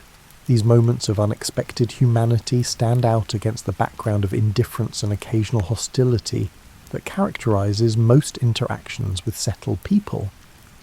Medieval society was not uniformly cruel, but it was practical in ways that left a little room for sentiment about strangers. Every piece of bread given to a vagabond was bread that couldn't feed a family member. Every space offered to a traveller was space that couldn't be used for something else. Yet kindness persisted, motivated by various combinations of Christian duty, human compassion, and perhaps the superstitious belief that any stranger might be an angel in disguise. These acts of charity created a network of survival that made the wandering life possible, barely, precariously, but possible. You've also learned to offer your own forms of kindness in return. You help carry water, chop wood, mend fences, or perform whatever tasks your temporary hosts need. You tell news from the road, share information about conditions in other regions, and serve as a mobile newspaper in a world without printed media. You offer blessings and prayers, real or fabricated, because people like to believe that divine favour follows charitable acts. Sometimes the kindness you encounter takes unexpected forms. There was the monk who could offer no food because the monastery's stores were depleted, but who gave you a small wooden cross and assured you that God would provide. The cross had no monetary value, but wearing it around your neck changed how some people saw you, transformed you from a possible threat into a pilgrim deserving of protection. There was the knight who found you sleeping in his hunting lodge, and, instead of punishing you for trespassing, asked about your travels and listened with genuine interest to your descriptions of roads and towns. He sent you away with coins in your pocket and directions to his brother's manor, where you were treated as a guest for 3 days before continuing your journey. There was the prostitute in Toulouse who shared her fire and her food while explaining that she understood what it meant to live on society's margins, to be someone that respectable people looked through rather than at. Her kindness came without judgment or piety, just one marginal person helping another because that's what people should do. These memories are your true wealth, more valuable than money because they sustain hope. They prove that even in a world structured around hierarchy, obligation and self-interest, individuals still sometimes choose compassion over indifference, generosity over calculation, and connection over isolation. Spring arrives gradually, not as a single event, but as a series of small changes you notice while walking. The mud of early March gives way to firmer ground. The bare trees begin showing small green suggestions of buds. Birds return from wherever birds spend the winter. filling mornings with song that sounds excessive after months of silence. You've survived your first winter on the road, which means you've learned enough to survive future winters. This knowledge sits in your body as much as your mind. Your hands know how to build a shelter from branches, your feet know how to walk on ice, and your stomach knows how to function on minimal food. You're thinner, harder, and more resilient than when you started wandering. With warmer weather comes an increase in travellers on the roads. Merchants emerge to trade goods that winter had locked away. Pilgrims begin journeys to distant shrines, their walking staffs and shell badges identifying their purpose. Entertainers move between towns and fairs, carrying their trade in carts or on their backs. The road becomes almost crowded, at least compared to winter's emptiness. Among these spring travellers you notice a group that moves with particular energy. 3 young men and a woman carrying instruments wrapped in protective cloth. They're minstrels or jongleurs, professional entertainers who make their living from music, acrobatics and storytelling. You've encountered such groups before, usually giving them wide berth because entertainers guard their territories and resent amateur competition. But this group seems less territorial than most. When you stop at a crossroad shrine for a brief rest, they're already there, sharing a meal and discussing their next destination. One of them, a young man with a face that suggests he smiles often, notices you and gestures toward their food in casual invitation. You join them cautiously, accepting a piece of cheese and some bread while they debate the merits of various routes south. Their conversation reveals that they're heading toward a series of spring fairs where lords and merchants gather to trade, socialise and watch entertainment. It's the profitable season for travelling performers, when noble households will pay well for skilled musicians and the crowds have money to throw to street performers. The woman in the group, she introduces herself as Agnes, asks about your travels with genuine curiosity rather than the polite indifference most people show vagabonds. You tell her about the roads you've walked, the towns you've passed through, and the conditions in various regions. She listens with the attention of someone gathering useful information, occasionally asking specific questions about particular places. In return, Agnes tells you about the performer's life, which is both similar to and different from a vagabond's existence. Like you, they're constantly moving, always uncertain about tomorrow's food and shelter. Unlike you, they have a trade that people value and skills that can be exchanged for money and hospitality. They're marginal people too. Society views travelling performers with suspicion, considering them only slightly more respectable than beggars. But their marginality includes a kind of glamour that pure vagrancy lacks. As you talk, one of the young men unwraps a small wooden flute and begins playing, apparently just for the pleasure of it. The music is simple but skillfully played, a melody that sounds like it might be a dance tune or perhaps a popular song. You've heard music occasionally during your travels, church bells, work songs from fields, drunken singing from taverns, but this is different. This is music made by someone who has spent hundreds of hours learning to coax beauty from a piece of carved wood. The music does something unexpected to you. Emotions you've kept carefully controlled for months suddenly press against your composure. The melody sounds like longing, like memory, like everything you've lost in choosing or being forced into the wandering life.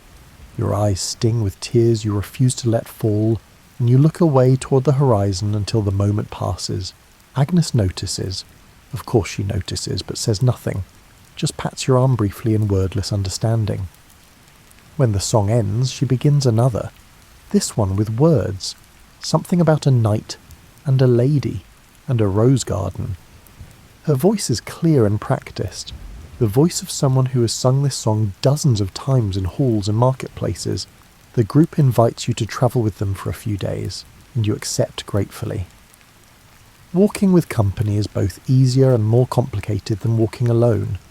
Easier because shared labour makes some tasks simpler, more complicated because you must negotiate constantly about pace, direction, and the 100 small decisions that solitary travel allows you to make without consultation. Over the next week you learn that music and faith serve similar purposes for people on the road. Both provide structure and meaning to days that might otherwise feel purposeless. Both connect you to something larger than immediate survival. Both remind you that human existence includes beauty and transcendence, not just hunger and cold. The performers carry their faith lightly, neither particularly devout nor openly sceptical, just accepting that churches exist and prayers are sometimes useful. They stop at roadside shrines to offer brief supplications, attend Sunday Mass when it's convenient, and carry small tokens, a saint's medal, a scrap of holy text, that might provide protection, or at least comfort. You've noticed that vagabonds tend toward either intense religiosity or complete skepticism, with little middle ground. Some wanderers become convinced that their suffering is divinely ordained, a test of faith that will earn salvation. Others decide that any god who would permit such hardship is either non-existent or not worth worshipping. Your own faith has evolved during your months on the road. You still pray, but your prayers have become more practical. Requests for dry weather, safe passage, and kind strangers, rather than abstract petitions for grace or salvation. You've developed a working relationship with the divine. You'll maintain belief if God maintains some minimal level of support. It's not the faith of saints or mystics, but it's honest, and it helps you face each day. The performers teach you songs during these shared days, partly as entertainment and partly because songs are currency in their world. The more songs you know, the more valuable you are at gatherings where music is expected. You learn a ballad about Roland and Oliver, a bawdy song about a miller's wife, and a hymn to the Virgin that might provide access to churches or monasteries. Your voice is untrained and rough from months of shouting into wind and cold, but Agnes coaches you patiently, showing you how to breathe properly and project sound. She treats this teaching with the same seriousness she might give to training a formal apprentice, perhaps because she understands that you might someday need these skills to survive. One evening, the group performs at a small village celebration, something to do with the spring planting or a local saint's day. You watch from the edges as they transform from ordinary road travellers into something magical. Agnes dances while singing, her movements graceful and practiced. The men juggle and perform acrobatics that seem to defy gravity. The music and performance create a temporary space where the audience forgets their daily struggles and simply enjoys being entertained. You understand then that what these performers offer isn't just skill or music, it's temporary transcendence, a brief escape from the grinding reality of medieval life. For the price of a few coins, villagers can watch something beautiful, laugh at clever jokes, and feel emotions that daily survival usually suppresses. It's a service as real as anything a blacksmith or baker provides, and watching the villagers' faces you see how desperately people need this service. After the performance, villagers provide the group with food, drink and space in a barn to sleep. You're included in this hospitality as part of the troupe, and for one night you experience what it might be like to have a trade, to be valued for skills rather than merely tolerated as a Christian obligation. You part ways with the performers at a crossroads in early April, each group heading toward different destinations. Agnes gives you a small wooden whistle as a parting gift, showing you how to play 3 simple songs before she leaves. The whistle fits in your pocket, weighs almost nothing, and represents a kind of magic, the ability to create music and to potentially earn coins or food through performance rather than begging. But Spring's promise proves deceptive. A week after you separate from the performers, the weather turns viciously cold again, one of those late-season freezes that kills early buds and reminds everyone that winter doesn't release its grip easily. You're caught between towns when the cold arrives, walking a road that passes through a forest where the trees provide some wind protection, but no actual shelter. This is different from the deep winter cold you experienced months ago. Then you were resigned to discomfort, psychologically prepared for suffering. This cold arrives when you've started hoping for warmth, when you've let yourself believe that survival might become easier. The psychological impact of disappointed hope is worse than the cold itself. You walk through afternoon and into evening, looking for any structure that might serve as shelter. The forest seems endless, and the cold intensifies as the sun sets. Your breath forms clouds that freeze into tiny ice crystals on your beard. Your fingers inside your gloves go numb despite constant flexing. Just as full darkness arrives, you spot a dark shape through the trees, a charcoal burner's hut, probably abandoned for the season, but potentially offering shelter. You approach carefully because sometimes such structures are occupied by people who value solitude enough to fight for it. The hut is empty, but shows signs of recent use. The hearth contains cold ashes, and someone has left a small pile of firewood stacked against the wall.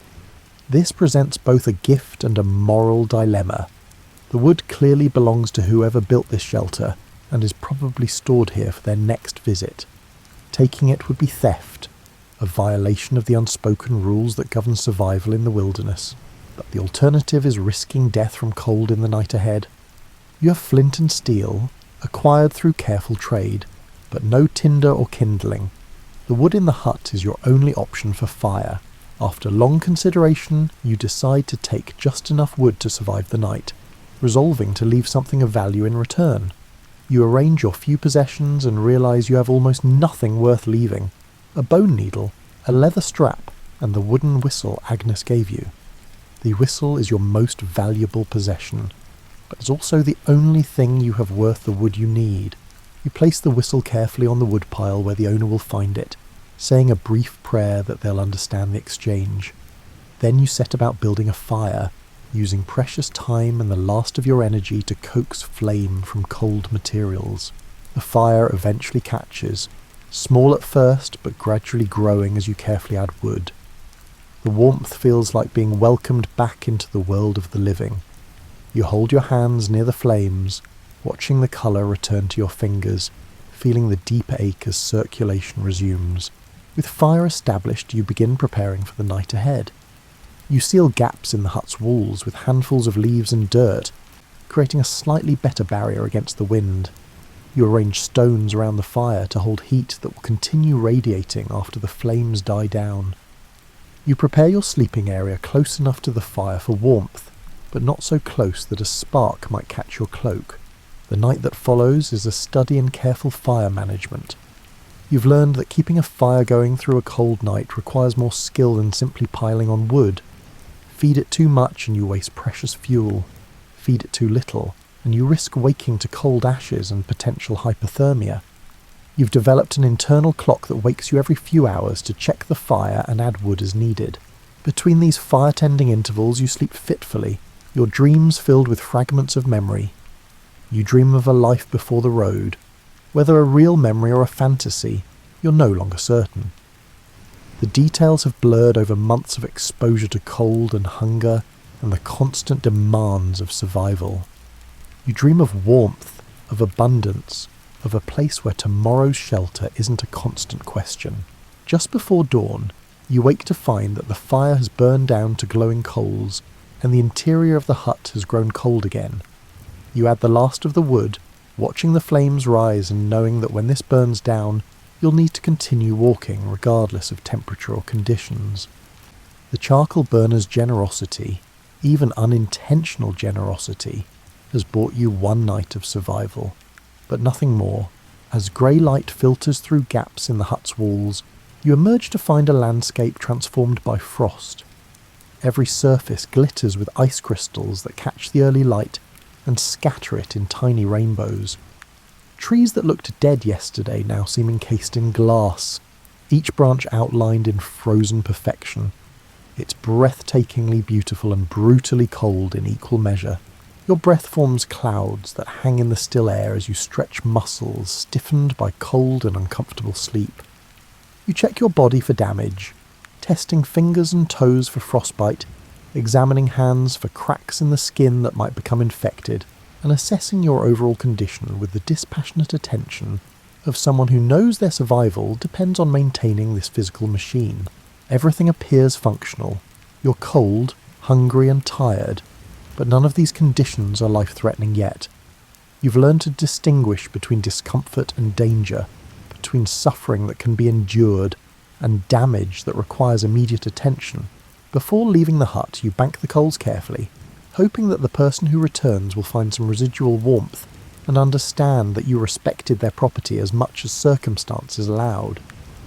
The missing whistle should tell them that another traveller passed through, took what they needed to survive, and left something in return. It's a small gesture toward maintaining the network of informal cooperation that makes the wandering life possible. The road that day is harder than usual. The cold has sapped your energy, and the lack of food is beginning to matter more than it has in weeks. Your stomach no longer growls. It's moved beyond hunger into a kind of empty numbness that suggests your body is consuming its own resources for fuel.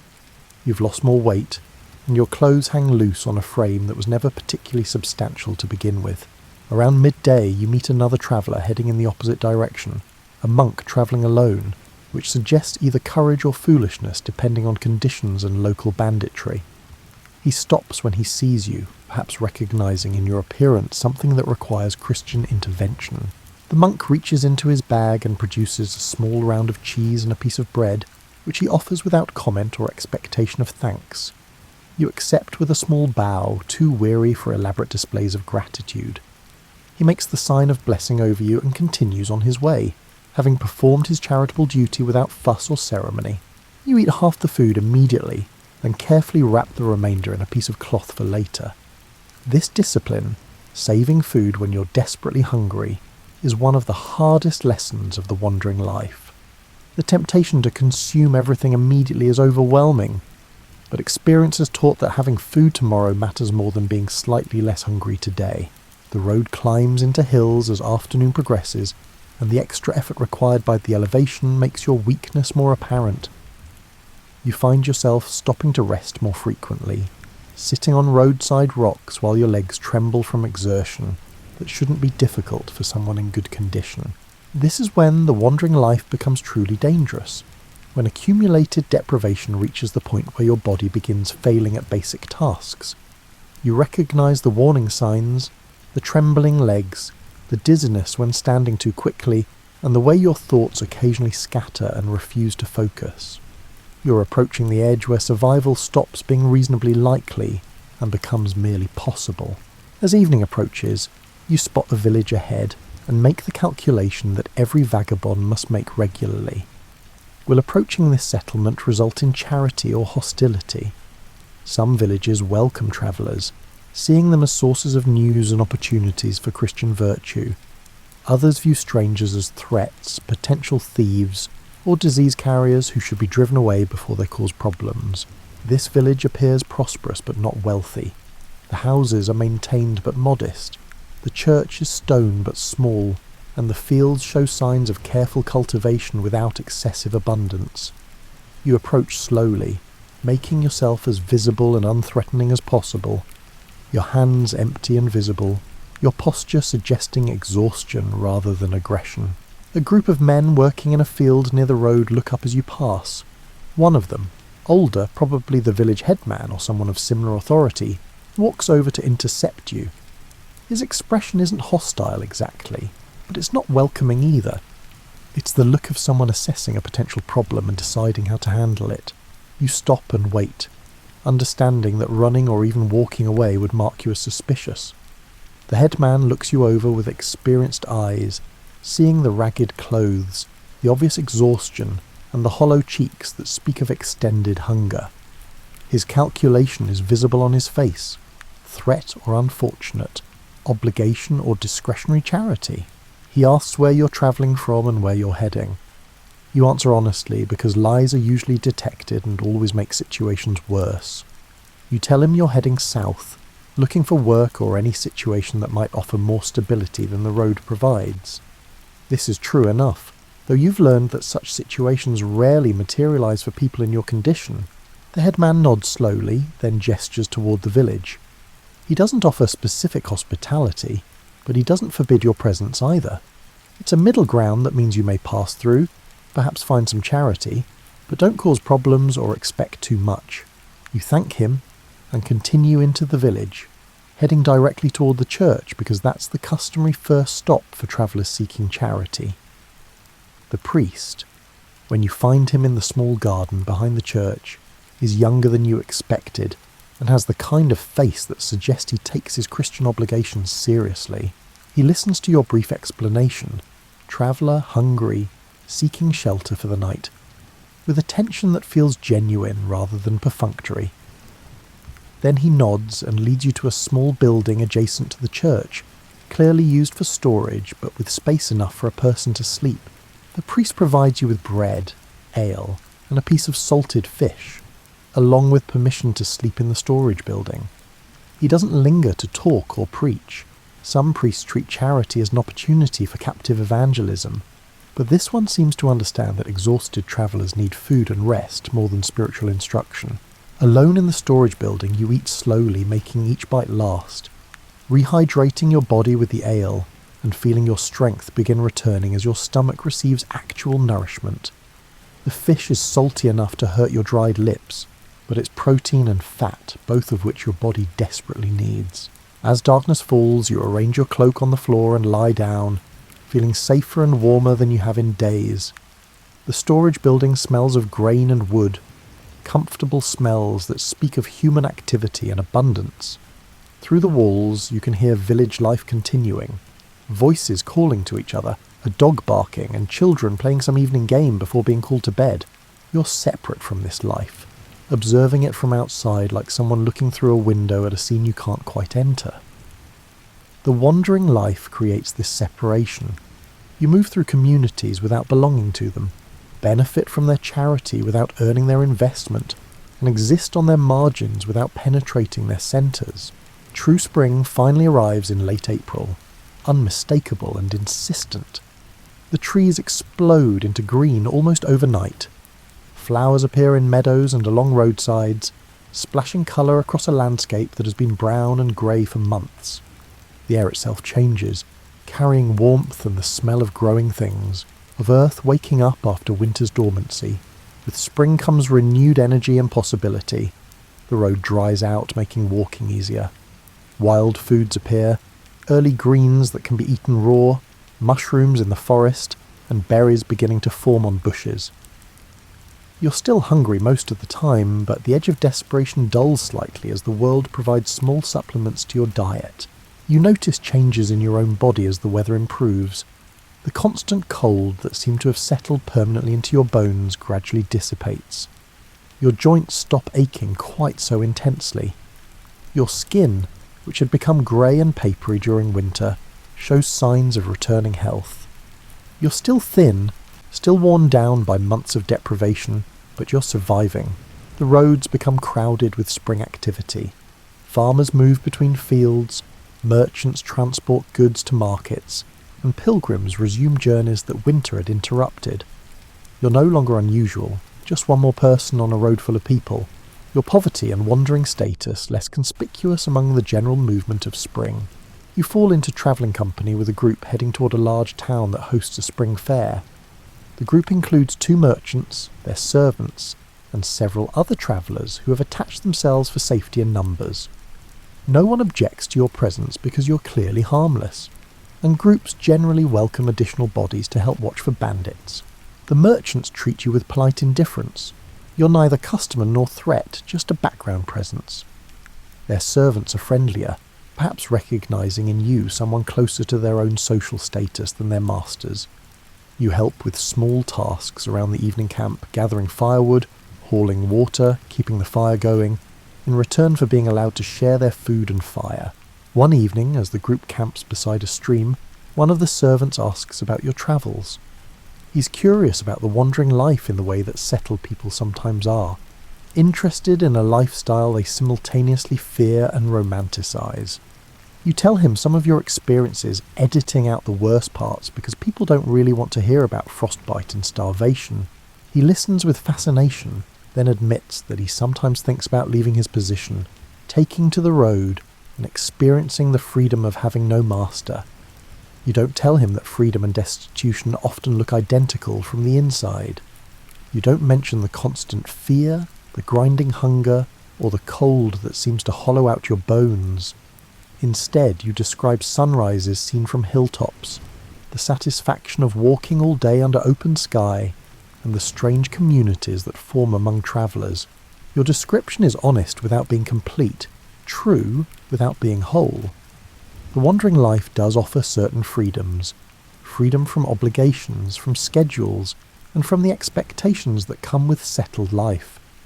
But these freedoms come at an enormous cost, and you're not certain the trade is worthwhile. Still, you don't say this to the servant because everyone needs their dreams of escape, their fantasies of alternative lives. The group reaches the town just as the spring fair is beginning. The fair transforms the town from a normal medieval settlement into a temporary city of commerce and entertainment. Merchants from distant regions set up elaborate stalls displaying goods from across Europe and beyond. Entertainers perform in the streets. Food vendors sell items that smell like paradise after months of bread and thin soup. You separate from the travelling group and wander through the fair, overwhelmed by the abundance and activity. There's more food visible in this single market than you've seen in the past 3 months combined. The colours, sounds and smells create a sensory experience so intense it's almost painful after the muted palette of winter roads.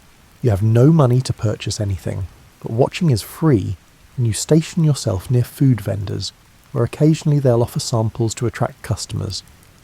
A baker gives you a piece of fresh bread, still warm, with butter that melts into the crumb. You eat it slowly, savouring each bite, understanding that this might be the best food you taste for weeks. As afternoon progresses, you drift toward an area where entertainers are performing. You recognise some of the acts, a juggler you saw last month, a pair of acrobats who might have been in that group you travelled with briefly. You don't approach them because entertainers' relationships with vagabonds are complicated.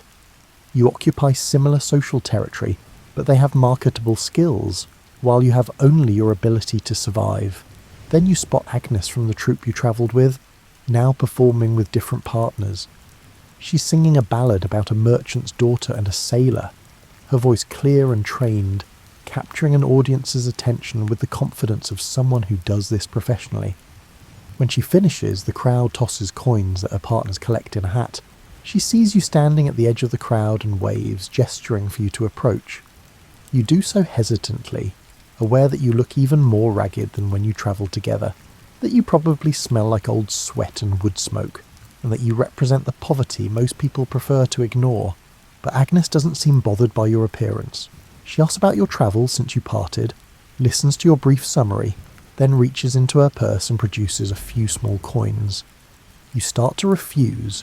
Pride is often the last thing poverty leaves intact, but she insists with a practicality that makes refusal seem churlish.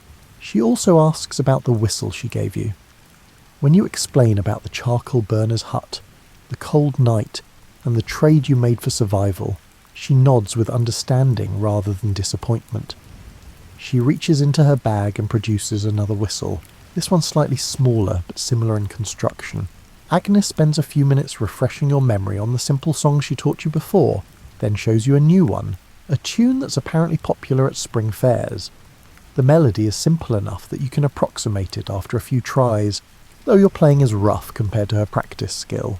Before she returns to her troupe, Agnes offers some advice that comes from her experience as someone who lives on the margins of settled society. She tells you that at fairs like this, there's often work for temporary labourers, loading and unloading merchant goods, helping construct and dismantle stalls, and performing simple tasks that regular workers don't have time for. The pay is minimal, but it's pay, and it might provide a few days of regular meals. You thank her, and she disappears back into the fair crowd, returning to her troupe and their next performance. Her kindness feels different from the charity you usually receive. It's practical rather than spiritual, offered from one marginal person to another without judgment or pity. Following her advice, you begin approaching merchants, asking if they need temporary help. Most refuse. They have their own servants and don't trust strangers. But eventually you find a spice merchant who agrees to pay you a few coins to help guard his stall overnight when theft becomes a significant risk. The work is simple. Sit near the merchant's goods, stay awake, and call for help if anyone tries to steal anything. You've spent months staying awake through uncomfortable nights, so this is easy by comparison. The merchant provides you with a meal before the night watch begins, meat pie and ale, the kind of substantial food you've been dreaming about, as you sit through the night watching the fair settle into sleeping quiet. You think about how strange it is to be paid for something you would gladly do for free just for the privilege of having food and a legitimate reason to be present. The coins the merchant will give you tomorrow represent more than their monetary value. They represent the difference between begging and earning, between being an object of charity and being a participant, however minor, in economic life. The fair continues for 3 more days, and you manage to find similar work each day. Simple labour that exhausted merchants need done, but their regular servants are too busy to handle. The pay is minimal, barely enough to buy food for the day, but you feel more human performing this work than you have in months of wandering. On the fair's final day, you use your accumulated coins to purchase practical supplies, a new pair of stockings to replace the ones falling apart on your feet, a small amount of dried meat that you can carry for when food becomes scarce again, and a piece of hard soap that will let you wash yourself and your clothes at the next stream you encounter. These purchases represent calculation and hope. The stockings will make walking easier and reduce the likelihood of blisters that might become infected. The dried meat could mean the difference between manageable hunger and dangerous starvation during a lean period. The soap acknowledges that maintaining hygiene matters even when you're homeless, that caring for yourself is an act of resistance against the degradation that poverty encourages. As the fair breaks up and merchants pack their goods for travel, you stand at a crossroads, both literal and metaphorical. The road continues in multiple directions, each leading to unknown destinations and uncertain outcomes. You've survived winter, learned skills that increase your chances of future survival, and created a small network of people who might remember you if your paths cross again. Late spring slides into early summer, and you find yourself covering territory you walked months ago during your first weeks on the road. The landscape looks different now, partly because the season has changed, partly because you've changed. The person who first walked these roads was unprepared for what the wandering life required. You're no longer that person. You've learned to read weather with accuracy that would impress farmers. You can tell from the morning sky whether rain will arrive by afternoon. You can feel in your joints when cold weather is approaching, even when the current day feels mild. You've learned which clouds promise gentle rain, and which threaten storms that require immediate shelter. You've developed an encyclopedic knowledge of edible plants that grow beside roads and in fields. You know that dandelion greens are best before the flowers appear, that wild garlic can be found in damp areas near streams, and that certain mushrooms are safe while similar-looking varieties are deadly. This knowledge has supplemented your diet during the worst periods of hunger, providing nutrition that kept you functioning when bread alone would have failed. You've mastered the art of fire-making under nearly any conditions. You can coax flame from damp wood using techniques learned from charcoal burners and other travellers. You know where to find dry tinder even after rain, how to protect a small flame from wind, and how to build a fire that provides maximum warmth with minimum fuel. Fire has become something you understand intimately rather than a mysterious phenomenon you either have or don't have. Your navigation skills have improved to the point where you rarely get lost anymore. You've learned to read the subtle signs that mark paths, the way grass grows differently where feet regularly pass, the worn patches on stones where travellers have stepped, and the arrangement of trees that suggests human traffic has influenced the landscape. You can estimate distances accurately and judge how long a journey will take based on terrain and conditions. More importantly, you've learned to read people, to distinguish between those likely to offer help and those best avoided. You can tell from body language whether someone will respond positively to a request for food, or whether approaching them will result in anger or violence. You've learned which social performances are expected: the grateful beggar, the humble petitioner, the entertaining storyteller, and the helpful labourer. You can shift between these roles as situations require, using performance as a survival tool. The wandering life has taught you about the structures that undergird medieval society, systems that settled, people take for granted but which become visible when you exist outside them. You've learned that charity is organised through networks of religious obligation that connect monasteries, churches and pious individuals into a safety net that barely functions but does function. Without this network, vagabonds would simply die in large numbers during winter. You've observed how fear governs many interactions between travellers and settled people. Villagers fear strangers because strangers might be thieves, might carry disease, or might disturb the delicate balance that allows their communities to function. This fear is rational. You've encountered travellers who were indeed dangerous, who survived through theft and violence rather than begging and labour. The challenge is that settled people can't easily distinguish between harmless vagabonds and genuine threats, so they treat all strangers with suspicion. You've come to understand that the wandering life exists in a strange space outside normal medieval social categories. You're not a serf bound to land, not a craftsman tied to a guild, not a merchant with capital and credit, and not a noble with inherited status. You're essentially outside the feudal system, which makes you simultaneously free and vulnerable. No lord protects you, but no lord can command you. No community supports you, but no community can demand your labour. This freedom has its attractions. You wake each day with no obligations beyond survival, no master to serve, and no schedule to follow. You can walk in any direction, stop when you choose, and make decisions based entirely on your own assessment of conditions. For someone who values autonomy, this represents a kind of liberty that bound peasants never experience. But the freedom is purchased at enormous cost. You have no safety net if you become injured or sick. No community feels obligated to support you during hard times. Your survival depends entirely on your own physical capacity and mental resilience.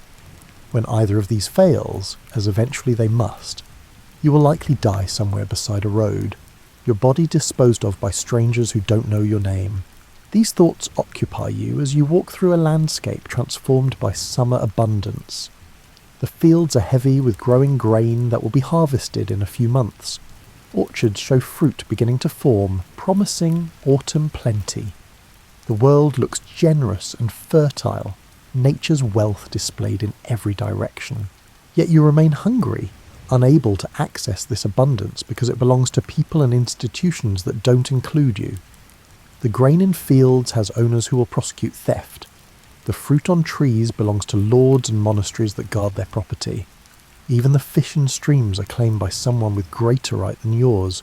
You walk through abundance while experiencing scarcity, surrounded by food you cannot eat without stealing. This contradiction reveals something fundamental about medieval society.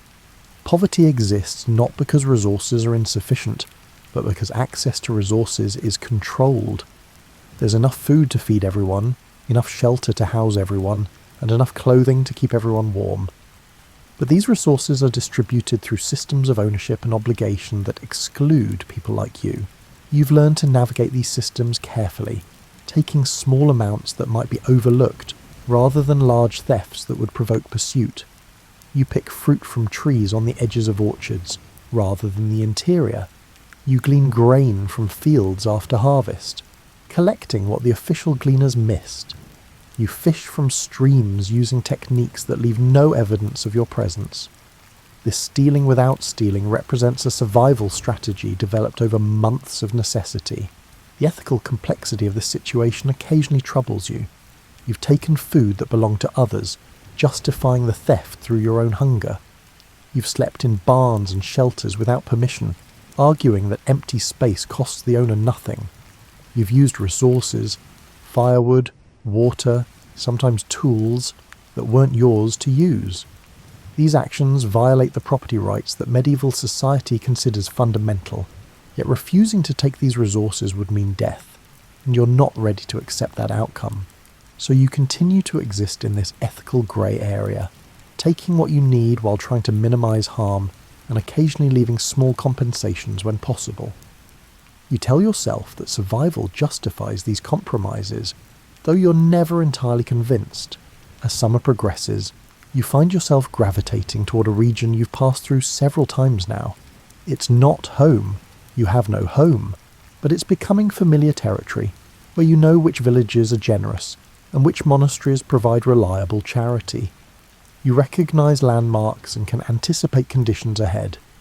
The landscape has stopped being threatening wilderness and become something more like a very large, uncomfortable room you know how to navigate. You encounter other regular wanderers, people who seem to travel similar circuits at similar times. You don't become friends exactly. The wandering life doesn't encourage deep connections. But you develop a nodding acquaintance based on repeated encounters. You share information about road conditions, warn each other about hostile villages or generous monasteries, and occasionally travel together for a few days before separating again.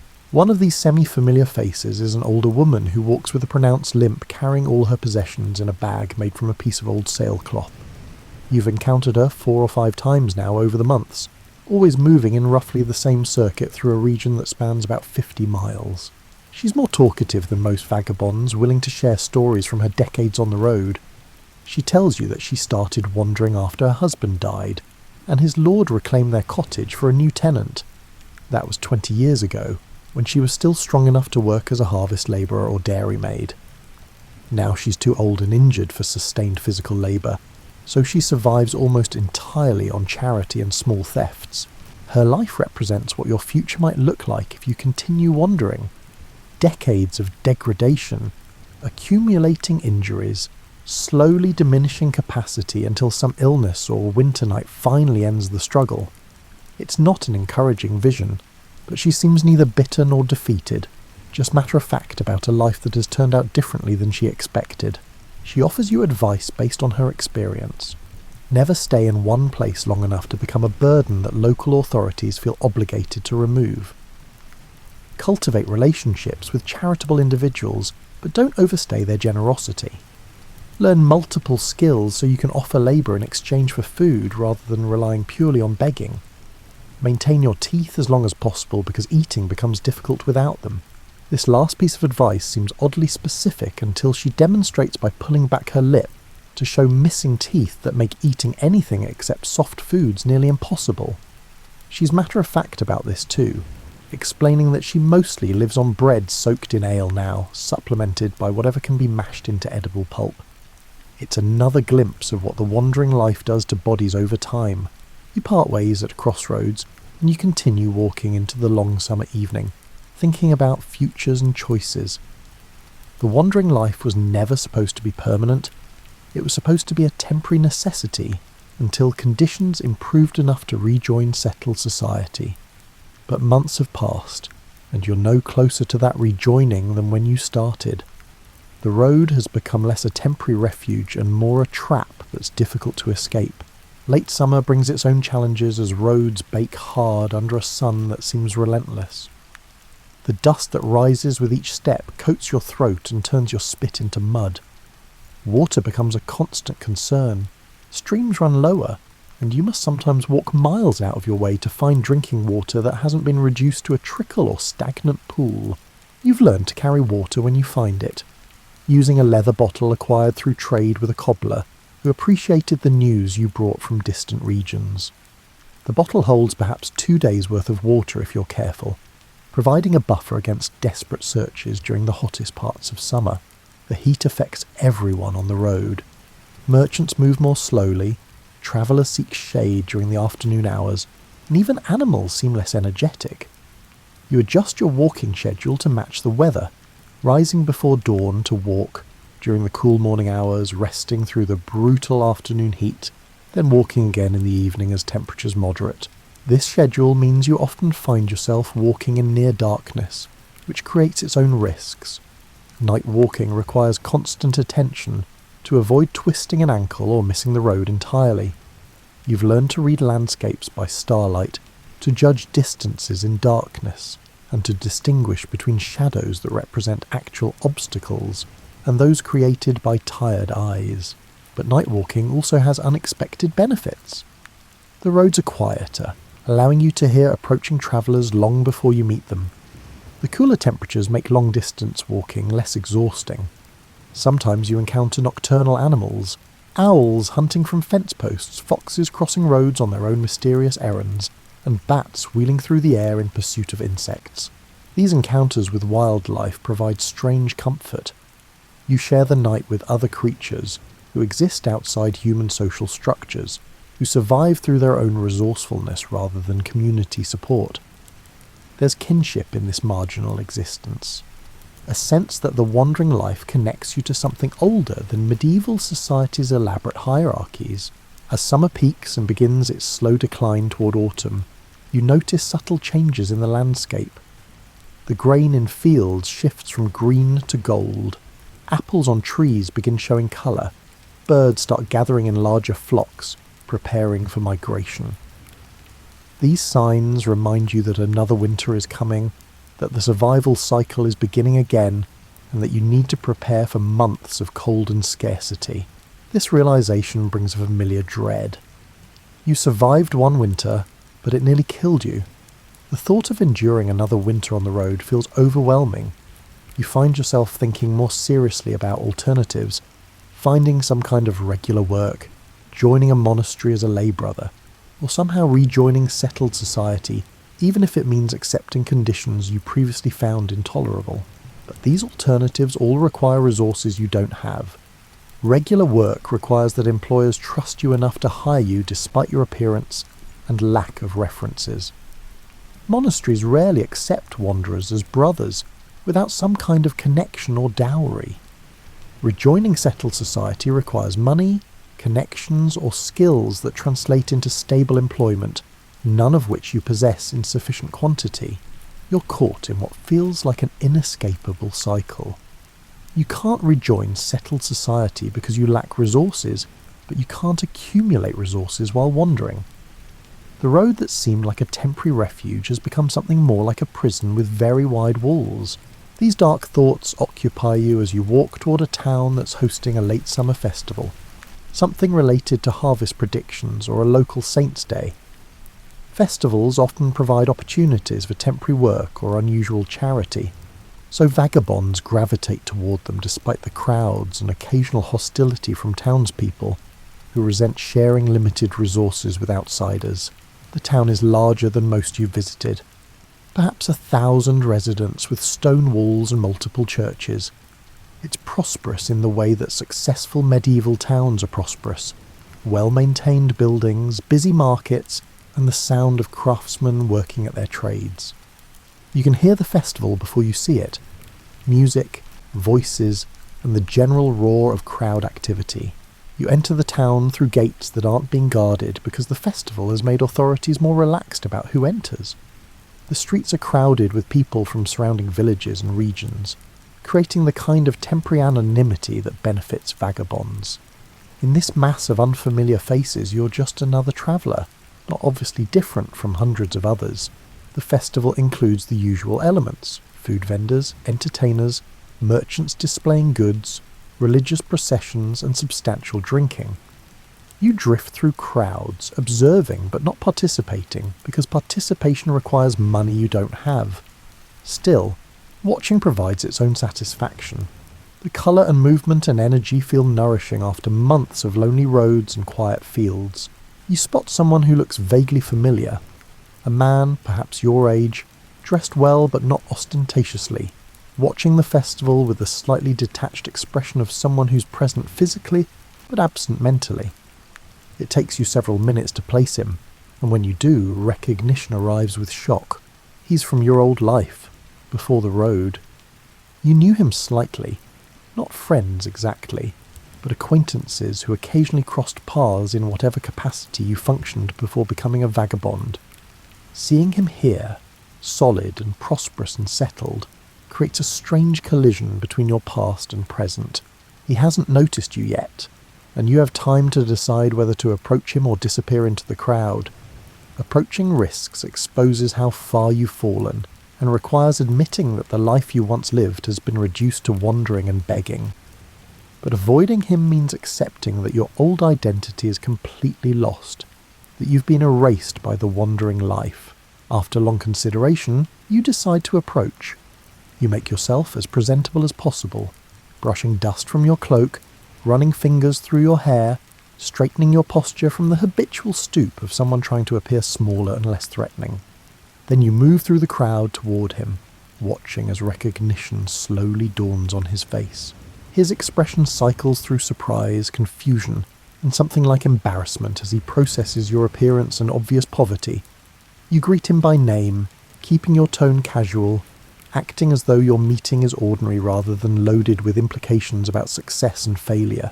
He recovers his composure and greets you politely, asking about your circumstances in the careful way that people ask questions they're not certain they want answered. You provide a brief, heavily edited version of how you came to be on the road, leaving out the worst parts and framing your wandering as more choice than necessity. He listens with the expression of someone performing a social obligation rather than showing genuine interest, and you understand that you're making him uncomfortable. Your presence reminds him that the security he takes for granted is fragile, that disaster can transform anyone from settled citizen to homeless wanderer. You're a walking cautionary tale, an embodiment of fears he'd prefer to ignore. The conversation is brief and ends with him offering you a few coins, not enough to fundamentally change your circumstances, but enough to buy several meals. You accept with thanks that are genuine despite your complicated feelings about the exchange. He disappears back into the festival crowd, probably relieved to escape your presence. You stand holding the coins, thinking about what just happened. Those few minutes of conversation have forced you to see yourself through someone else's eyes, to recognise how completely the wandering life has transformed you. You're no longer recognisable as whatever you used to be. You've become something else entirely, a vagabond, a wanderer, someone who exists outside the social categories that define identity in medieval society. This realisation is both liberating and devastating. Liberating because it means you're finally accepting what you've become, rather than clinging to a past that no longer exists.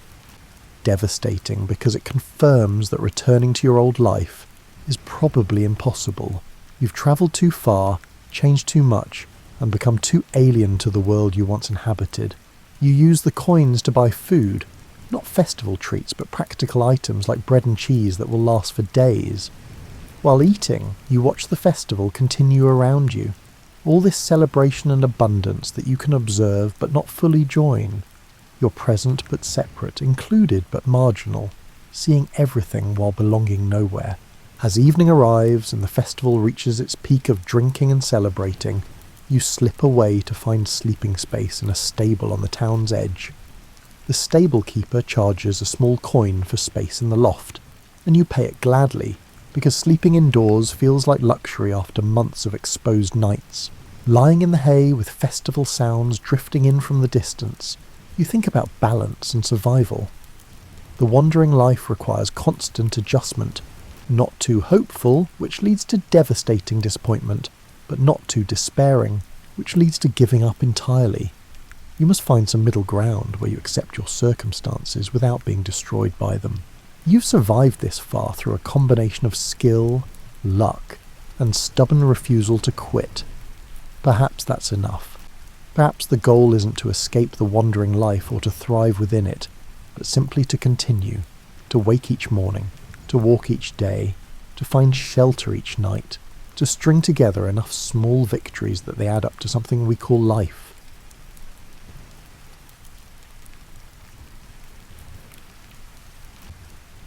Imagine you're standing at the edge of a vast tropical forest that stretches from horizon to horizon like a green ocean frozen in time.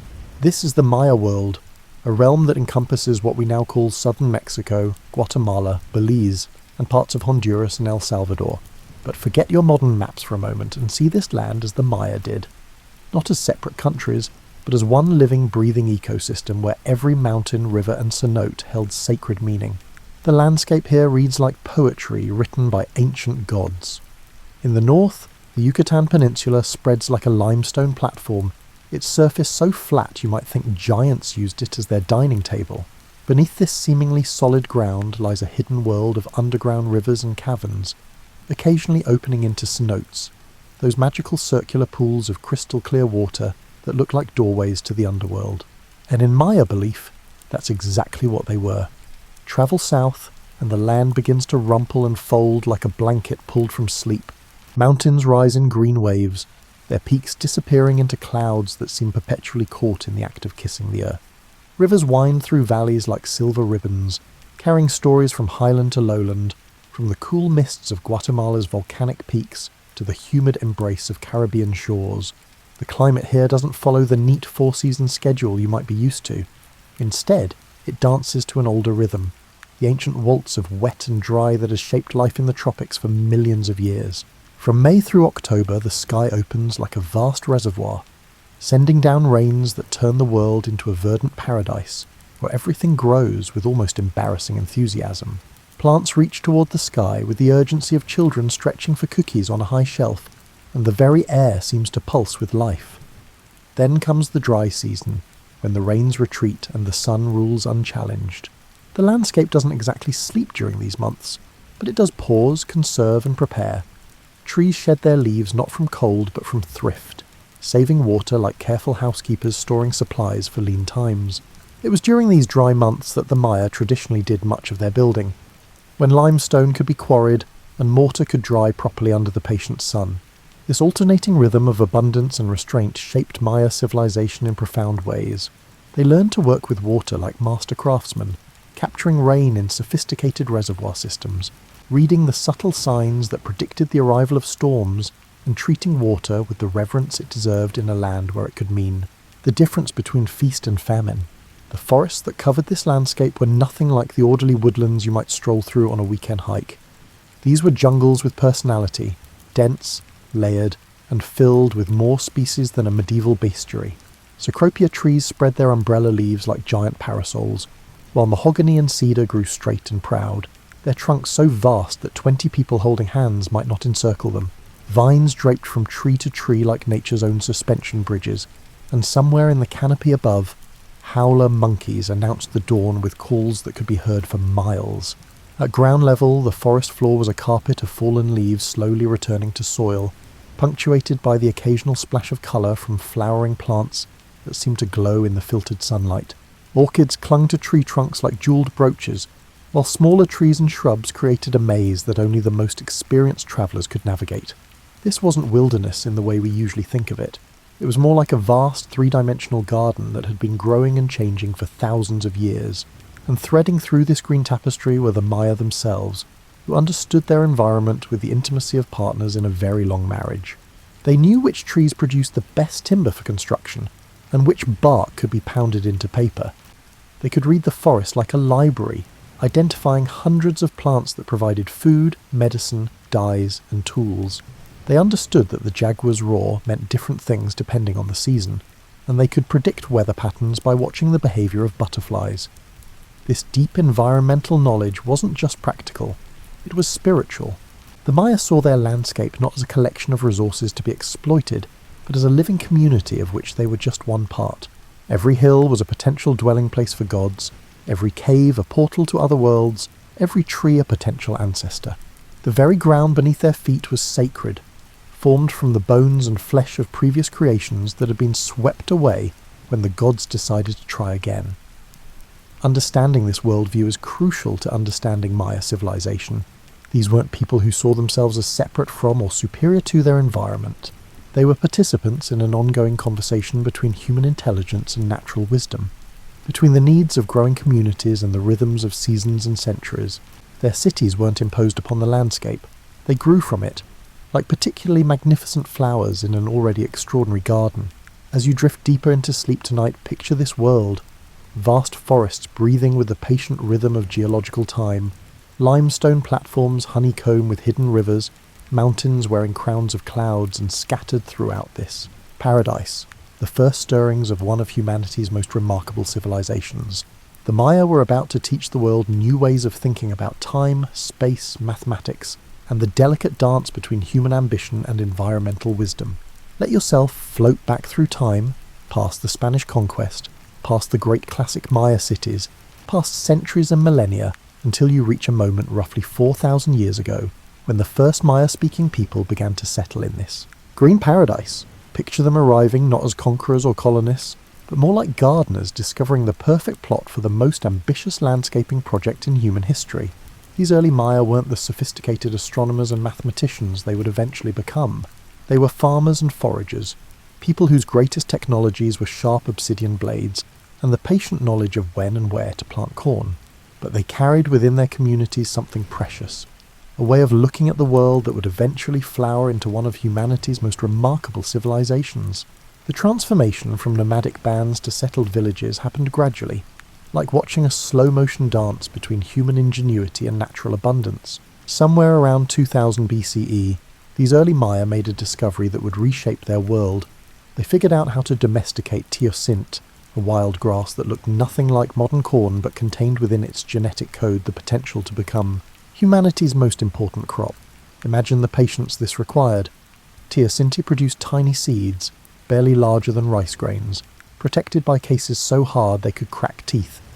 Most people would have dismissed it as a poor food source and moved on to easier pickings, but the Maya saw potential where others saw problems. Generation after generation, they selected plants with slightly larger seeds, slightly softer cases, slightly more convenient growth patterns. They were essentially having a conversation with corn itself, each growing season another exchange in a dialogue that would continue for thousands of years. This agricultural revolution wasn't just about food, it was about time. Once the Maya could count on corn harvest to feed their communities, they could afford to have some people do things other than search for daily sustenance. Some could specialize in making better tools, others could experiment with new building techniques, and a few could spend their time watching the sky and wondering about the patterns they saw there. The earliest Maya villages were modest affairs that would look almost cozy by modern standards. Houses were built from local materials with the kind of practical wisdom that comes from intimate knowledge of local conditions.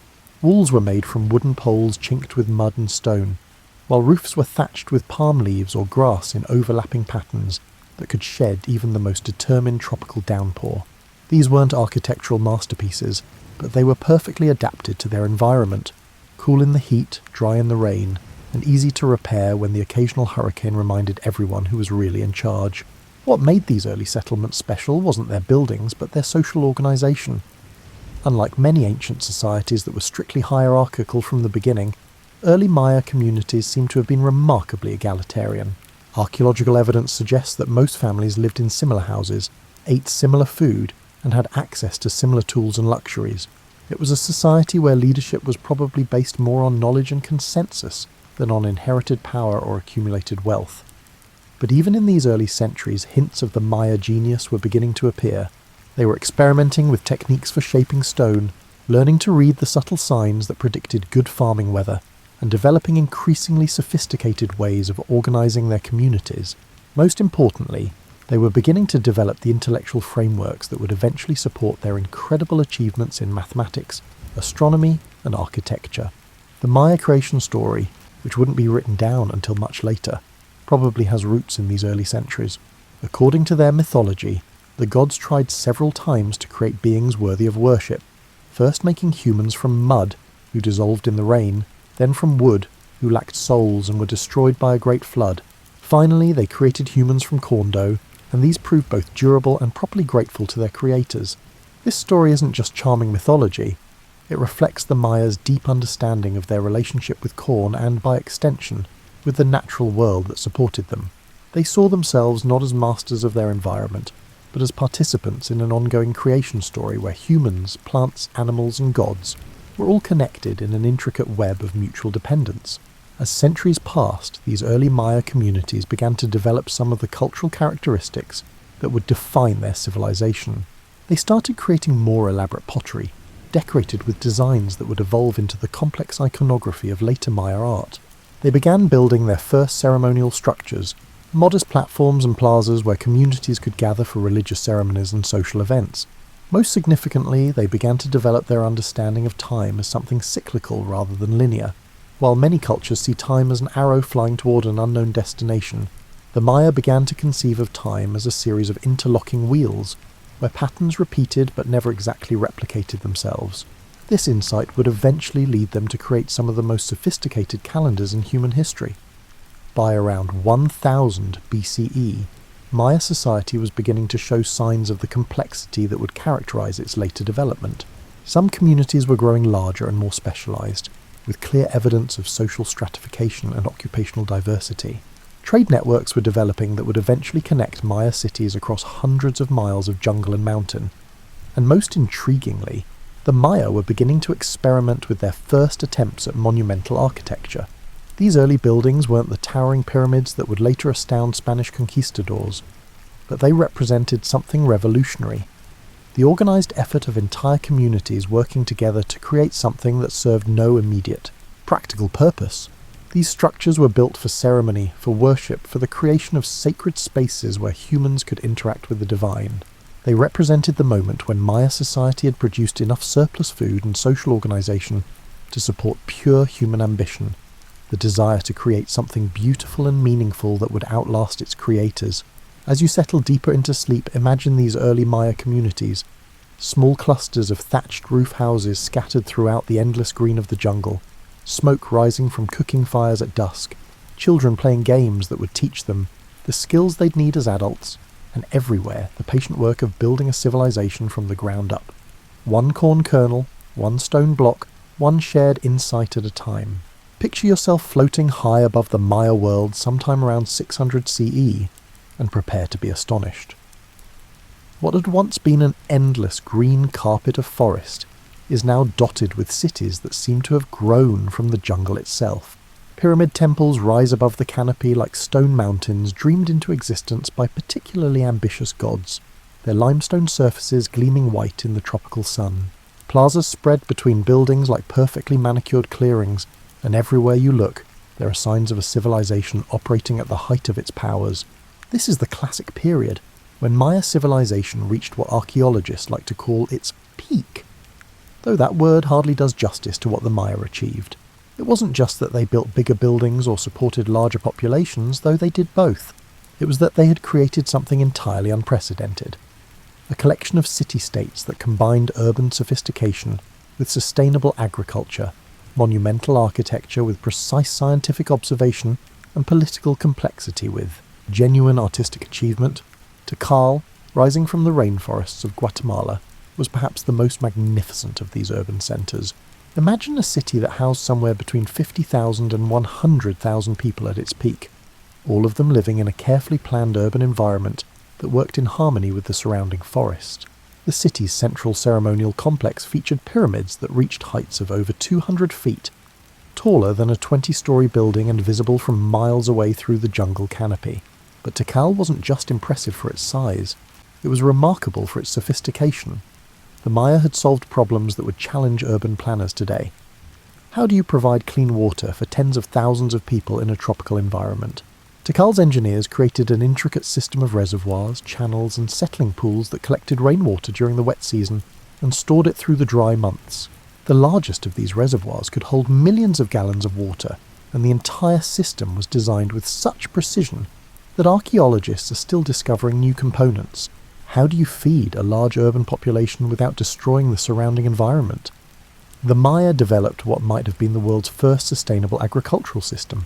Instead of clearing vast fields for monoculture farming, they created what archaeologists call forest gardens, carefully managed areas where useful trees, shrubs, and ground plants grew together in productive harmony. They raised the fields in swampy areas using a technique called raised field agriculture, creating elevated plots that provided excellent drainage while building incredibly fertile soil from composted aquatic plants.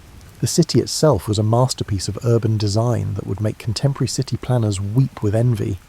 Different neighbourhoods were connected by raised stone causeways that remained passable even during the wettest months of the rainy season. Public spaces were designed to accommodate both daily activities and massive ceremonial gatherings.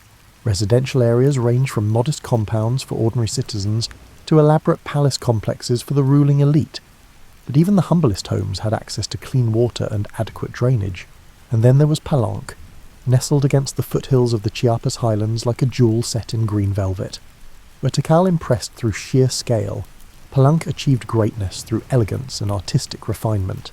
The famous Temple of the Inscriptions, built as a tomb for the ruler Kinich Jana Pakal, represents perhaps the pinnacle of Maya architectural achievement, a building that functions simultaneously as religious temple, royal mausoleum, and artistic masterpiece.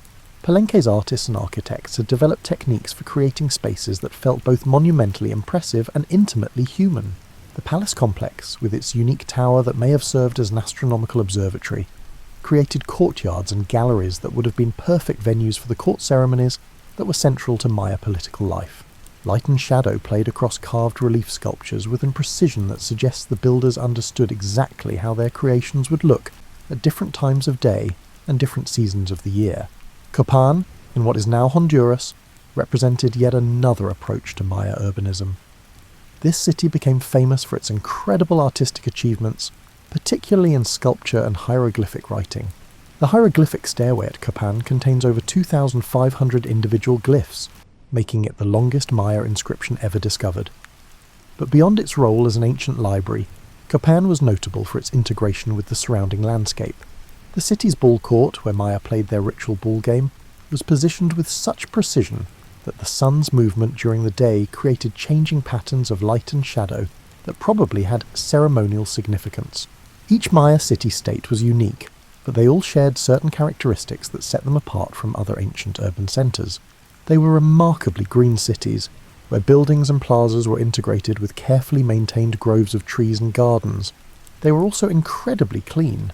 Maya cities had sophisticated waste management systems and maintained public spaces with a level of civic pride that would be admirable in any era. The cities were also centres of learning and artistic creation, on a scale that rivaled anywhere in the ancient world.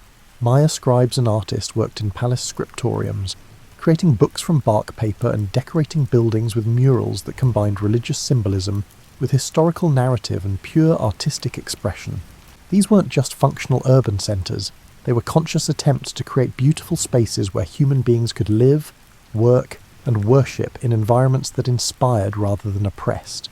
Perhaps most remarkably, these cities weren't created through slave labour or imperial conquest, in the way that many ancient urban centres were built. Archaeological evidence suggests that Maya cities grew through the voluntary association of farming communities, craft specialists, and ruling elites who found mutual benefit in urban cooperation. The magnificent buildings were constructed by communities working together during the agricultural off-season, when farming demands were lighter and people had time for monumental projects. By 600 CE, dozens of these remarkable cities dotted the Maya landscape, each one a unique experiment in how human beings might live together in large, complex societies. They were connected by trade routes that carried not just goods, but ideas, artistic styles, and technological innovations across hundreds of miles of jungle and mountain. A merchant travelling from Palenque to Copan would have found familiar architectural styles, similar religious practices, and inscriptions written in the same hieroglyphic system, but also distinctive local variations that made each city a unique cultural centre. These weren't just cities, they were dreams made manifest in stone and mortar, testimony to what human beings can achieve when they combine practical intelligence with spiritual vision and artistic ambition. As you drift towards sleep, imagine yourself walking through one of these ancient urban centres at dusk, when cooking fires began to twinkle in residential compounds, and the last light of day painted the limestone pyramids in shades of gold and rose. Imagine you're sitting with a Maya astronomer on the top of a pyramid temple sometime around 700 CE, watching the sunset while she explains her latest calculations about Venus cycles. The sky above you is beginning to fill with stars that seem close enough to touch in the clear tropical air, and in her hands are bark paper books filled with numbers and glyphs that record centuries of careful observation. This Maya scholar can tell you precisely when Venus will next appear as the morning star, when the next solar eclipse will occur, and how many days have passed since the current world began. She can calculate these things more accurately than any astronomer in Europe will be able to do for another 500 years, and she'll explain all of this not as abstract mathematics, but as part of a grand cosmic story where numbers and narratives, science and spirituality are all aspects of the same profound truth about how the universe works. The Maya approached knowledge differently than we often do today, where we tend to separate science from religion, mathematics from storytelling, and practical skills from spiritual practices. The Maya saw all knowledge as interconnected aspects of understanding creation itself. Their numbers were sacred, their stories were scientifically precise, and their practical achievements grew from spiritual insights about the nature of reality. Consider their mathematics, which was arguably more sophisticated than anything being done in Europe at the same time. The Maya were among the first peoples in the world to develop a true concept of zero, not just as the absence of something, but as a number in its own right that could be used in calculations. Their number system was vigesimal, based on 20s rather than our familiar base 10 system, which actually made certain types of calculations easier and more elegant. But Maya mathematics wasn't developed primarily for trade or engineering, though it certainly served those purposes. It was created to understand time itself. The Maya were obsessed with temporal patterns in the way that some people today are obsessed with sports statistics or stock market fluctuations. They tracked cycles within cycles within cycles, creating calendars that could predict events not just years, but thousands of years into the future. Their most famous calendar, often called the Long Count, measured time from a creation date in 3114 BCE, and could track individual days across spans of over 5,000 years. But that was just one of several interlocking calendar systems they used simultaneously. The sacred calendar, or Zolkin, was a 260-day cycle that combined 20-day names with 13 numbers in combinations that were used for divination and ceremony. The solar calendar, or Hab, tracked a 365-day year with 18 months of 20 days each, plus 5 extra days that were considered especially dangerous. These calendars worked together like gears in an incredibly complex celestial machine. Every day had multiple names and numbers depending on which calendar you consulted, and the combinations created patterns that repeated on different scales. Some every 52 years, others every 18,980 years. A Maya calendar priest could tell you not just what day it was, but where that day fit into cosmic cycles that connected the present moment to the very creation of the universe. This mathematical precision served a practical purpose. Maya farmers needed to know exactly when to plant their crops, when to expect rains, and when to prepare for dry seasons. Maya rulers needed to schedule ceremonies at astrologically auspicious times, and Maya traders needed to coordinate their activities across hundreds of miles of jungle. But beyond these practical applications, Maya calendars were expressions of a worldview that saw time not as an arrow flying toward an unknown destination, but as a spiral staircase where similar events occurred at higher and higher levels of complexity. Their astronomical observations were equally sophisticated. Maya astronomers tracked not just the obvious cycles of the sun and moon, but the more subtle movements of Venus, Mars, Jupiter, and other celestial bodies. They knew that Venus takes exactly 584 days to complete its cycle from morning star to evening star and back again, and they had calculated this more accurately than European astronomers would manage until the age of telescopes. They also understood eclipse cycles and could predict both solar and lunar eclipses years in advance. This wasn't just academic curiosity. Eclipses were considered potentially dangerous events that required proper ceremonies to ensure that the sun or moon would return safely. Maya rulers often scheduled major military campaigns to coincide with astronomical events, believing that cosmic conditions could influence the outcomes of earthly conflicts. But perhaps most remarkably, the Maya understood that their astronomical observations were imperfect and needed constant correction. They knew that their 365-day solar year was slightly too short, and had developed methods for adjusting their calendars to account for the accumulation of small errors over long periods.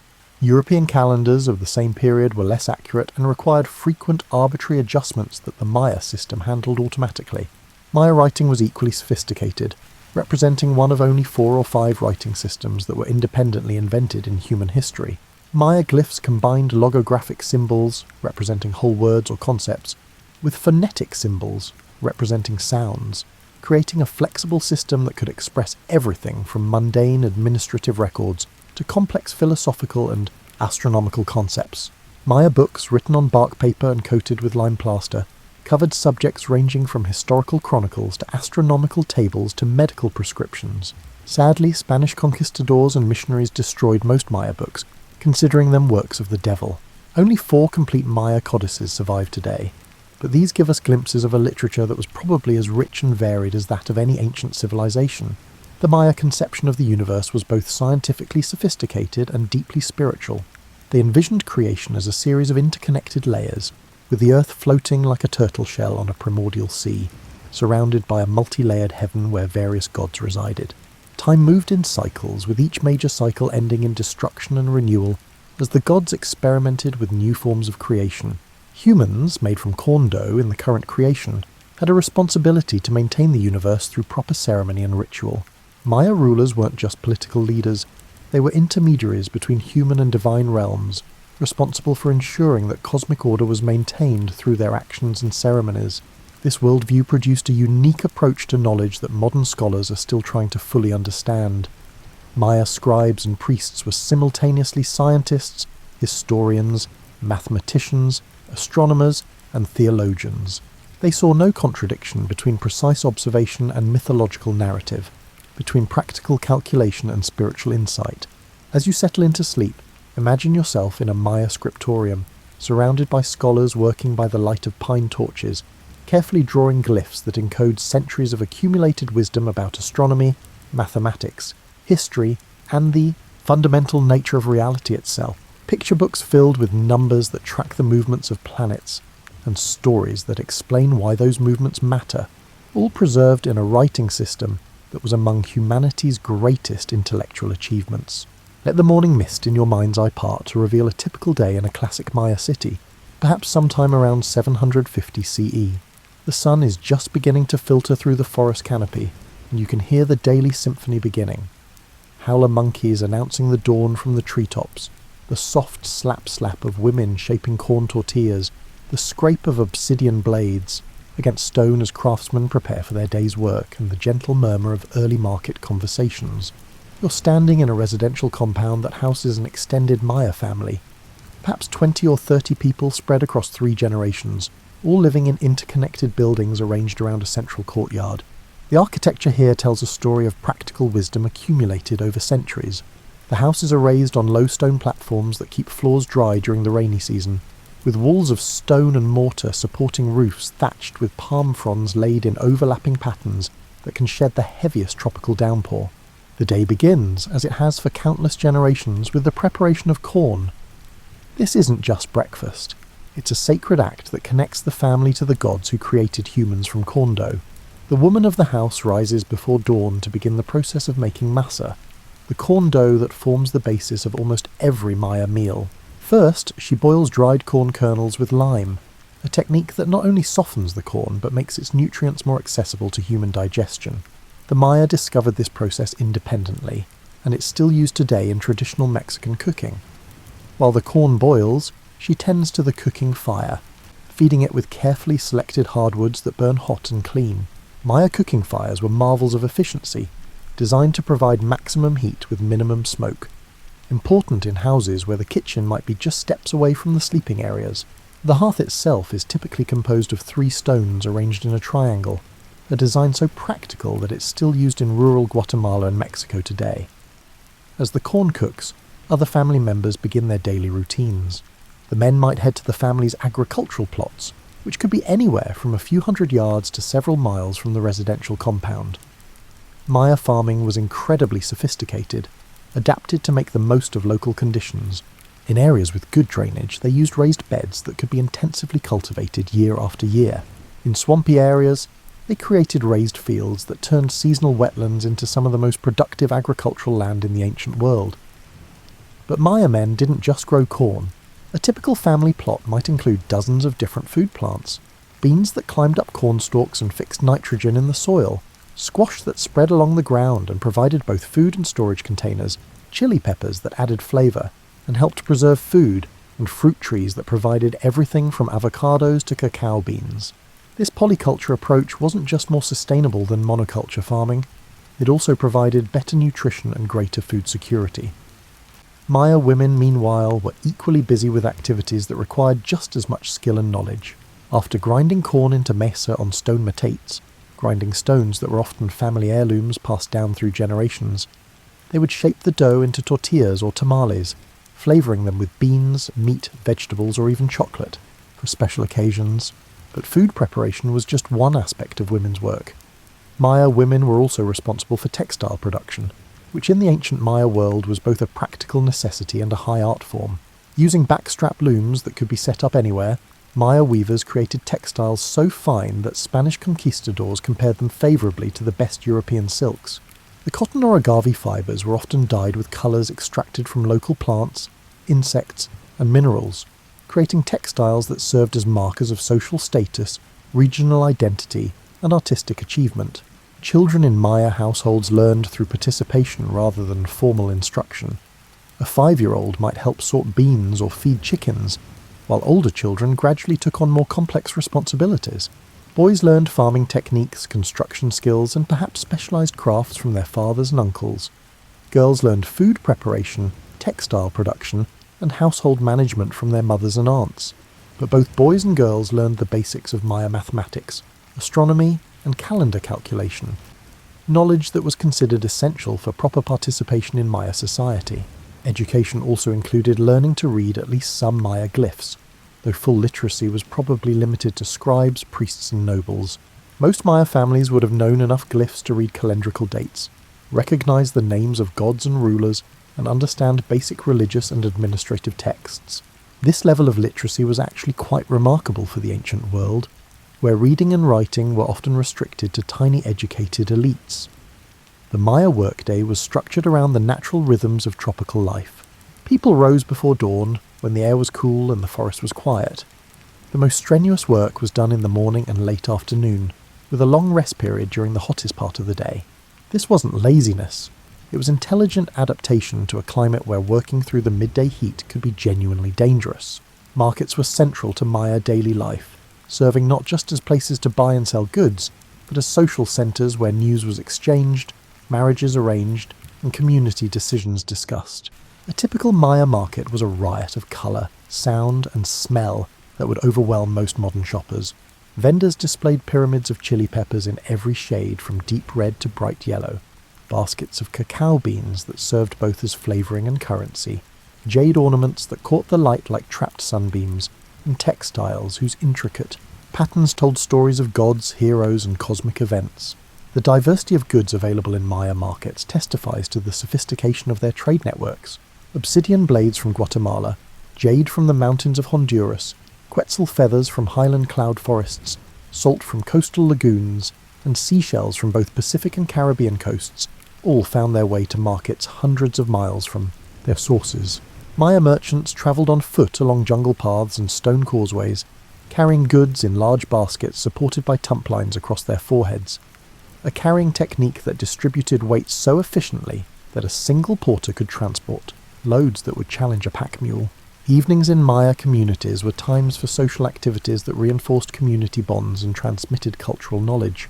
Extended families gathered around cooking fires to share meals and stories, with older relatives recounting traditional tales that preserved historical memory and moral instruction. These weren't just entertainment.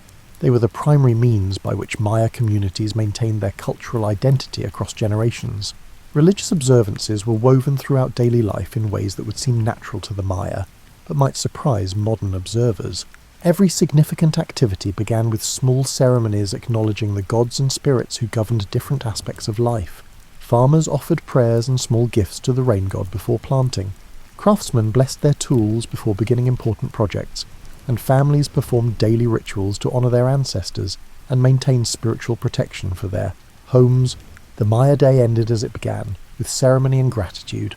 As cooking fires burned low and families prepared for sleep, they might offer thanks to the gods for the day's blessings and protection, burn incense to purify their living spaces, and recite prayers that connected their daily activities to the larger cosmic order that gave meaning to Maya life.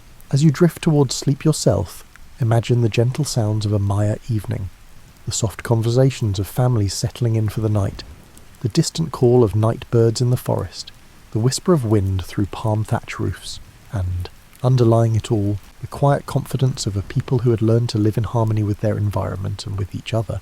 Picture yourself floating above the Maya world sometime around 900 CE, and notice that something has changed in the forest below.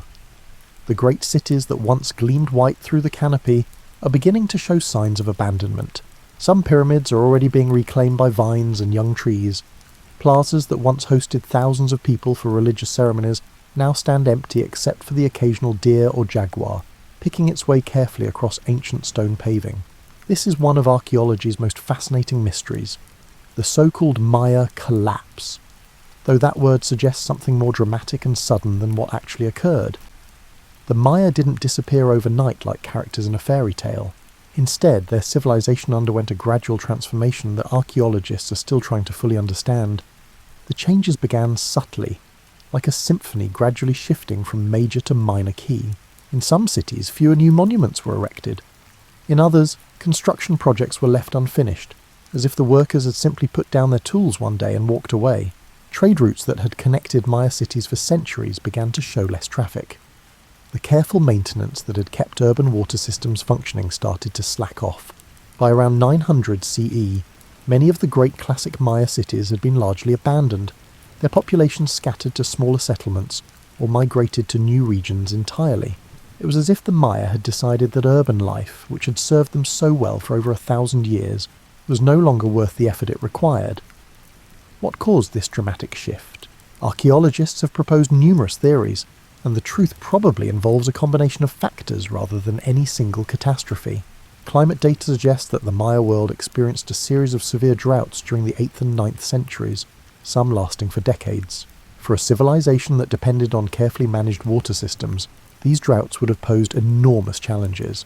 Imagine trying to maintain a city of 50,000 people when your reservoirs are running dry and the rains that usually refill them keep failing to arrive. Maya engineers had designed their urban water systems to handle normal variations in rainfall, but they hadn't planned for the kind of extended dry periods that apparently occurred during this time. As water became scarce, urban populations would have been forced to disperse to areas where smaller-scale farming and water collection were more viable. But climate change alone probably wouldn't have caused such widespread urban abandonment. Maya cities had survived droughts before and had developed sophisticated methods for water conservation and management. Something else must have made their urban centres less resilient than they had been in earlier centuries. One possibility is that Maya cities had simply grown too large and complex for their own good. By the 8th century, some Maya urban centres supported populations that strained even their sophisticated agricultural and water management systems. When environmental stresses occurred, these large concentrations of people may have become unsustainable. There's also evidence for increasing warfare between Maya city-states during this period. Earlier Maya conflicts had been relatively limited affairs, more like elaborate tournaments than wars of conquest. But by the late Classic period, Maya warfare seems to have become more destructive, with cities being attacked not just for prestige or tribute, but for complete conquest and destruction. This escalation in violence may have been both a cause and a consequence of the other stresses affecting Maya society. As resources became scarcer due to drought and overpopulation, competition between cities intensified. As warfare became more destructive, it became harder for cities to maintain the cooperative relationships that had allowed Maya civilization to flourish. Political factors also played a role. The elaborate royal courts that had governed Maya cities required enormous resources to maintain. Kings and nobles needed magnificent palaces, elaborate ceremonies, and costly trade goods to demonstrate their divine authority and maintain political legitimacy. As economic stress increased, these costs may have become increasingly burdensome for ordinary Maya farmers and craftsmen. Archaeological evidence suggests that during this period, the gap between Maya elites and commoners was growing wider. While nobles continued to build elaborate palaces and fill their tombs with jade and gold, ordinary Maya households show signs of economic stress and reduced access to luxury goods. This growing inequality may have undermined the social cohesion that had made large Maya cities possible. But perhaps most importantly, the environmental knowledge that had allowed the Maya to create sustainable urban centres in tropical forests was being forgotten or ignored. As cities grew larger and more complex, their inhabitants may have become increasingly disconnected from the natural systems that supported them.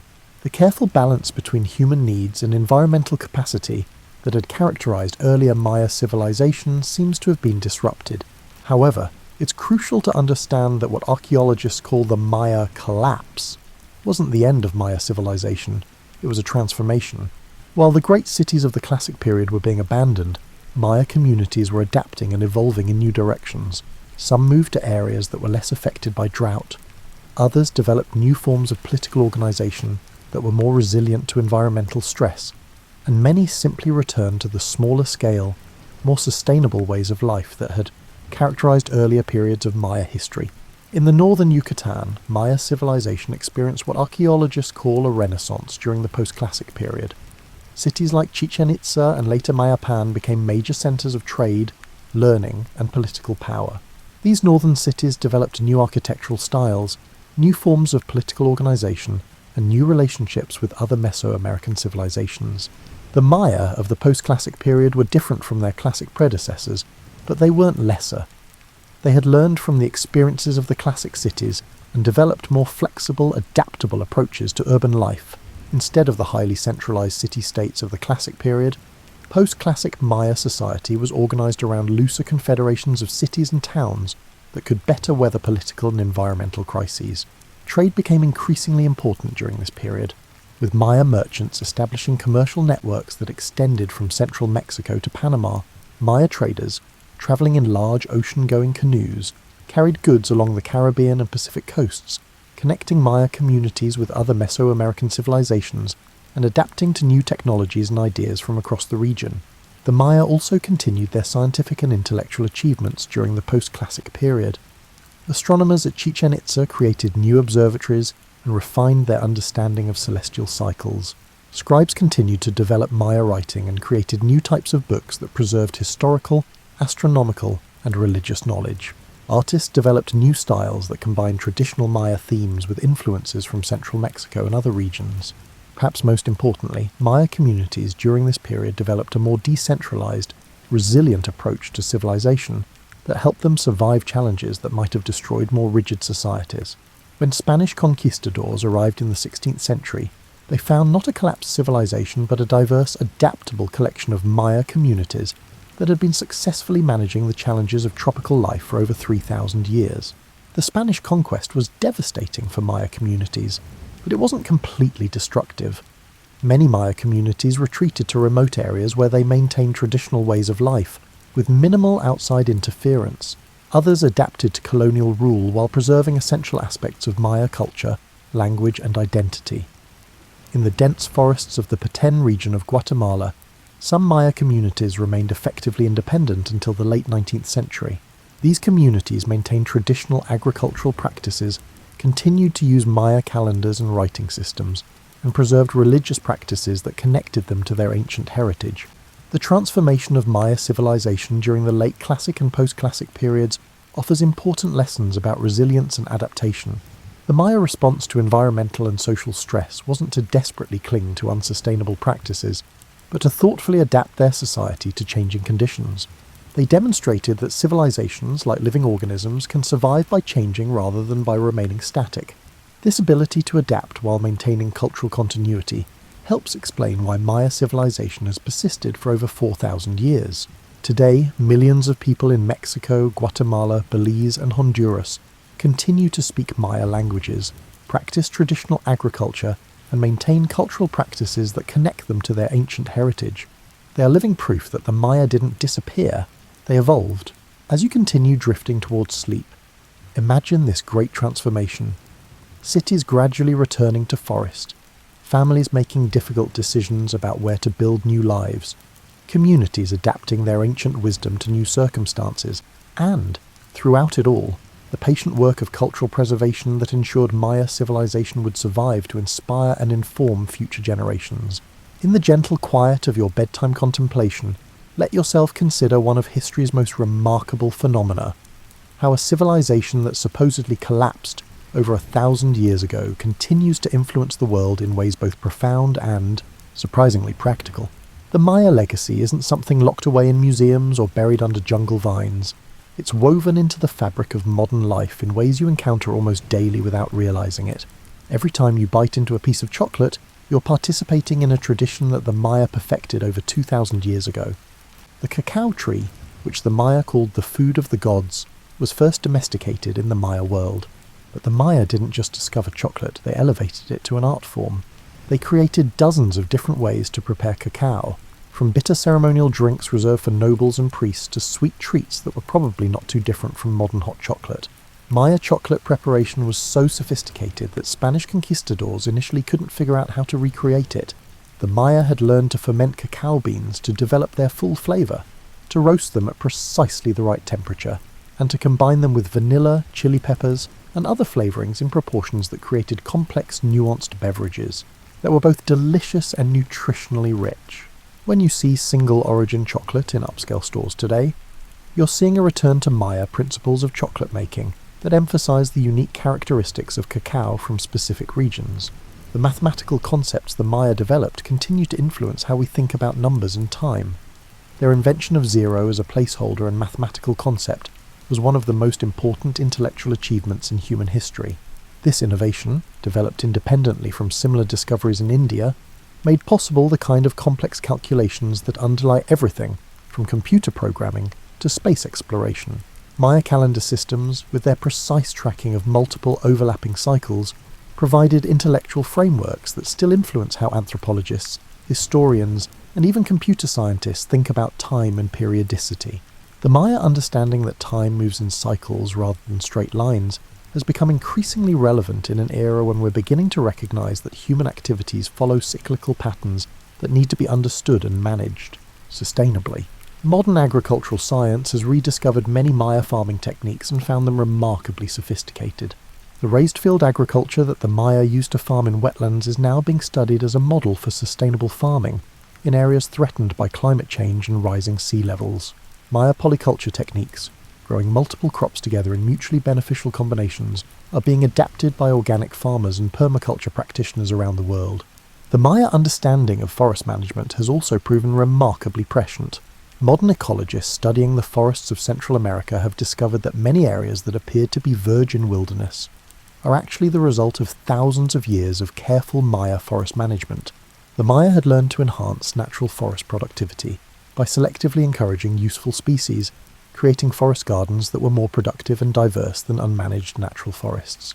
This knowledge is now being applied in conservation projects throughout the tropics. Instead of trying to preserve forests by keeping people out of them, conservationists are learning to work with indigenous communities who have maintained traditional ecological knowledge that can inform sustainable forest management.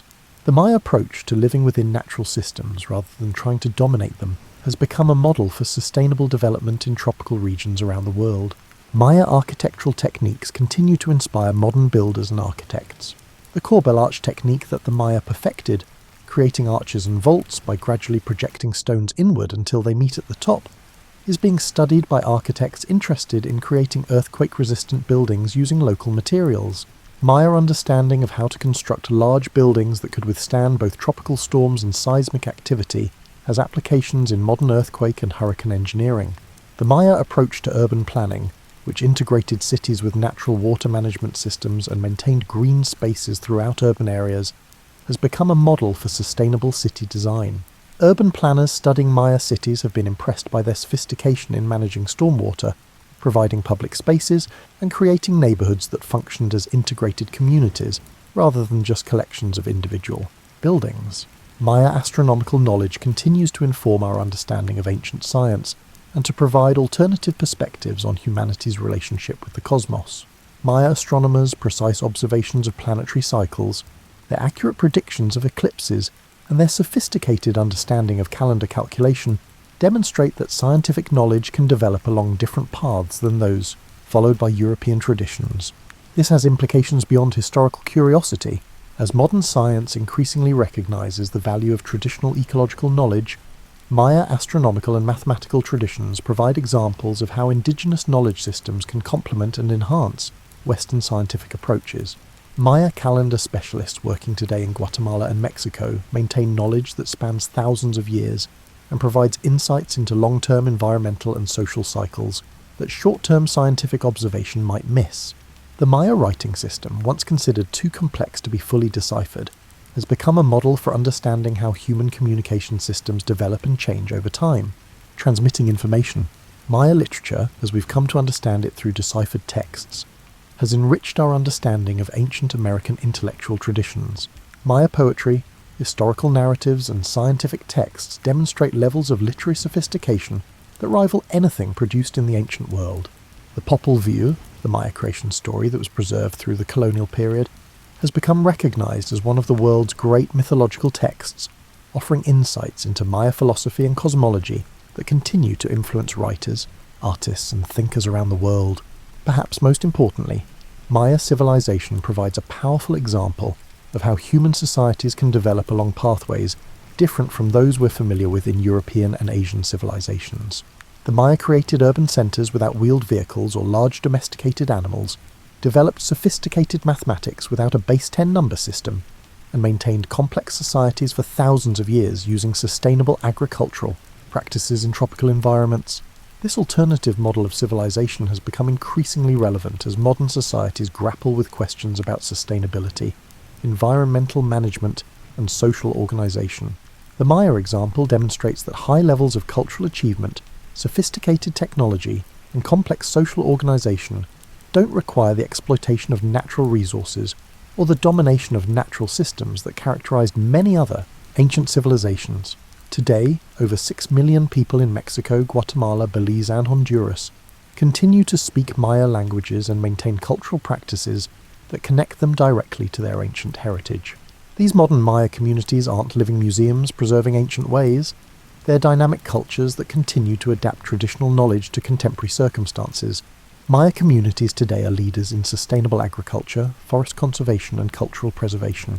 They maintain traditional calendar systems alongside modern timekeeping, practice traditional medicine alongside modern healthcare, and use traditional ecological knowledge to inform contemporary environmental management. They represent living proof that the Maya legacy isn't just historical, it's a continuing contribution to human knowledge and wisdom. As you settle into the final moments before sleep, consider that the Maya story isn't really finished. It's still being written by communities throughout Central America who maintain ancient traditions while adapting to contemporary challenges. The pyramids rising from jungle canopies, the sophisticated mathematics encoded in ancient calendars, and the sustainable agricultural practices developed over millennia, all continue to offer insights and inspiration to anyone willing to listen to. The whispers of ancient wisdom that still echo through the forests of Maya country. In these quiet moments, before sleep carries you away from the Maya world and back to your own time, let yourself rest in the knowledge that you've just completed a journey through one of humanity's most remarkable experiments in living. The Maya weren't just another ancient civilization that rose and fell like so many others. They were pioneers in sustainable living, mathematical thinking, and the delicate art of creating complex societies that could thrive within rather than despite their natural environments. Tonight, as you've travelled through time and jungle, you've witnessed the birth of cities that grew like magnificent trees from tropical soil, seen mathematical concepts develop that still influence how we understand the universe, and watched agricultural techniques emerge that modern science is only now beginning to fully appreciate. You've walked through markets filled with goods carried hundreds of miles through jungle paths, listened to astronomical observations that were more accurate than anything Europe would achieve for centuries, and observed daily life in communities that had learned to balance individual ambition with collective wisdom. The Maya story is ultimately about adaptation and resilience. When their great classic cities could no longer be sustained, the Maya didn't simply disappear, they evolved. They created new forms of social organization, developed new relationships with their environment, and maintained the essential elements of their culture through changes that would have destroyed less flexible civilizations. This capacity for thoughtful adaptation has allowed Maya culture to survive for over 4,000 years, making it one of the longest continuing civilizations in human history. The same intellectual traditions that produced the mathematical concept of zero and calculated the movements of planets with extraordinary precision continue today in Maya communities that maintain traditional calendars, practice sustainable. Perhaps this is the most important lesson the Maya offer to our contemporary world, that sustainability isn't about returning to some imagined simpler past, but about developing the wisdom to create complex societies that work in harmony with nature, systems rather than in opposition to them. The Maya demonstrated that human beings can build cities, develop sophisticated technologies, and create great art without destroying the environments that sustain them.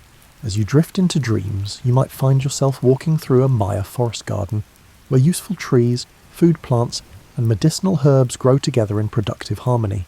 Or perhaps you'll dream of astronomers on pyramid tops, calculating the precise moment when Venus will next appear as the morning star. Maybe you'll find yourself in a Maya scriptorium, watching scribes carefully draw glyphs that encode both practical information and sacred stories.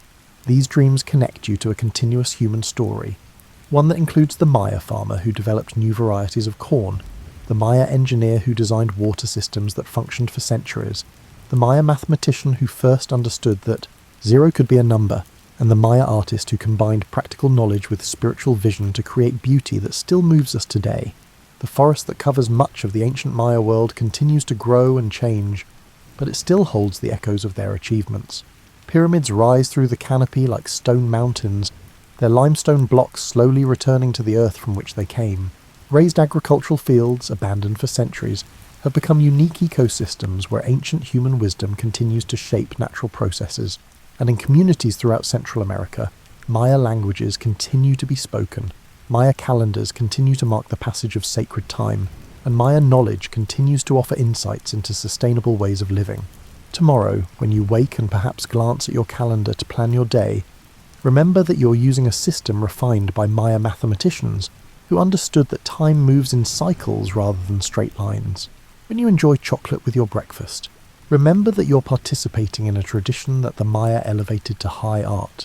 When you hear about sustainable agriculture or forest conservation, Remember that you're encountering ideas that the Maya pioneered and perfected over thousands of years. The Maya legacy isn't something distant and historical. It's woven into the fabric of contemporary life in ways both obvious and subtle. Their mathematical innovations underlie computer systems. Their agricultural techniques inform sustainable farming practices. Their astronomical observations contribute to our understanding of ancient science. And their examples of sustainable urban design inspire modern city planners. Most importantly, Maya civilization demonstrates that there are many different ways to create complex, sophisticated societies. The paths they followed, emphasizing cyclical rather than linear thinking, developing technology that worked with rather than against natural systems, creating urban centres that enhanced rather than degraded their environments, offer alternative models for how human beings might organise themselves and their relationships with the natural world. Conversation between intelligence and environment, between individual ambition and collective wisdom, between the needs of the present and the requirements of a sustainable future. Rest well, knowing that the forests of Maya country continue to grow and change, that Maya communities continue to adapt ancient wisdom to contemporary challenges, and that the echoes of their achievements continue to whisper through time, offering guidance and inspiration to anyone thoughtful enough to listen.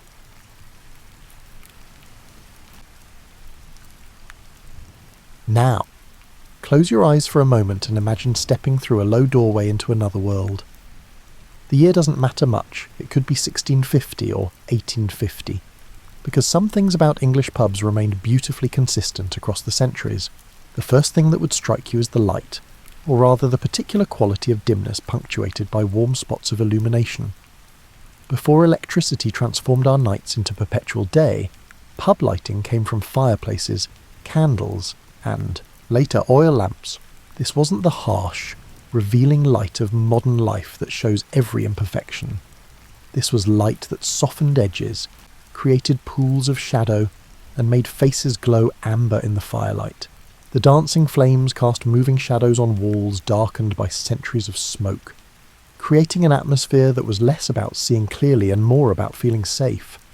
The ceiling would be lower than you're accustomed to, low enough that tall visitors sometimes needed to duck beneath the heavy oak beams. These beams, blackened with age and smoke, had often been salvaged from old ships or hewn from ancient forests. Running your hand along them, you'd feel the rough texture of wood that had witnessed generations of stories, arguments, celebrations, and quiet contemplations. The air itself would tell you stories if you paid attention. There was always the foundational scent of wood smoke, not the clean outdoorsy smell of a campfire, but something richer, mixed with centuries of tobacco, spilled ale, damp wool, and the accumulated essence of human presence. On cold days, you'd smell wet dog as well, because dogs were welcome companions in most pubs, lying contentedly by the fire while their owners conducted business or simply passed time. The furniture bore the marks of hard use and genuine age. Tables were thick slabs of wood, their surfaces worn smooth by countless elbows and scarred with the initials of patrons long dead. Benches and settles lined the walls, their backs high enough to block drafts and create semi-private spaces where conversations could unfold without the whole room listening. The wealthiest establishments might have a few chairs, but benches were democratic. They accommodated however many people squeezed together, regardless of social standing. Sound would envelop you differently than in modern spaces.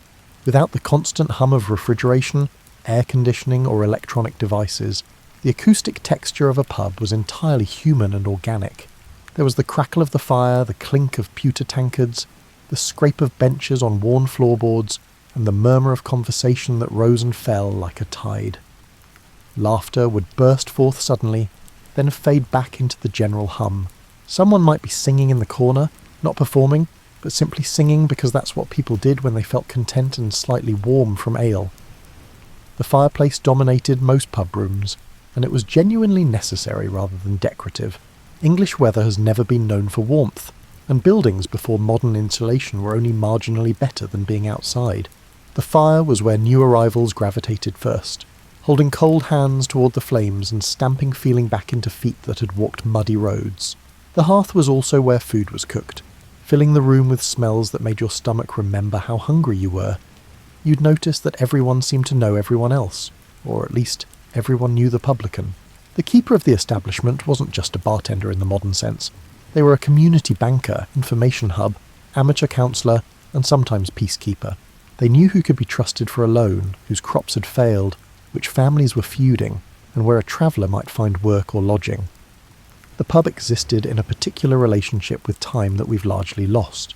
It wasn't a place you visited for exactly 1 hour for a scheduled meeting before rushing to the next appointment. Time in a pub was elastic, expandable. You might stop in for a quick ale and find yourself there 3 hours later, not because anything particular happened, but because the warmth and companionship made leaving seem unnecessary. This wasn't wasted time. It was time spent maintaining the social bonds that held communities together. To understand the English pub, we need to go back to its roots, which stretched deeper into history than you might imagine. The tradition of public drinking houses in England predates even the Norman conquest, reaching back to Anglo-Saxon times when ale was safer to drink than water, and every village needed someone who could brew it properly. The word pub itself is simply a shortened form of public house, but this doesn't fully capture what these places meant. In medieval England, there were actually 3 types of drinking establishments, and the distinctions mattered. Alehouses were basic, often just someone's front room where they sold the ale they'd brewed. Taverns were slightly more upscale and served wine as well as ale. Inns were the most substantial, offering food, drink and accommodation for travellers. The earliest alehouses were marked by a simple but effective advertising method. A pole or bush stuck out from the building. This ale pole or ale stake tradition dates back to Roman times, and it served the practical purpose of alerting people who couldn't read, which was most people, that ale was available here. The saying, "good wine needs no bush," comes from this tradition, suggesting that quality products advertised themselves. In these early establishments, the person brewing and selling ale was often a woman, an alewife. Brewing was considered domestic, work, like baking bread, and women dominated the trade for centuries. The image of a witch with a pointed hat and broomstick actually evolved partly from the traditional costume of alewives, who wore tall hats so customers could spot them in crowds, and used broomsticks to signal when a new batch of ale was ready. The ale itself would be quite different from anything you'd drink today. It was thick, nutritious, and relatively low in alcohol, more like liquid bread than modern beer. People drank it because the brewing process killed the bacteria that made water dangerous, and it provided calories that supplemented often meagre diets. Children drank it, pregnant women drank it, and monks drank it with every meal. It wasn't about getting drunk, it was about staying alive. Medieval alehouses were governed by laws that seemed charmingly specific to modern eyes. The Assize of Ale, established in 1267, regulated prices and quality, with inspectors called ale tasters, who had the official duty of testing each batch. These weren't wine snob types swirling and sniffing. They were local officials who would literally sit in a puddle of ale poured on a wooden bench. If their leather breeches stuck to the bench when they tried to stand, the ale contained too much sugar, and the brewer would be fined. By the 14th and 15th centuries, inns had evolved into sophisticated operations that served the emerging networks of commerce and travel. These weren't romantic highway stops with roaring fires and jovial innkeepers. Well, some were, but most were practical businesses that filled a crucial economic function. An inn was where a merchant could stable horses, store goods overnight, conduct business over dinner, and sleep without fear of being robbed. The best inns essentially functioned as medieval hotels and restaurants combined. The food served in these early establishments reflected both the limitations and the surprising sophistication of medieval cuisine. Forget the image of peasants gnawing on turkey legs at the Renaissance fair. Real medieval inn food was often remarkably well prepared, because innkeepers knew their reputation depended on it. Travellers would specifically seek out inns known for good food, and that reputation could make or break a business. A typical meal at a decent medieval inn might include pottage, a thick stew that was the foundation of English cuisine for centuries. This wasn't the watery, flavourless gruel of popular imagination. Good pottage was complex, made with whatever meats, vegetables and grains were available, and simmered for hours until everything melded into something that was simultaneously simple and sophisticated. The pot was rarely empty completely. New ingredients were added each day, creating a continuously evolving dish that might technically have been cooking for months. Bread accompanied everything, and its quality indicated the establishment's standards. The finest white bread, made from wheat, was for the wealthy. Most people ate darker breads made from rye, barley or mixed grains. The very poorest ate bread so coarse it was barely palatable. Innkeepers learned to judge their customers quickly and serve accordingly. There was no point in wasting expensive white bread on someone who'd be satisfied with rye. The serving vessels tell their own story about these early establishments. Before mass production, every cup, plate and bowl was individually made and relatively valuable. Wooden trenchers, thick slices of stale bread that served as edible plates, were common for ordinary customers. Better establishments used wooden or pewter dishes. Only the finest inns could afford pottery or rarely glass. Let's step away from the inns and alehouses for a moment to understand what ordinary English people were eating at home, because this context makes pub food more meaningful. The diet of common folk was dictated by the seasons in ways we can barely comprehend in our era of year-round strawberries and imported asparagus. Winter was the hardest time. Fresh food was scarce, and people relied on what could be stored, preserved, or kept alive until needed. Root vegetables, turnips, parsnips and carrots kept relatively well in cold storage. Cabbage could be harvested late into the season. Onions and garlic hung in bundles from rafters. Dried peas and beans provided protein when fresh meat was beyond reach or forbidden by religious dietary laws. Salted, smoked and dried meats sustained families through cold months when fresh slaughter was impossible. The autumn pig killing was a crucial event in every rural household, and every part of the animal was used with a practicality born of necessity.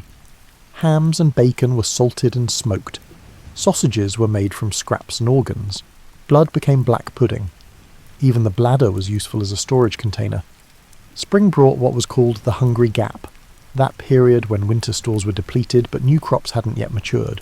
This was when people relied most heavily on wild foods: nettles, dandelion greens, wild garlic, and whatever could be foraged from hedgerows and fields. The arrival of the first fresh vegetables and herbs was celebrated with genuine relief.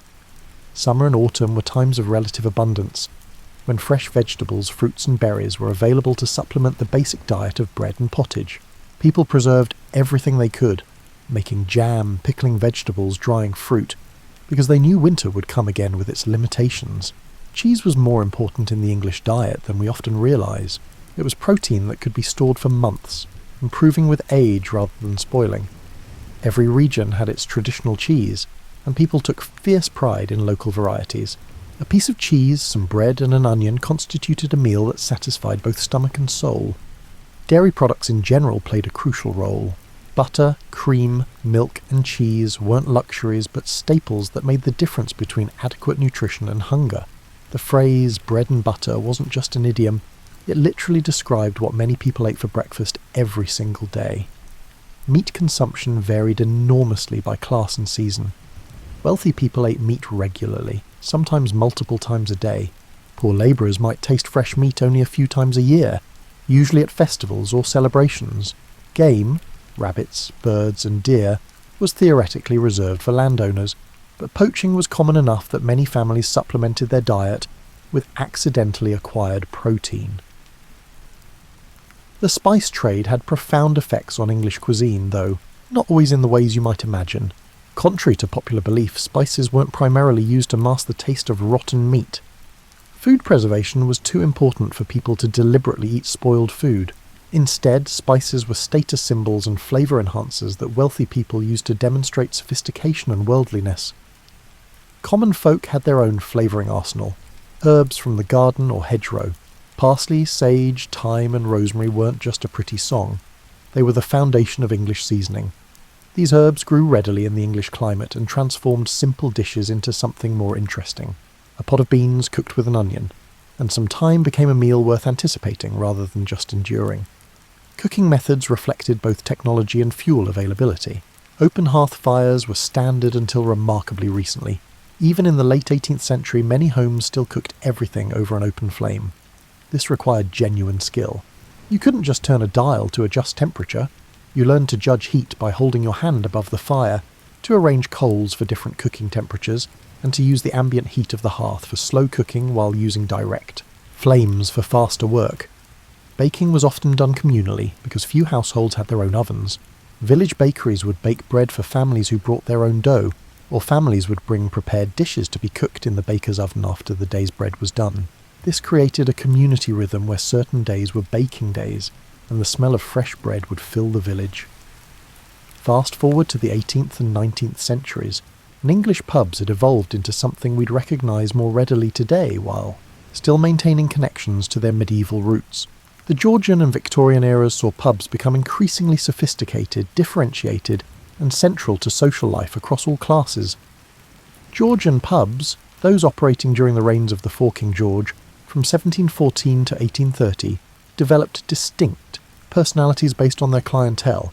In London and other cities, you'd find pubs that catered specifically to merchants, others to labourers, and still others to the growing middle class. This wasn't enforced segregation, but organic social sorting.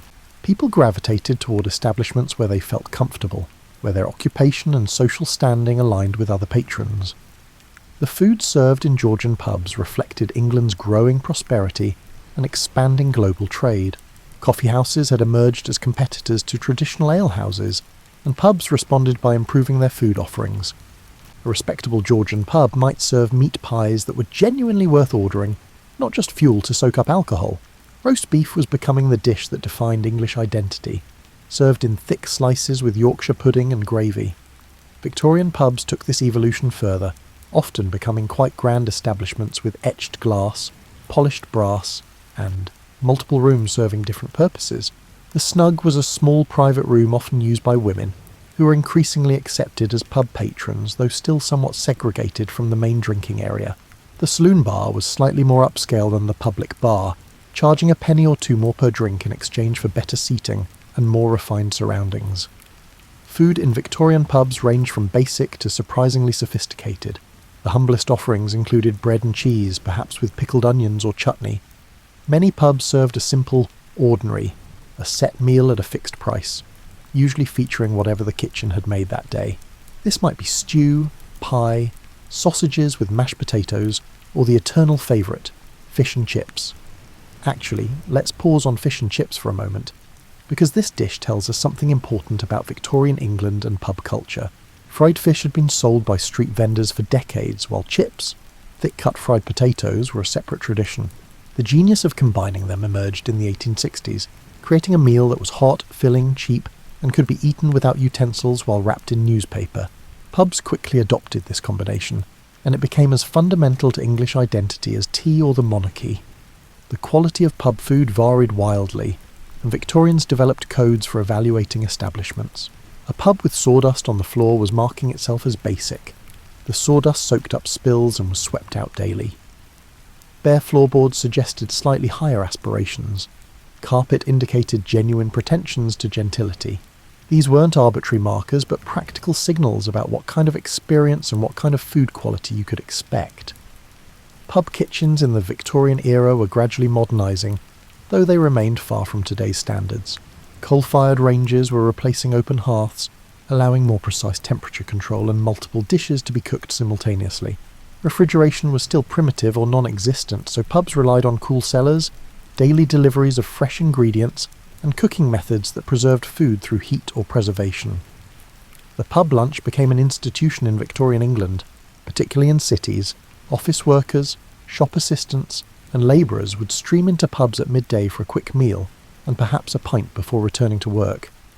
This wasn't the leisurely pub experience of an evening, it was efficient, practical eating. The publican who could serve decent food quickly earned steady daytime business that supplemented evening drinking trade. Certain dishes became pub classics during this period, and many remain so today. Ploughman's lunch, though it wasn't called that until the 20th century, was essentially the portable field meal of agricultural workers brought indoors. Bread, cheese, pickles, and perhaps cold meat. Scotch eggs, which despite the name are probably English in origin, became pub staples.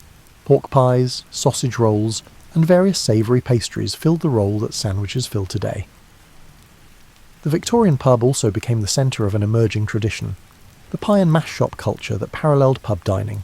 These specialised establishments served meat pies with mashed potatoes and a parsley sauce that locals called liquor. While technically not pubs, they served similar functions and often shared customers with nearby public houses. Drinks had evolved. Beyond simple ale, porter, a dark beer that was easier to store and transport than traditional ale, became hugely popular in the 18th century, and its stronger cousin, stout, followed. Gin had gone from cheap, destructive mother's ruin to a more respectable spirit, often mixed with tonic water.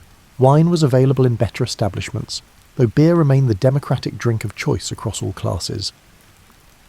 To truly understand pub dining, we need to see it in context with how people ate at home, because the pub was never separate from domestic life, but rather an extension of it. The rhythm of daily meals at home created the framework that made pub culture meaningful. For most of English history, the majority of people ate 2 main meals a day rather than 3. Breakfast was often simple, bread with butter or dripping, perhaps some cheese, washed down with small beer or milk. This was fuel for the day's work, consumed quickly before heading to fields, shops or factories. The main meal of the day was traditionally called dinner, and eaten anywhere from noon to early afternoon.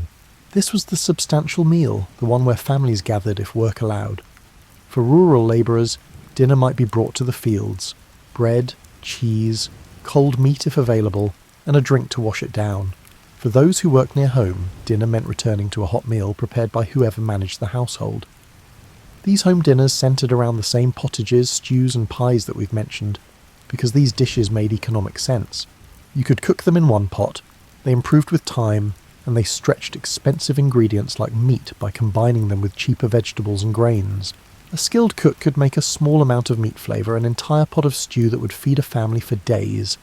Supper was lighter, often just bread and cheese, perhaps with ale or tea. As tea became more affordable in the 18th and 19th centuries, it transformed English eating habits. Tea time emerged as a distinct meal, particularly among the middle and upper classes. But for working people, tea was often supper, bread and butter with a cup of tea, maybe with an egg if times were good. The kitchen hearth was the literal and metaphorical centre of home life. Even as coal stoves became more common, many homes kept their open hearths because they provided heat as well as cooking capability. The fire was never allowed to go completely out if it could be helped, because restarting it from scratch was laborious. Instead, it was banked at night, covered with ash to preserve coals that could be coaxed back to flame in the morning. Cooking equipment was minimal by modern standards. A pot, a pan, perhaps a griddle, some wooden spoons, and a knife or two. Wealthy households might have specialised equipment for specific dishes, but ordinary families made do with basics. This limitation actually produced creativity. Cooks learned to make diverse dishes using the same simple tools, varying ingredients, and techniques rather than relying on different equipment. Food storage was its own challenge. Without refrigeration, fresh food needed to be used quickly or preserved immediately. The larder, a cool room or cabinet often on a north-facing wall, kept dairy and meat from spoiling for a few days. Mesh safes protected food from flies and mice. Salting, smoking, pickling and drying remained essential skills well into the 20th century. The weekly shopping rhythm structured home cooking. Market days brought fresh produce, meat and fish to towns and villages.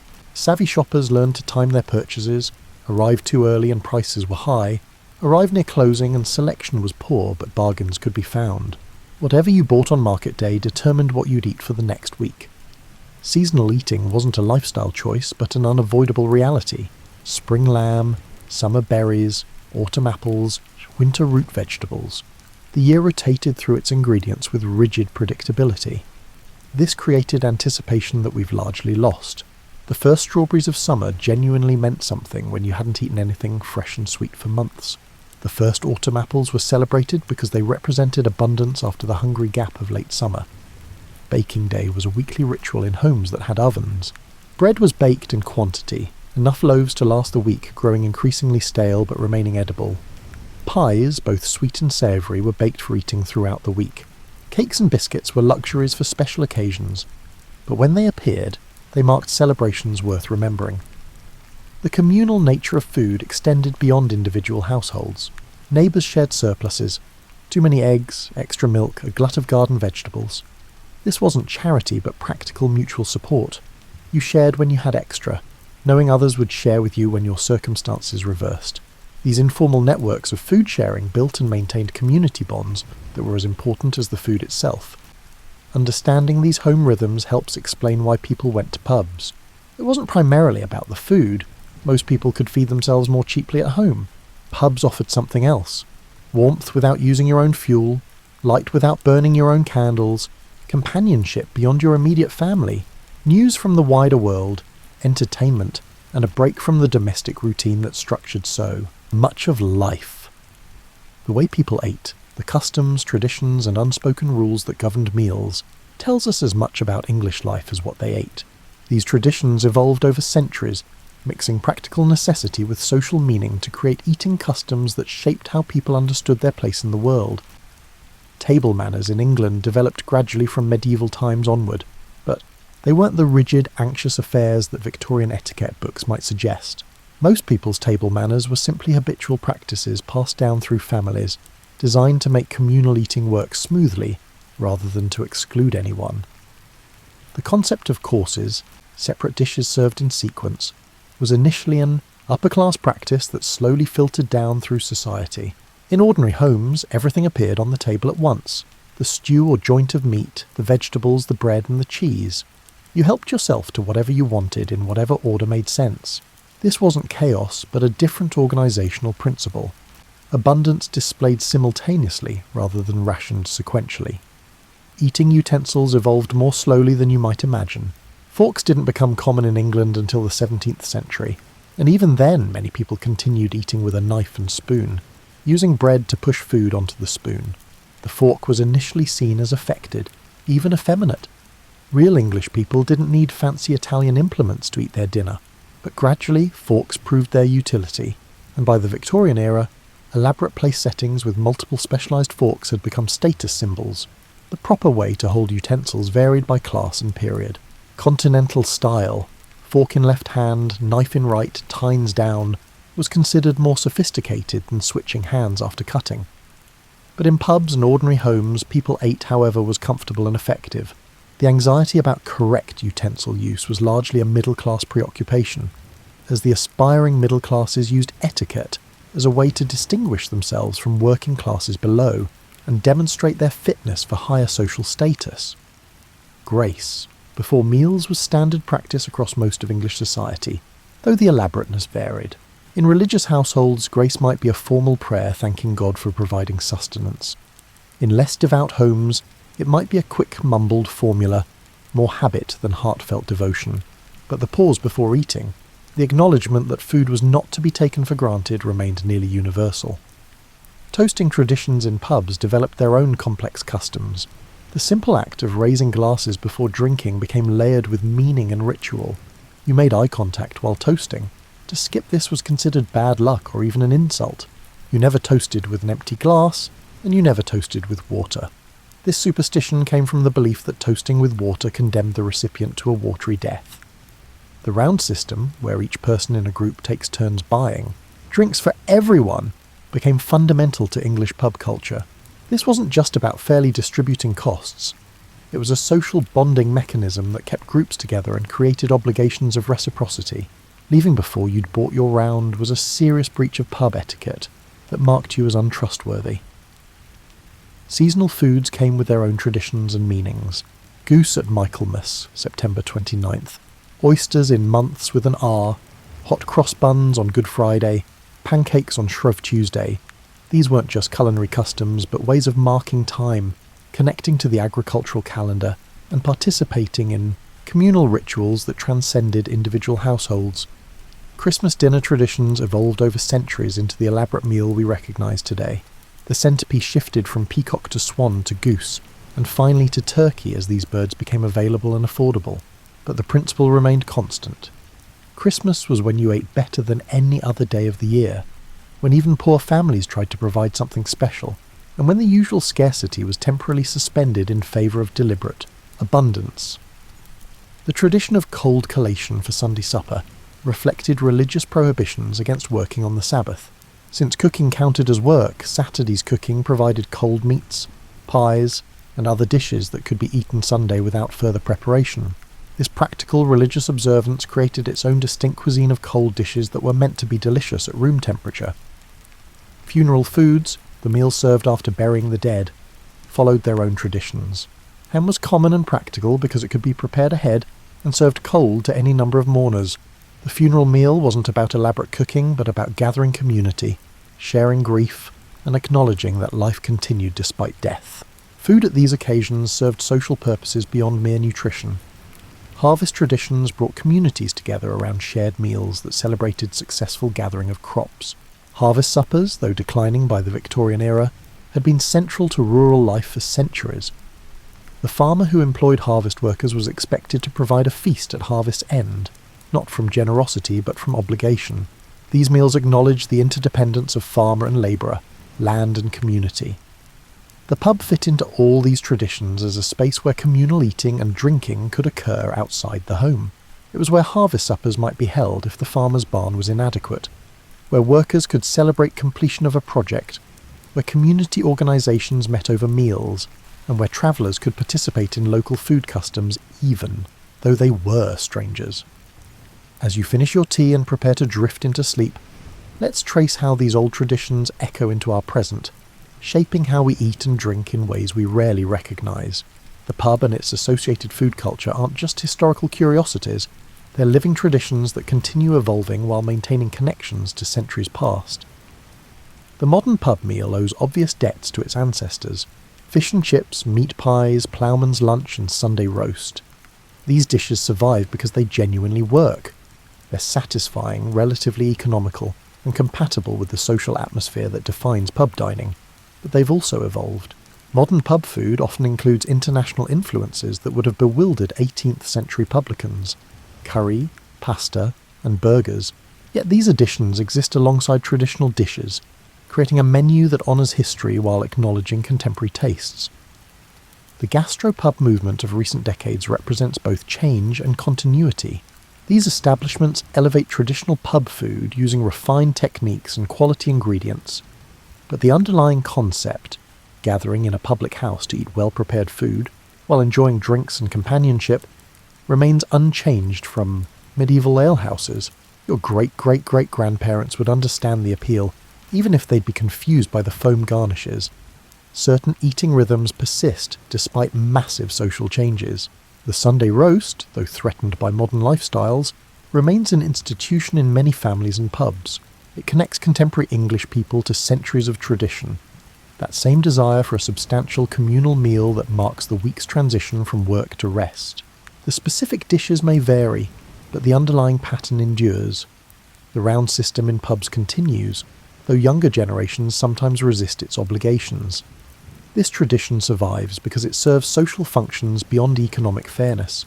It creates structure for group drinking, establishes trust through reciprocity, and turns casual pub visits into small ceremonies of friendship. The anxiety some people feel about keeping up with the rounds reflects the serious social weight this seemingly simple custom carries. Seasonal eating, which for our ancestors was an unavoidable necessity, has become a conscious choice for some. Modern eaters seeking connection to agricultural reality. Farmers' markets, seasonal menus and local food movements all represent attempts to recreate the seasonal rhythm that once governed all eating. We've chosen to recreate constraints our ancestors would have gladly escaped, because we've learned that those constraints created a relationship with food that felt more meaningful than our current abundance sometimes provides. The physical spaces of pubs continue evolving while maintaining recognisable connections to their past. Many old pubs genuinely are old, buildings that have served drinks for 2, 3 or even 5 centuries, their floorboards worn by countless feet, their walls soaked with accumulated atmosphere.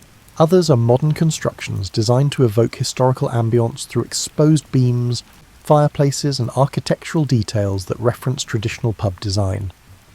What's remarkable is how people still use these spaces for fundamentally similar purposes.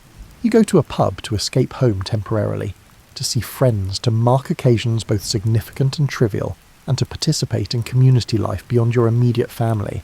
The medieval alewife would recognise these motivations instantly, even if the specific manifestations have changed. The language of food and drink preserves historical echoes. Pub grub acknowledges that pub food isn't haute cuisine, but something more basic and satisfying. Last Orders references licensing laws that once strictly regulated pub hours. Lock-in refers to the technically illegal but widely practiced custom of pubs continuing to serve drinks after official closing time with doors locked against outside observation. These linguistic fossils carry historical meaning into present usage. British food's international reputation, for better or worse, stems partly from this pub and home tradition we've explored. The emphasis on heartiness over refinement, on substance over presentation, and on familiar comfort over adventurous novelty reflects centuries of English eating patterns. British food isn't bad, It's designed for different priorities than, say, French cuisine with its emphasis on technical perfection, or Italian cuisine with its focus on prime ingredients simply prepared. The working-class food traditions we've discussed, the meat pies, the fish and chips, the hearty stews, have achieved a cultural status that transcends class boundaries. Wealthy people eat these dishes not from necessity but from choice, finding in them connections to broader English identity. This democratization of once lowly foods mirrors larger social changes, while also honouring traditions that sustained generations. Immigration and globalization have transformed English eating, while often working through existing pub structures. Indian and Chinese restaurants are now as fundamental to British food culture as pubs themselves, but many pubs have incorporated these influences into their menus. Curry night at the pub represents a fusion of traditional English social space with adopted culinary traditions, creating something new while maintaining continuity. The decline of cooking skills that characterised much of the 20th century, when convenience foods replaced home cooking, is partly reversed as younger generations rediscover traditional dishes and techniques. This isn't simple nostalgia, but a recognition that the old ways of preparing food often produced results that mass-produced alternatives can't match. Your grandmother's stew recipe, passed down through generations, connects you to centuries of English cooks solving the same problems of making modest ingredients delicious. Even the aesthetic of pub food persists. That brown, hearty, slightly monochrome appearance that critics sometimes mock actually reflects authentic food traditions, foods designed to sustain work, provide warmth, and satisfy hunger rather than photograph well for social media. There's honesty in a properly made steak and kidney pudding that transcends visual appeal. The communal aspects of pub dining have become more precious, as modern life increasingly isolates us in private spaces. The pub remains one of the few truly public spaces in English life where strangers can easily interact, where chance conversations happen naturally, and where you're expected to share space and sometimes tables with people you don't know. This function, creating community across social boundaries, matters more as other such spaces disappear. Looking forward, pubs face challenges that would have been incomprehensible to earlier generations. Smoking bans, drink driving laws, changing social habits, economic pressures, and competition from home entertainment all threaten the traditional pub model. Yet pubs persist because they provide something that homes, restaurants, and bars don't quite replicate. That particular combination of informality, tradition, community, and comfort that makes them distinctly and enduringly English. As you drift towards sleep tonight, perhaps you'll dream of stepping into that warm, dim pub we visited at the beginning, finding yourself welcomed by firelight and the smell of something savoury cooking, joining the centuries of people who've sought the same simple comforts of good food, decent drink, and companionship that made the cold world feel a little warmer and a little more manageable. The Old English pub and its food traditions matter not because they're quaint historical curiosities, but because they represent an enduring human need for spaces that are neither purely private nor purely public, for food that satisfies without pretension, and for traditions that connect us to the past while remaining relevant to the present. Your great-great-grandparents knew this, and so do you, even if you've never consciously thought about it. When you seek out a cosy pub on a rainy afternoon, when you order fish and chips because it feels right, when you linger over a pint longer than you planned because the conversation is good and the fire is warm, you're participating in traditions that stretch back through the centuries, connecting you to generations of English people who found the same comfort in the same simple pleasures. In our journey through English pub history and the meals that define daily life, we've travelled from medieval alehouses to Victorian establishments, from humble pottages to elaborate Sunday roasts. We've seen how people adapted to scarcity, celebrated abundance, and created traditions that gave meaning to the simple act of eating together. The story of English pub food is ultimately a story about community and resilience. In a world where life was often harsh, where winters were long and work was hard, and where most people had limited control over their circumstances, the pub offered a democratic space where everyone could find warmth, sustenance, and connection. The food served there wasn't about culinary innovation or gastronomic excellence. It was about providing reliable comfort in uncertain times. Think about the continuity represented by a pub that's been operating for 300 years. The building itself has sheltered countless thousands of people, each with their own worries, celebrations, and daily concerns. The The same hearth has warmed multiple generations.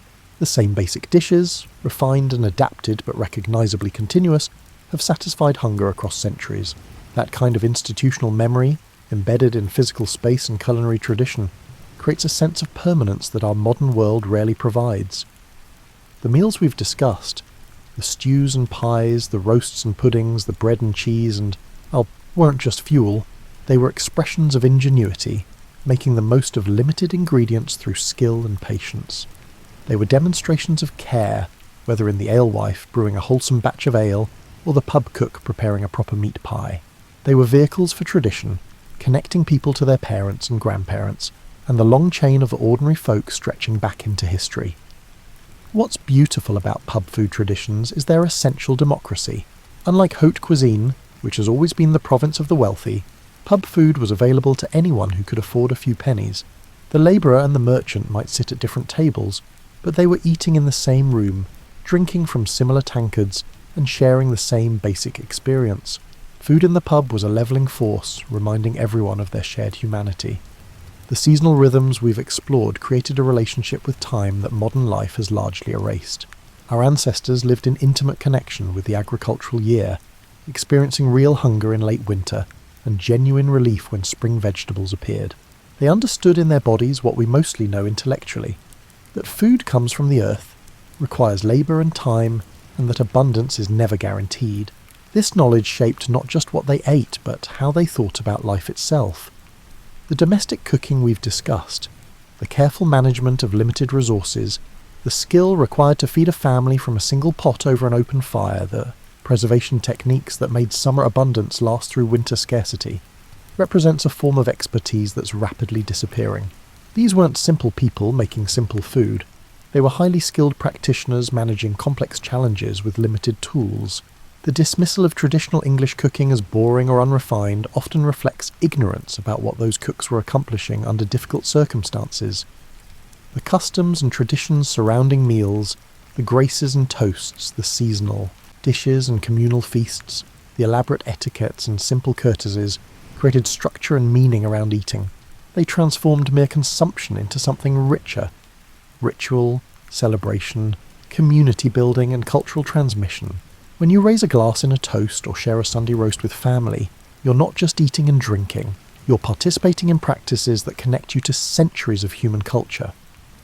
As you prepare for sleep, consider what a privilege it is to have these stories, to understand even a little of how your ancestors lived and ate.